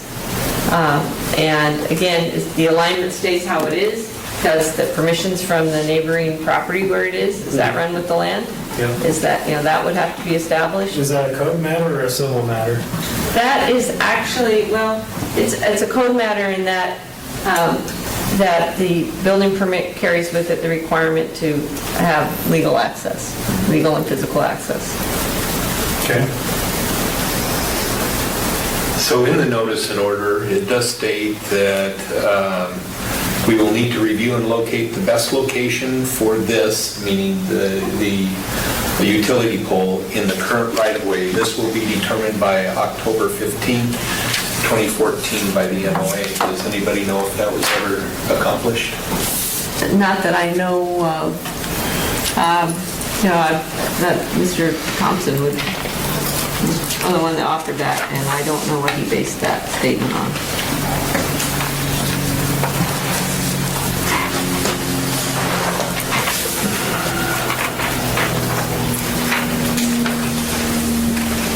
Other questions? None? We're not doing too good at keeping our timelines, but I'll offer a brief amount of time for our appellant, an opportunity to rebuttal, and I ask you to keep it very brief and to stick to the notice and order. This appears to be the issue here. I'm going to let Sue address a few items just in rebuttal to what we've just heard, and then I've just got a few questions.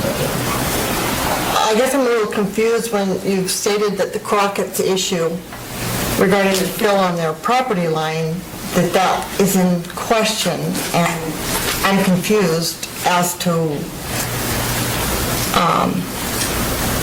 I'm confused as to that. Okay, to clarify, hopefully, the Crockett's have continually said that fill remains on their property in the north to south after the effort was made to remove overfill from their property and the gavings are put in. So I'm talking about the northern edge of their property. They maintain that there's still fill there and that it needs to come out. We could not establish that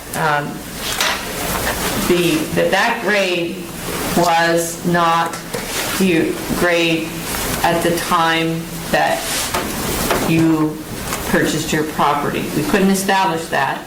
We couldn't, the overfill, when fill was removed, there was, grading done to smooth it out when fill was removed.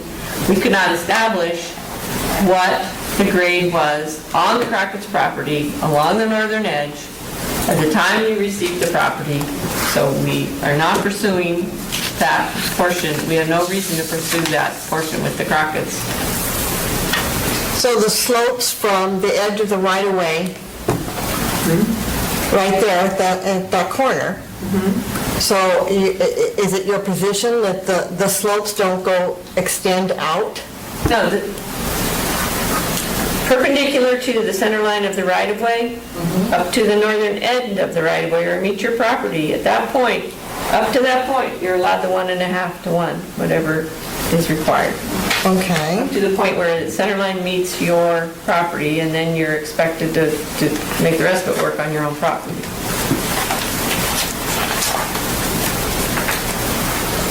So you haven't been able to determine the validity of their claim. Correct. Nor has Isabel, I believe, they a couple times tried to do the same thing. They dug holes and things of that Correct. nature. So It's not an issue with us. what's going to be the process the next time these people call and file a complaint that there's... We're going to say, we've done our own analysis, we've had our own topo done, we've looked at the historical topo, and third party, in the times we've done that, and I did that under the supervision of legal, and following that, a third-party engineering company has attempted to determine that, and our response is, we have no basis to pursue an action against the Isabel's on about that issue. So they'll have... Good answer. Yeah. That's what I want to hear. Just stick to it. Do you have anything else to say? On the record. Next year it'll change. It'll come back, everything comes back the following year, and it just goes like a squirrel chasing its tail. I mean, Okay.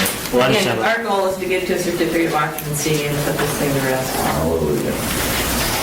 So just a couple items I'd like to point out in rebuttal.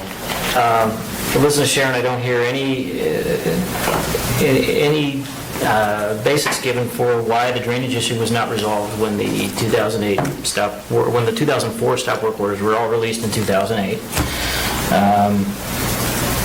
As far as the foundation issue is concerned, she stated, we don't know what's there, we believe what's there, and then she compared our project to the Wellspring and Mesquite projects where it was obvious to everybody what was there.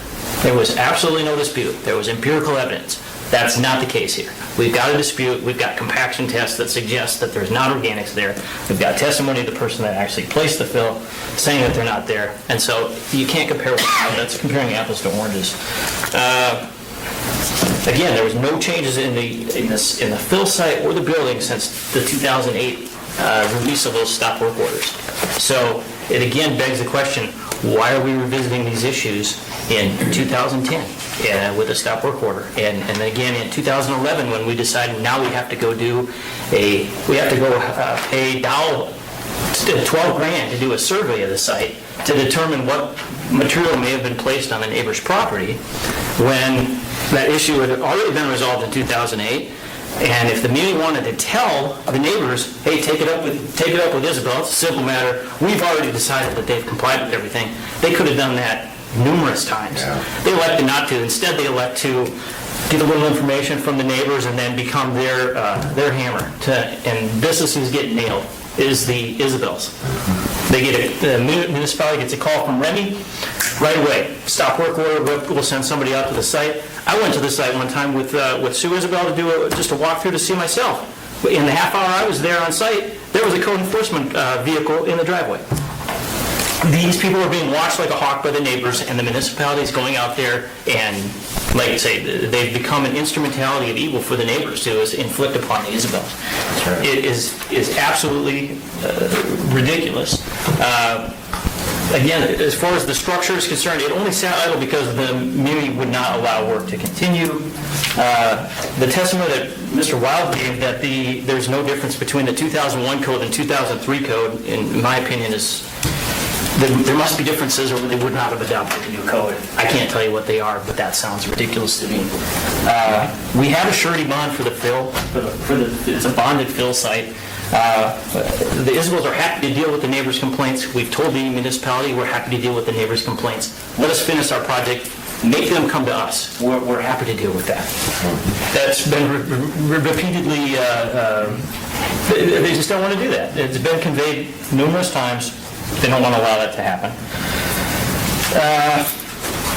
One thing I didn't understand in hearing the testimony from the municipality is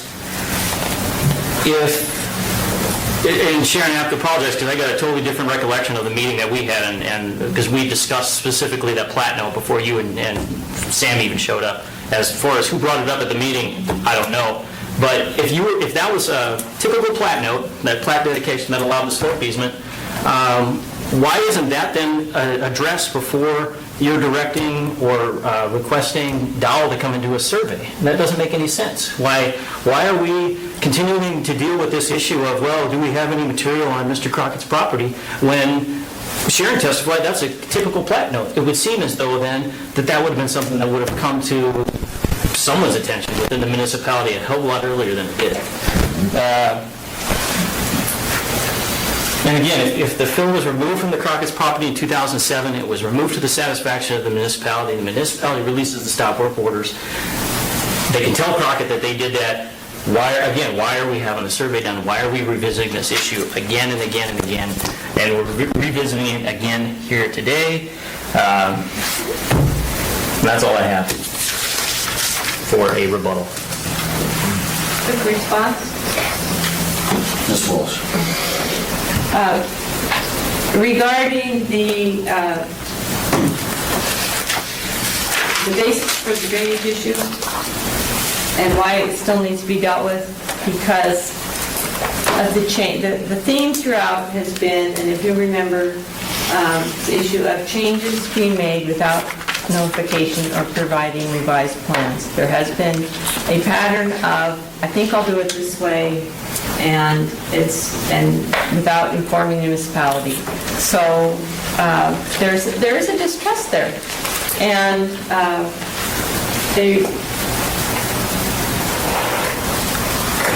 same goes for the fill. There's no verification. We have some scattered compaction tests. We don't have a systematic, per lift record of what went on. We don't have our own eyes on it. We don't have, it's unknown. It goes to unknown. And when you couple that with some of the photographic evidence, there's concern. Regarding the bond, this is the first I've heard about a bond. Is that? They have a bond. They do have a bond, okay. That's just pointing that out. That's and that bond is to whom? To us? Continuous to the municipality Since how long? since 2001. In the amount of? It was, $50,000 bond? I don't know, it was for the required for the fill. It was $50,000. It was part of the application process. Okay, It was probably since 2000. that's occurred. Encompass what specifically? It's a fill grading bond. Still agreed. It was required. Still in effect. Still, it's continuous, and we pay for it every single year. I don't know if it's come up in conversations and I missed it, or if it just hasn't come up because we've been focused on it. Part of the record. But I'm glad to hear that. And regards to the platinum, I would wonder why, frankly, why Mr. Sperklin or Mr. Walaka never introduced that into the conversation. As the designers, it should have been something that they should have mentioned right away, especially Mr. Walaka, because he's the surveyor who would have prepared the plat that has it on there. So I would wonder that myself. Should I have kept silent and not brought it up at our meeting? I mean, I noticed this, and maybe we have a resolution based on this. Frankly, for me, it was a eureka moment, and I was glad to come up with it. I can't speak to why no one previously did on the municipality side of the table. But I would suspect that Mr. Willock or Mr. Sperkling could have. Any additional questions? With none, I'd like to make a comment, and I'm confused now, but there have been no changes on the fill permit. We have always, in all the correspondence, said it every single time that our intention was to go forward with the original approved permit. Any changes that are changed on that site were specifically, directly imposed upon the municipality in order to lift the stop work order. So if that site does not look like an original approved plan, it's because through the stop work order process, we were ordered to do this or to do that, to change that. It was not at our request, it was at the municipality's request, and we were forced into it. So if it does not look like an original plan, one, it's not completed. Two, we were forced to deviate. And that was not at our request at any time. including the retaining wall. And including the north end of where Crockett, you claim Crockett doesn't sure if there's fill there. We graded that out, and that's the way Ron Thompson wanted it, and it stayed that way. And that's the way it's going to stay, so you're not going to touch it. And I don't want to prolong this with the debate. I'll simply say there's no issues with the Crockett fill. The major change was the amount of fill that was brought onto the property. And I would just point out, to conclude our rebuttal, that even though the municipality apparently views the Isabels as being shifty and doing things without notice to them, there's been absolutely nothing that's changed, and the record will establish this since 2008, when all the stop work orders were released. And yet, here we are again. Yeah. At this time, I'll close testimony, and I'll entertain a motion, positive motion from a member of the board. I second the motion. Well, you gotta make a motion. To make a motion to approve all four of them individually, or how does that work? Make a motion, we'll discuss, and then we will take vote, yeah. Move to discuss items 1 through 4, notice and order, September 26, 2014. Well, I back up here to help you out here. Thanks. Let me find this a little bit. I'll entertain a motion to accept appeal to case number BCA 022015 filed by the Isabels. So moved. Second. Yeah, now we got it. Okay. 2014, you said? I said 2015, I think you said 15. Should be 2014. That's what I got here on this sheet. Right. I thought you said 15. Okay. Did I stand correct? Okay. We got a positive motion, now we can discuss the motion. I think that also it needs to be included, there's 2 paragraphs in front of the items 1 through 4 for the Isabelli requirements that should also be entered into the discussion that the MOA needs to follow up on. That is, and it appears now that the primary one is their utmost assistance in getting that telephone pole moved out of the way so they can go the right way. I mean, it was promised to them, even in a letter. I mean, I agree, typically that's not the MOA's responsibility, but with all that's gone on, it was promised and they should adhere to that promise. And the other one had to do with the findings, again, on this property corner, but I think that's, again, I'm not, evidently the work was done. They found they couldn't come to any conclusions, so that second paragraph should be viewed.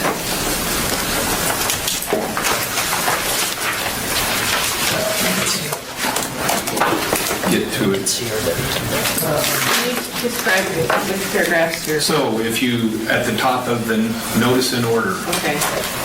go down to paragraph 2, that's where it discusses the utility pole. Paragraph 3, again, discusses the engineering company to determine the correct elevation of that corner. You have indicated that that work was done and that they couldn't make any determination on that, is that correct? Mm-hmm. So I don't really know what the purpose of finding that was, but it sounds like that's completely new. But that was my other point, was that this work should be completed and the findings should be provided to the Isabels, and if there were additional requirements due to those findings. There was no findings, so there's no additional requirements.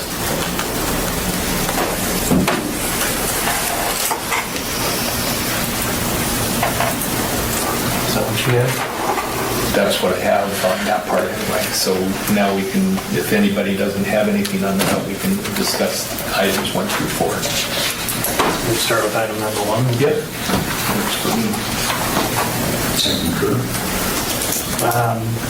My comment, and I'm going to start off by saying that I'm not disputing that the Isabels have been to hell and back on this.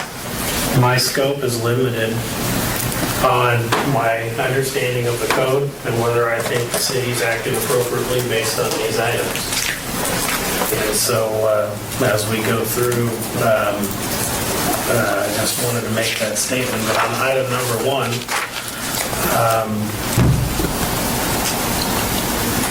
you guys went and got a building permit, you built the driveway, and the driveway issue, as far as its location and the telephone pole, was never part of your stop work orders.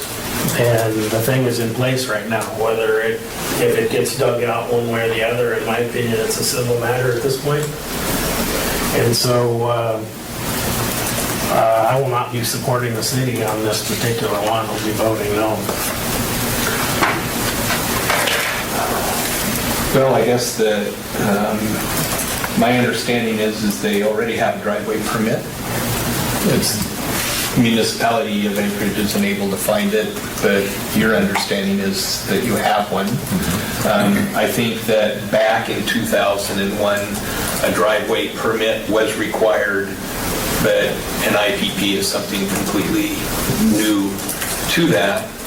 I believe that a driveway permit should be had because it was required in 2001. However, the requirements of that driveway permit should be per 2001 requirements, not current requirements.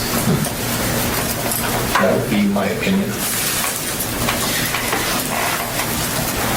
And to me, it looks like if we've got this 1.5 to 1 easement slope that's on the plat, that resolves a large portion of the issue.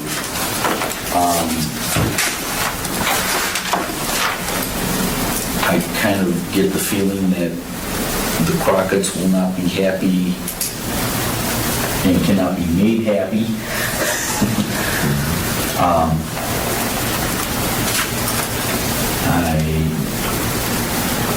I'll be in favor of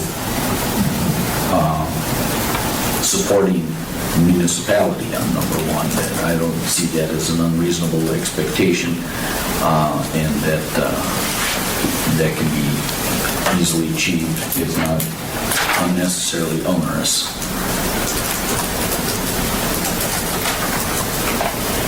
Again, my only stipulation is that the requirements of that permit be per the 2001 requirements, not current requirements. I concur with Well, I that. don't know if there's any difference, but whatever they are, that's what it should be. And as far as I'm understanding, the municipality has not challenged falling under the 2001 requirements. Additional discussion on item 1. Would the driveway not, would the land not be accessible then if they were required to get a permit and this one didn't fit into that permit? Would they not have access to the current one they have? Would they be limited on being able to travel across it if it didn't fall under the guidelines? Maybe I should ask the chair. I would just say it needs to be resolved, legal and physical access to the property before we can sign off certificate of occupancy. Looks like there's some leeway in how to resolve that. But there must be legal and physical access, including permission. If it stays exactly as is today, there needs to be permission, permanent position, legal, like access easement, or as he noted on second part of the conclusion, existing location presses onto the neighbor's property west, this must be addressed by joint access agreement or move it back. Well, the item says that there needs to be an IPP agreement. No, it says option. It's an If you go option. to the conclusion of the notice and order, it's an option. We're comfortable with that. The advantage of an IPP agreement, if they build it the street to municipal standards, then the community maintains it. If not, maintenance is up to municipals, that's their option.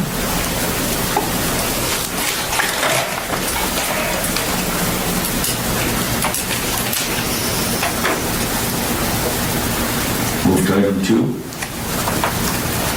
Drainage calculations. Kind of, I guess, a question.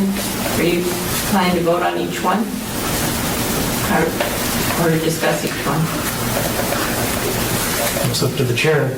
I was going to lump them, at least for discussion for right now, and then tear them apart if we need to later.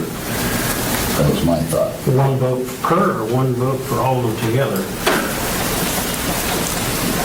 I'm just discussing right now. I haven't called for vote on any one, Sorry, I know it's getting late, I apologize. so I'm still in discussion mode. Okay.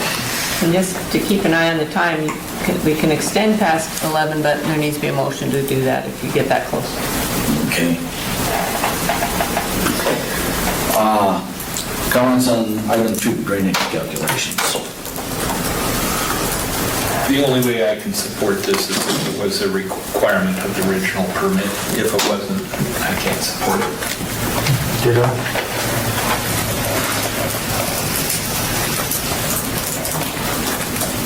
I think the part that troubles me is that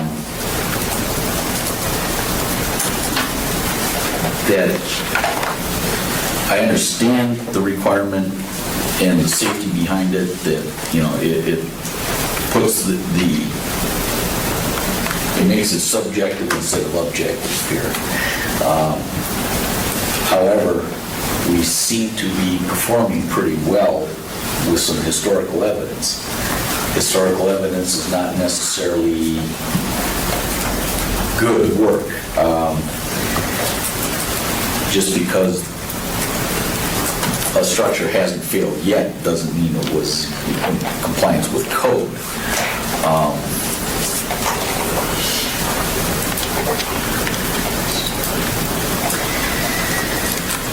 That's a tougher one. It's not my toughest one, but it is a tougher Well, if one. I can explain more. Yeah, go ahead. They've done what they could to address drainage, they've hired engineers, they've done some of this stuff. And they made sure, according to what I've seen here, and haven't seen it, evidence to the contrary, that they've addressed the drainage issues. And to put them through all this again, now if they want to go change the drainage, or they end up with a problem later down the road, they're going to have to address it.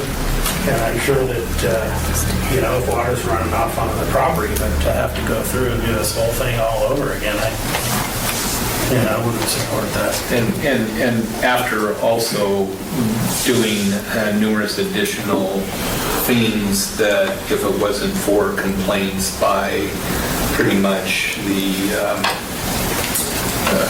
these neighbors, you know, that's work that they wouldn't have had to done because they were directed by Ron Thompson to do so more than once. They did additional work to try to resolve the issues, address the drainage and runoff, just to appease the neighbors. So I think enough's been done.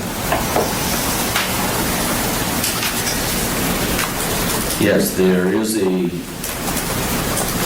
depression that will allow some water accumulation. Is it enough? Is it going to be sufficient in the future to stop a future challenge? It's kind of, it's risky that if it's not done, you could open a civil case later.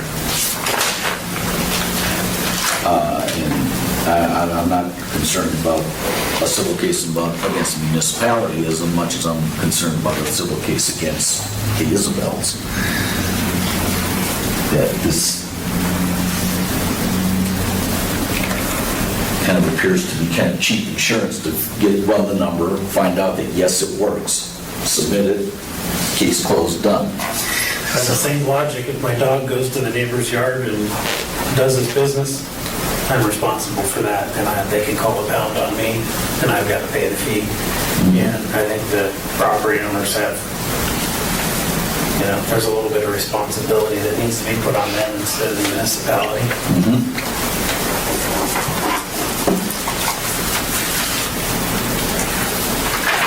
Any additional discussion on item 2? Move to item 3.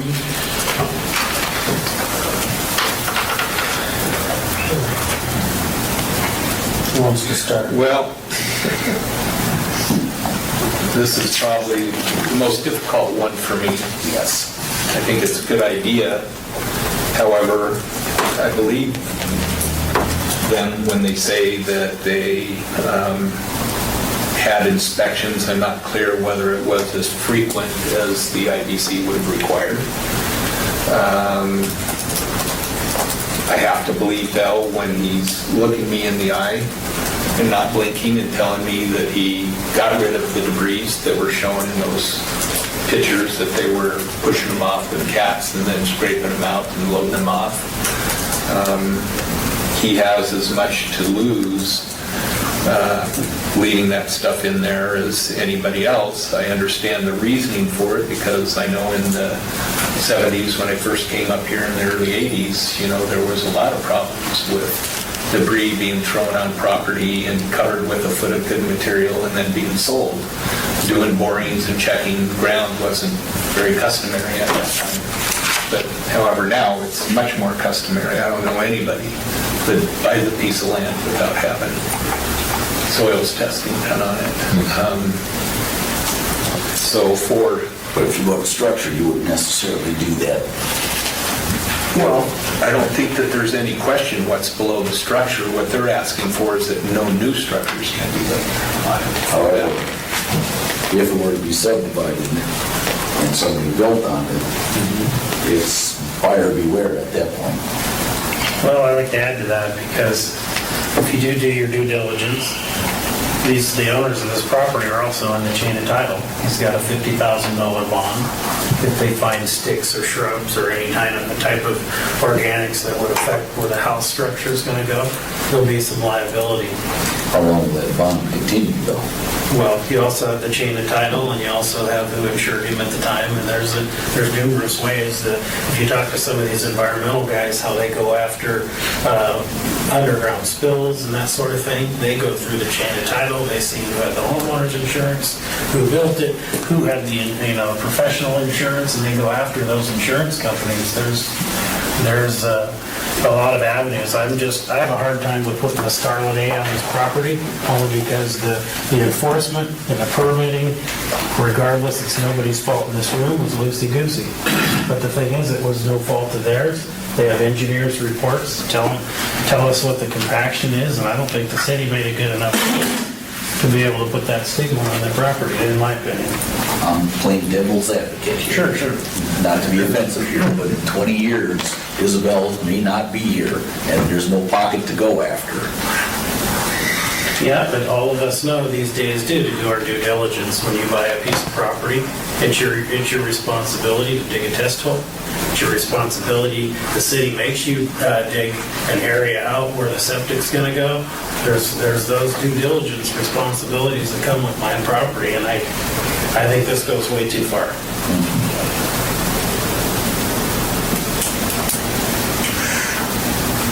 And I guess kind of a mitigating item in my mind here too is I tend to agree that,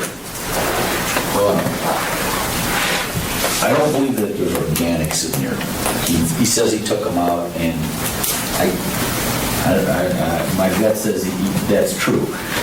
The frozen material, even if he placed frozen material, that was, where are we?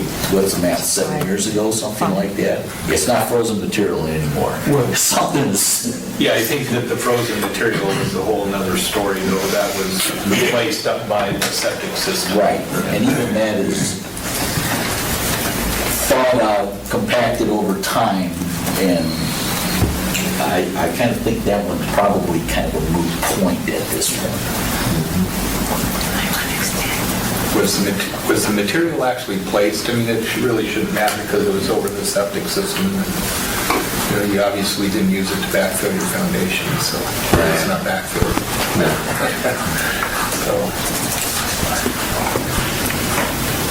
Just for the clock's sake here, since we're kind of between items, I'll entertain a motion to extend the meeting. Do we have to set it? It goes to midnight, right? Midnight then, I believe. And it's the bewitching hour. The 1 hour extension. You finish up right there. So moved. Second, all in favor? Go. Okay. You in favor of your motion? I'm in favor. Okay. Okay, we can keep going and resolve this thing. Any other discussion on item 3? Item 4 is an engineer's report regarding potential deterioration of the structure. I guess I'll start. I always was the last guy, so. I do support this. And like I said, through whatever fault this building sat there, that needs to get looked at. It needs to be looked at by an engineer.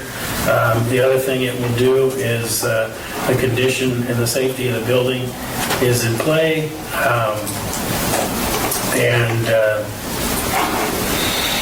You just, and I hate to go here, but if people think, oh, this thing sat, no, and it's no good, you get an engineer to sign off on it, you get the city to sign off on it, and you have all that paperwork.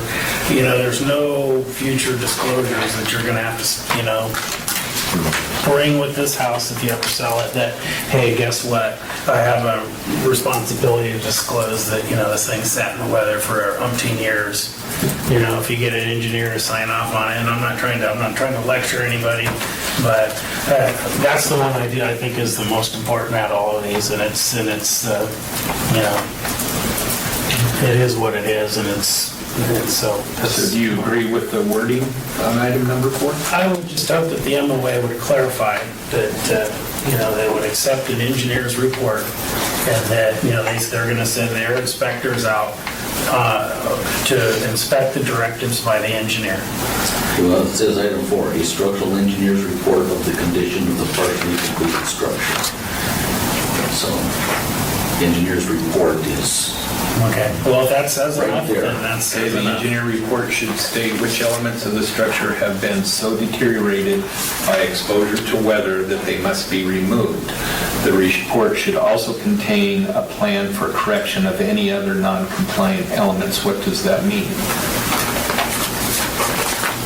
What are other non-compliant elements? Code elements that may either exist or not exist because of whatever reason. I'm reading into it as vandalism, incompleteness because of the stop work orders, whatever, whether it's incomplete or you're reading it that way. Well, I'm concerned about the wording that so it's not used as a hammer. I want to make sure that when the engineer goes in there, he's looking for what the elements did to it. It's not his job to inspect the framing. I believe that's the MOA's job. And if he takes care of the elements that have been, if there are any elements that have been degraded to the point where they need to be replaced, then that should be his job, not to report on the rest of the structure. Well, that part we take out the words any other. Does that help roll?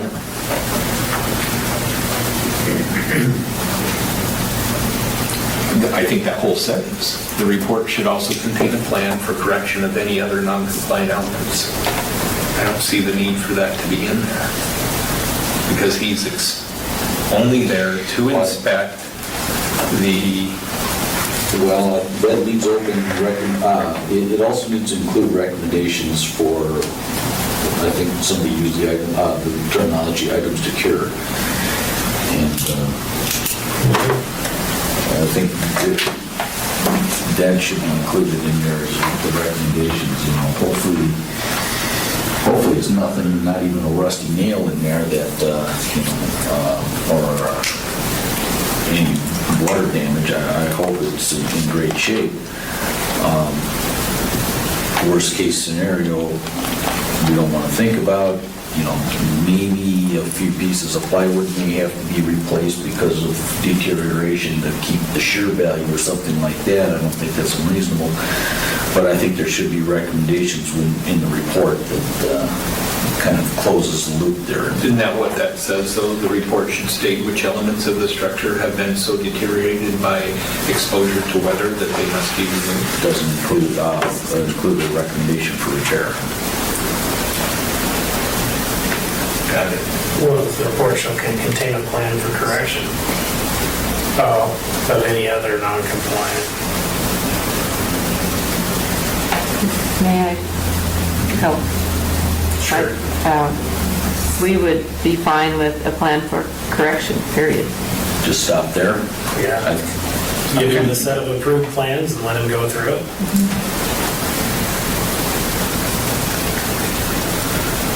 I mean, it's gonna have to be inspected. I mean, for me, I think this is, I mean, if it was me and it was my house or my cabin and it's set for 5 years or so, maybe not my cabin, but it's something that's going to live in. It's something that I want done. And, you know, frankly, with kind of what you've been through, I hate to make you do that, but I think that it's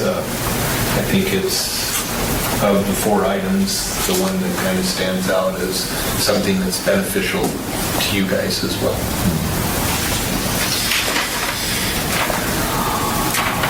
Any additional discussion on 4? Anything you want to revisit on first, on all 4?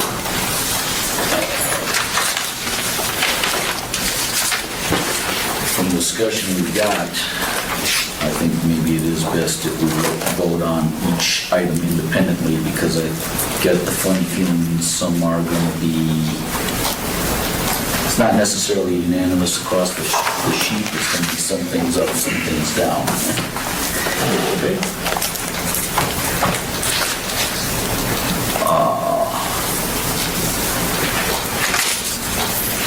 So I do have discussion under item number 1. Yes. And I don't know if the wording in the document needs to be changed, but again, I want to reiterate my approval on this, or approval of having a driveway permit, whether they have it or they got to get another one, that the requirements of the permit is per 2001 requirements and not current requirements. So does the language need to be changed?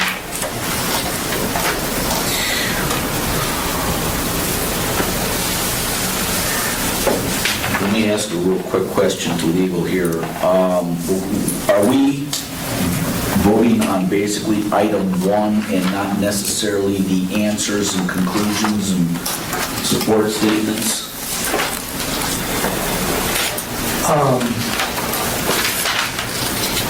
I think you can, I mean, if there's something in the answer or conclusion that you explicitly disagree with or something, I think you'd be free to reject the reasoning but uphold the requirement. I think you can do that. Or do we keep it all inclusive? I'm just looking at how will this work best here?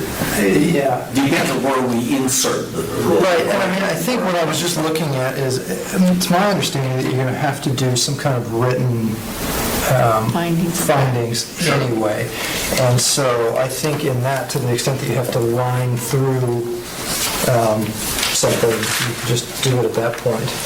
I mean, but I personally, I feel better if we just include somewhere in there that it's going to be the 2001 requirements. I think you can. Then it's in there and we don't have to add parts. Yeah, I mean, I certainly would advocate that all of, if Thompson wrote this, that all of his reasoning or language needs to be all or nothing. I mean, feel free to strike, modify. It seems workable to me.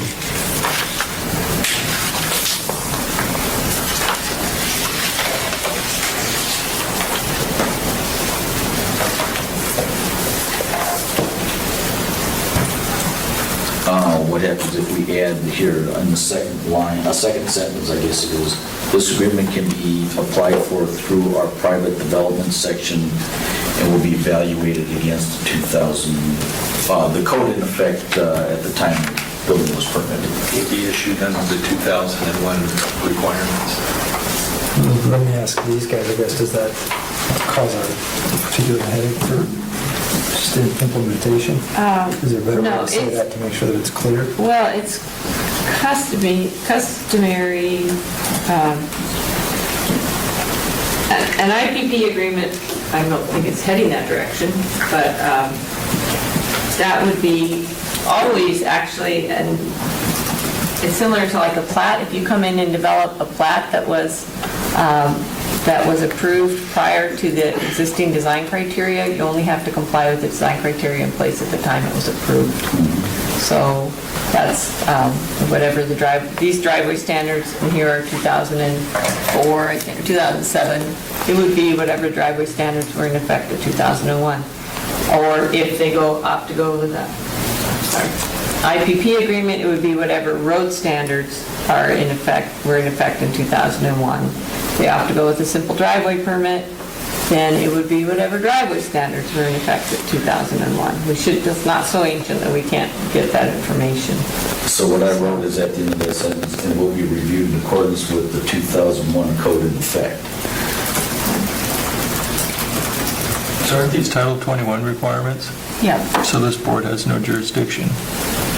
Except that they're tied to the building permit because you can't release a building permit without legal and physical access. So they can change Title 21 requirements? No, they're not changing them, they're referencing which ones. And Title 21 has always required that. So, and that's where it links in building permits. So the only thing we're establishing is what standard it's. The requirement to have legal and physical access has been there definitely in 2001. And it's just a matter of what standard they build it access to. Correct, Jerry? Yes, it is. But it is linked to the building permit because Title 21 pulls in building permits. I mean, there's a lot of Title 21 stuff that's linked to building permits. Right. But it doesn't mean this board has jurisdiction over it. Well, it's been referenced into Title 23 because of the building permit, so I'd say that they are connected. They're linked. I guess maybe it might need, if they end up having to apply for one, that there will be some assistance in making sure that the review is appropriate.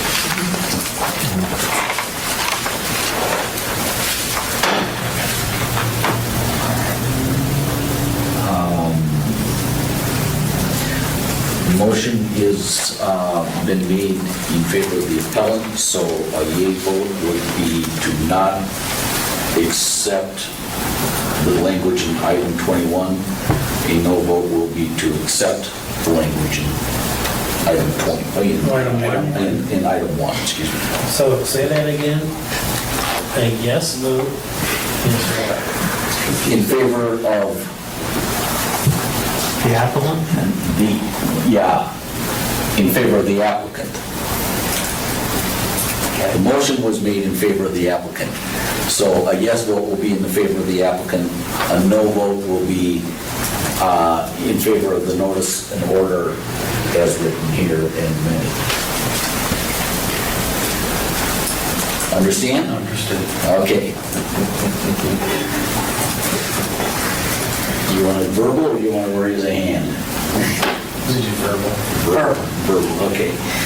All in favor, say aye. Aye. Opposed? Aye. So does that mean that item 1 is not required? Item 1 is not required. But you just meant to... No, all we intended to do there is, we wanted a driveway permit, but the permit requirement would be under the 2001. Okay, then you need to reconsider, right? Right? That was our whole discussion. We agreed that a driveway permit should be required, but under the 2001 requirement. Right. That's where we had the language added in. Okay. So you need to move for reconsideration. If you miss vote. Move for reconsideration. So we resolve this. I'll move for reconsideration. Well, I It can't has do to be that. the prevailing side. Move for reconsideration. I can't do this for it anyway. So explain it again. You have to vote to reconsider before you can. Okay, vote to reconsider. Aye. Keep us in charge of parliamentary check, thank you. Okay. Do you want to vote to insert that language into this? I do. We're voting to insert that language? Let's break it down slow. We'll vote to insert this language. Read that out again, please. It's at the end of the first sentence, and we'll be reviewing in accordance with the 2001 codes in effect. Aye. Okay, we got that one. Now, to vote on the item as a whole. A yes vote will be in favor of the plaintiff. Could I make a suggestion, just so the record is maybe, because I don't imagine what this might sound like when we listen to it back, but maybe somebody could just make a motion to, proceed with item 1, with this being the requirement, and just state what the requirement is. It's required to be a positive motion. It would be a positive motion, then, wouldn't it? Jerry, you want to explain that? Well, a motion does have to be in a positive form, but as you point out, I mean, your language would be a positive form. It would be if you made a motion to accept item 1. So the motion could be, shall the Isabels be required to comply with item 1, number 1? As amended. As amended. I'll vote for that. Thank you for straightening that out. No, we had some help by it. You cut up? Almost. I want to get out of you. Do we know what we're voting on? Item number 1 as amended, As amended. which we approved the amendment. So shall they be required to comply with item number 1? As amended. All right. And if I could, for the record, what is item 1 now requiring us to do?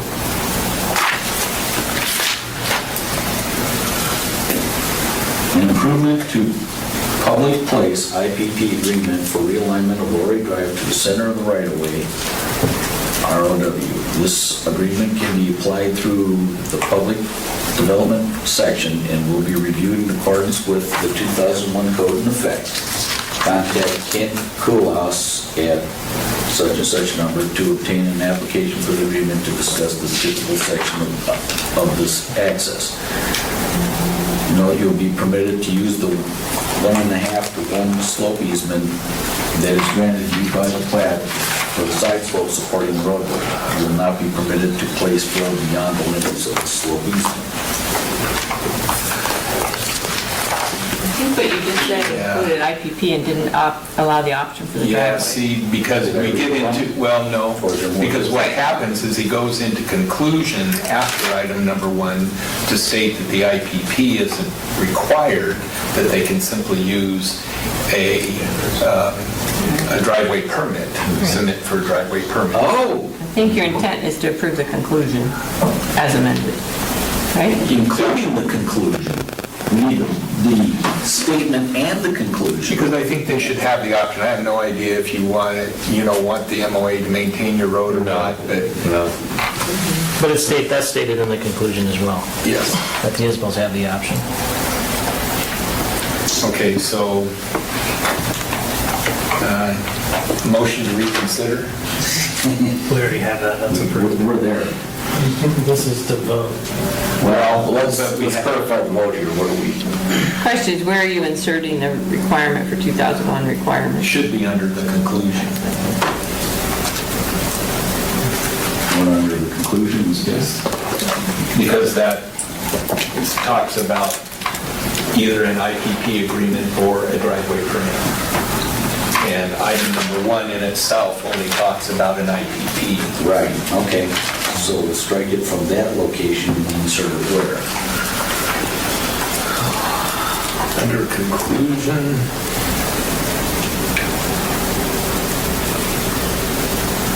At the end of a driveway permit? If I can help, Yeah. I would suggest that the motion be that Isabel shall enter into either an IPP agreement or obtain confirm a driveway permit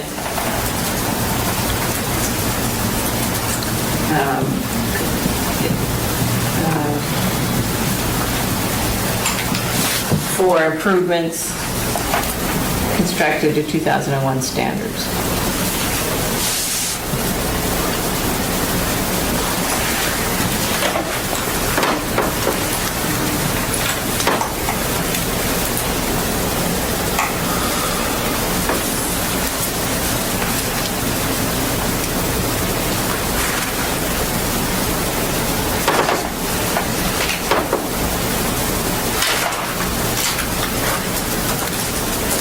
So, item 1 text, 1 paragraph, including the conclusion.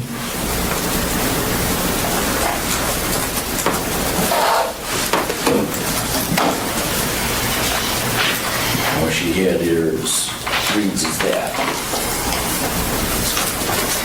Isabel shall enter into an IPP agreement or obtain driveway permit for improvements constructed to 2001 standards. And then it continues.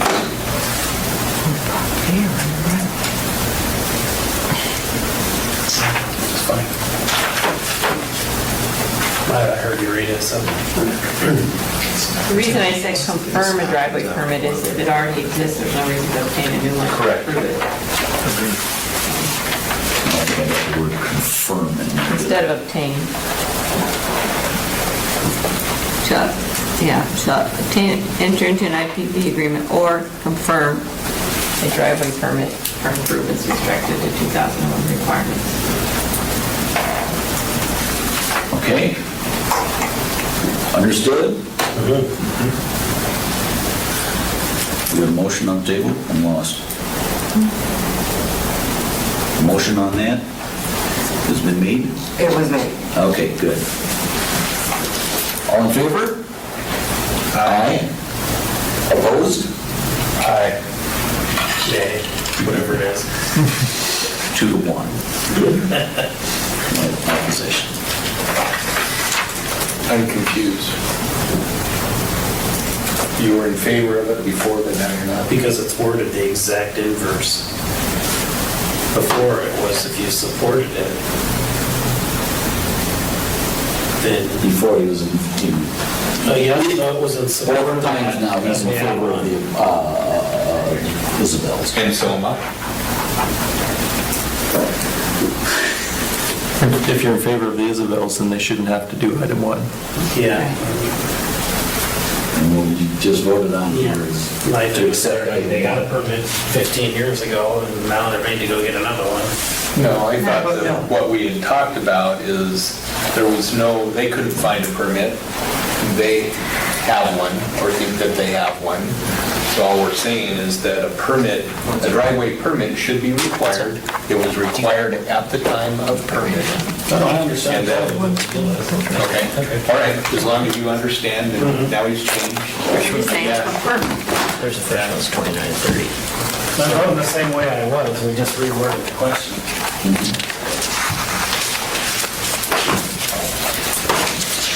All 3 of you vote to uphold number 1 with the modifications that we just made. What's that? How can we have 2 yea and an nay? Because I'm not voting for it. She's not voting for it. Okay. Agreed. 2-1. Item 2 is the drainage calculations. There is no conclusion on that one, but well, there is, it's more finding the fact there that nothing needs to be brought into it. We need to change the language in any way, shape, or form. Drainage calculations based on the existing topography of your property, showing the drainage is retained on the property and where it may be exit the property. These calculations should be prepared by a registered, as civil engineer registered in the state of Alaska. Must be demonstrated that any drainage leaving your property not in excess of that which exists prior to your development of the property. This method is demonstrated. You must discuss how to mitigate the impact of this excess drainage.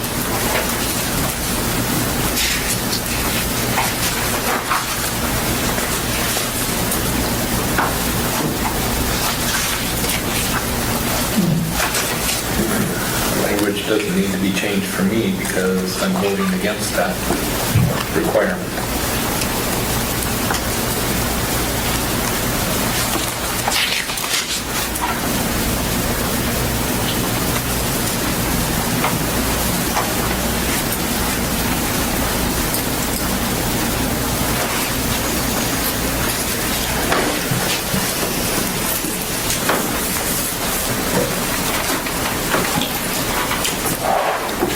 Ready to vote?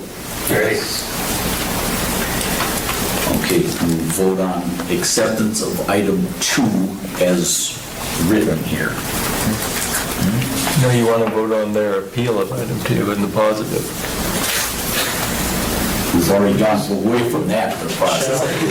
Shall is right to be required to comply with item number 2. You're right, you're right. Scott, move Yeah. forward just like that. Move forward is acceptance of item 2 is written here. as a Shall they be requirement. required, yeah. Shall be required. All in favor, say aye. Opposed? Aye. And no abstentions.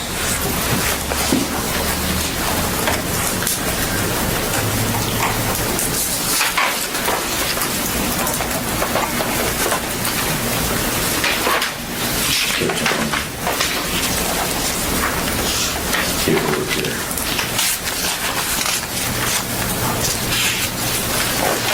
Okay, item 3.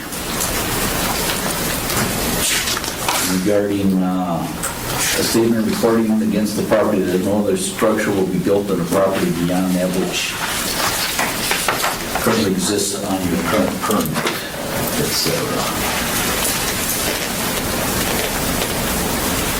Do we need any changes, to item 3 is written? No.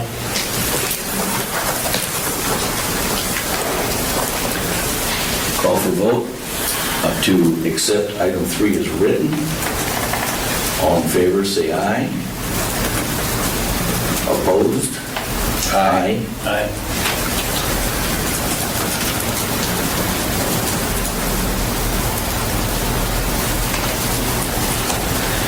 Item 4, the structural engineer's report.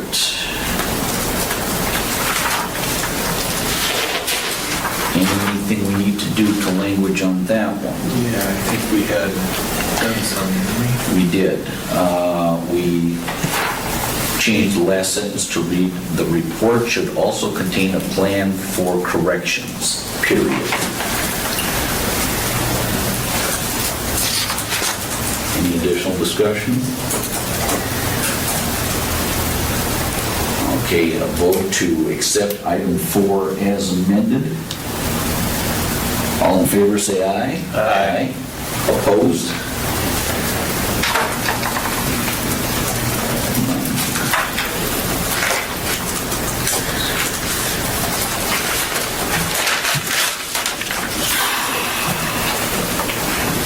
Now we've got a requirement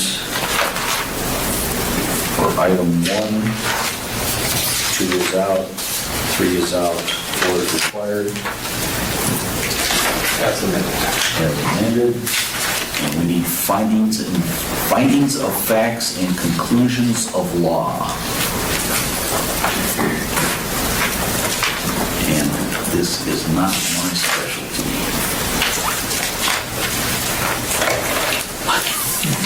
I will accept all the help I can get here, staff and others.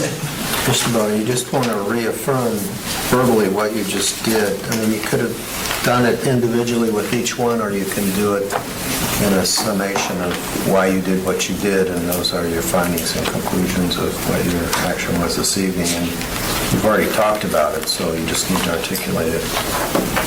Tonight, or do they follow up with it? Well, you can do it now. I mean, you can do it, it's fresh in your mind, although it's really not fresh in anyone's mind.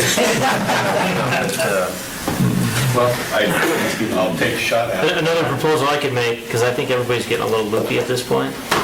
I think Sam and I could maybe come up with some proposed findings of fact and conclusions for you guys to simply adopt. But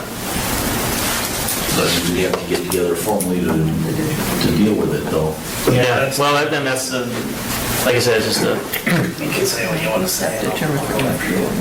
Yeah, I mean, generally speaking, it's not a bad idea. I'm not sure, yeah, I don't know. Most of the judges these days have the attorneys do that at the end of a case, just because I think it's so they don't have to. And then they decide whether they want to make modifications. It gives them a working document. I just need to point out, and just also because people are a little loopy at this point, that both parties have the option to appeal any of these I'll to be getting to the that, next yes. group. So, Well, I'm not loopy, I don't feel loopy, that's fine. Just for the record. okay, so I'd be, I think Jerry's idea of giving at least a summation of kind of where you, I mean, just how you got to those four things, if somebody could do that, I think that's helpful. Take a shot at If you that. assign Jason and I to jointly come up with something, at least we've got We'll take one heck of a good Let's start. we'll take a wing at this thing and see if we have anything to augment it. He comes up with something. Okay, 926-14, notice and order conclusions. On the MOA side, paragraph 2, we just kind of enforce the fact that the MOA needs to follow through with their assistance in helping the Isbellis get the utility pole removed from right-of-way so that they can construct their roadway appropriately.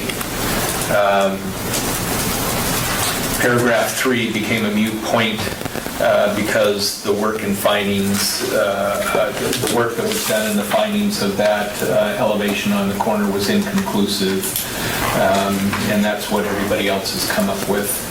Item number 1, this has to do with the driveway or IPP permit. I believe that a driveway permit was required in 2001, therefore I believe it still should be required. However, that permit should only be required per the 2001 requirements at the time and not under new code requirements. Item number 2.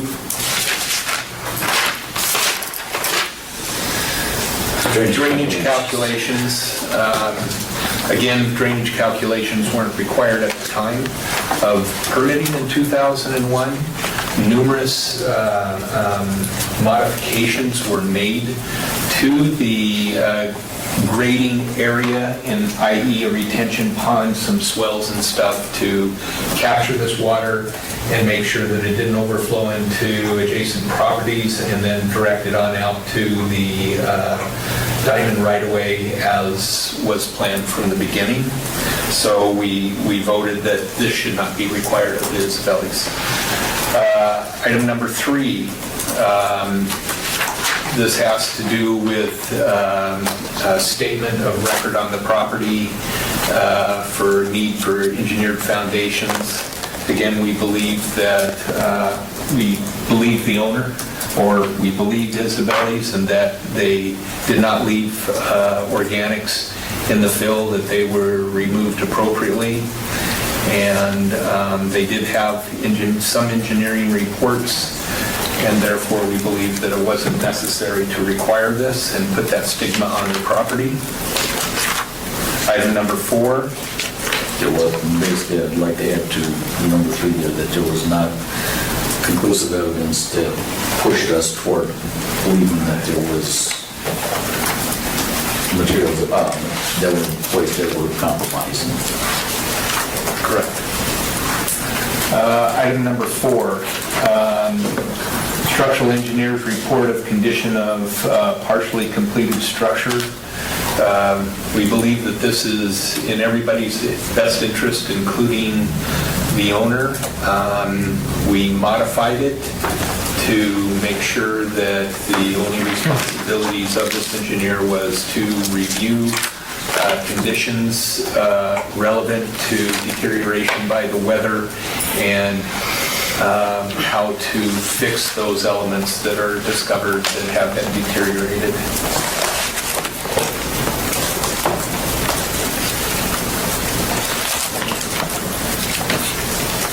How do we do, councils? Sounds good.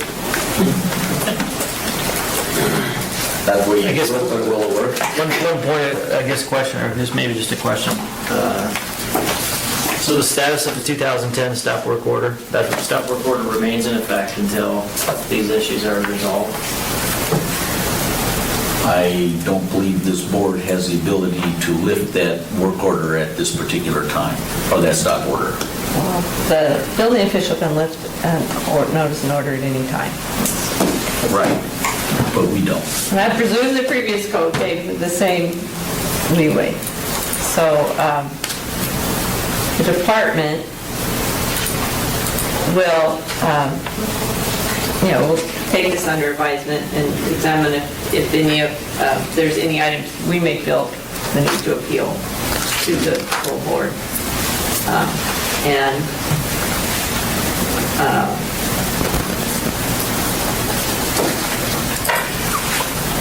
In the interest of, well, the department would lift, Normally, we'd go out and do an inspection, and if everything looked Right. okay, we'd lift that stop Right, work order so- at their request. on the stop work order of 2010, okay, had to do, the only one still in effect, had to do with frozen fill. And the reason that it was maintained was because of these other issues and the question of, these other issues. So I don't,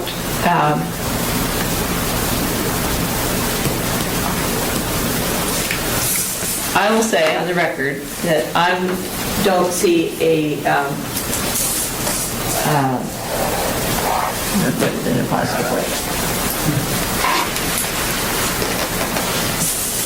I'm willing to, I have no problem with lifting that stop work order of 2010, which would be all the stop work orders.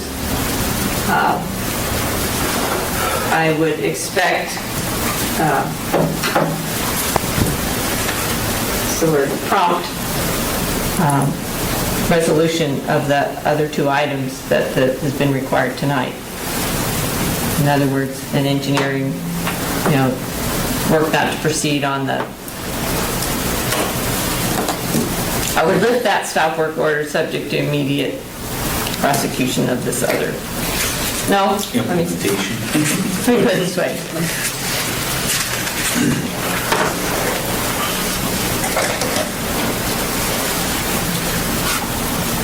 The stop work order of 2010 is moot, especially because it's based on the frozen fill.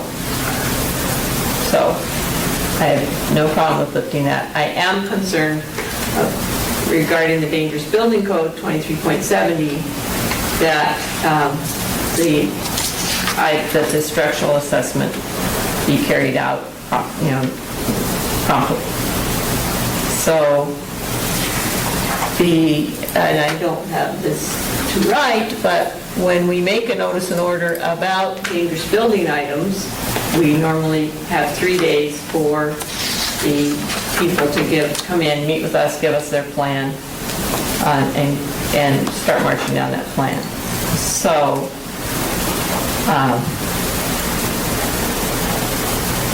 I'm planning tomorrow to lift the stop work order on the 2010 to,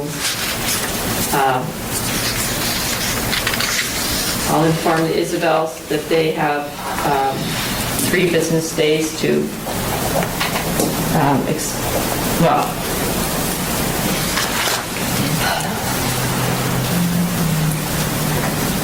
the reason I'm hesitant is I don't know if they're planning to appeal any of the items that came up tonight, or if we're planning to appeal any of the items that come up tonight. Understood.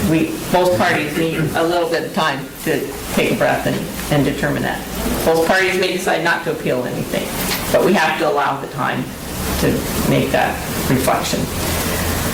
Just so I can be clear, is there notice of a dangerous building in the notice and order that we're dealing with tonight? No, there's not. Okay. But the concern exists, and the concern's going to exist tomorrow morning. The notice and order tonight required the engineering report. So the only thing that I would be looking for is promise of compliance with that, to engage the engineer. That's what I'd be looking for on that, to not. I'm just asking what the Yeah. status of the 2010 Okay, stop work order. so the 2010 stop work order, What I'm hearing is, Tomorrow. whatever we do, you might go out and call this a dangerous building tomorrow and give us 3 days to, respond to that. That doesn't really, No, it won't go down that way. I mean, the condition of that exterior sheathing is going to be an issue regarding the completion of the structure either way. So you have basically as much time as they need, really, as much time as you want to take. It's in your best interest to do it quickly and evaluate it to get moving. But we would need that report in order to proceed with the construction of the structure, right? yeah, I can understand that. And so it's really not connected to the 2010 stop work order. correct. Thank you. Yeah. Well, and I guess along those same lines then will the permits then be reinstated at that point in time? The permit The permits haven't been, closed. They haven't been closed. They're not Yeah. considered abandoned because of the stop work, so they haven't It's like the expired. septic permit, we can get all the Nothing's inspections that have been expired. paid for as part of the Right, permit. nothing's expired. Okay. So, well, I think that's your concern, that we're gonna have has expired, so you're going to have to make a determination on that, probably, because it sat for so many years. We know that. Yeah, so, I think we, well, Could make I'll it go on good. the record, Yeah. we'll consider that active. I can make that determination here. So I'm going on the record, the 2010 stop work order will be lifted tomorrow. We'll make an entry in the system that that's lifted. We'll extend the time on the septic permit without additional charge. And we'll enter a note of this resolution of the items, the 2 items on the driveway permit and the structural engineer's assessment. And those will be column inspection conditions. We'll put those notices in the Hanson system. And then when that report comes in, then we'll proceed. So we are going to be allowed our inspections under the original permit, because previously we said that we're on a inspection by inspection basis, because we've only had like 3 of our 25 inspections. It will be whatever the requirements were when you signed your original permit. Because the permit never expired. You've had a lot of inspections out there that we didn't have anything to do with, that I was told that was counted against our inspection time. No, that was That's not true now? well, that was Ron Thompson that said that. You still need written findings and conclusions. Correct. Yeah, not tonight. Now, so that's how we'll proceed. Now, if you should decide on reflection in the time limit you want to appeal either of those 2 items, then we'll have to suspend the situation until the appeals happen. Correct? Which the next item of business is to inform all parties in this case that you have 5 days after the decision is posted to the MOA website to appeal the findings of this 3-member hearing panel and for the decision to a de novo hearing of the full building board. That sounds like fun. Okay? Did it? Enough findings? For one night. Anything else? Safe to drive. Yeah, I'll entertain the move into adjourn. Yes. Excellent, move to adjourn.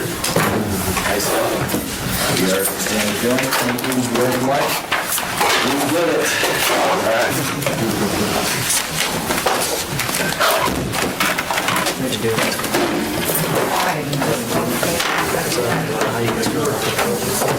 Some time when it comes out.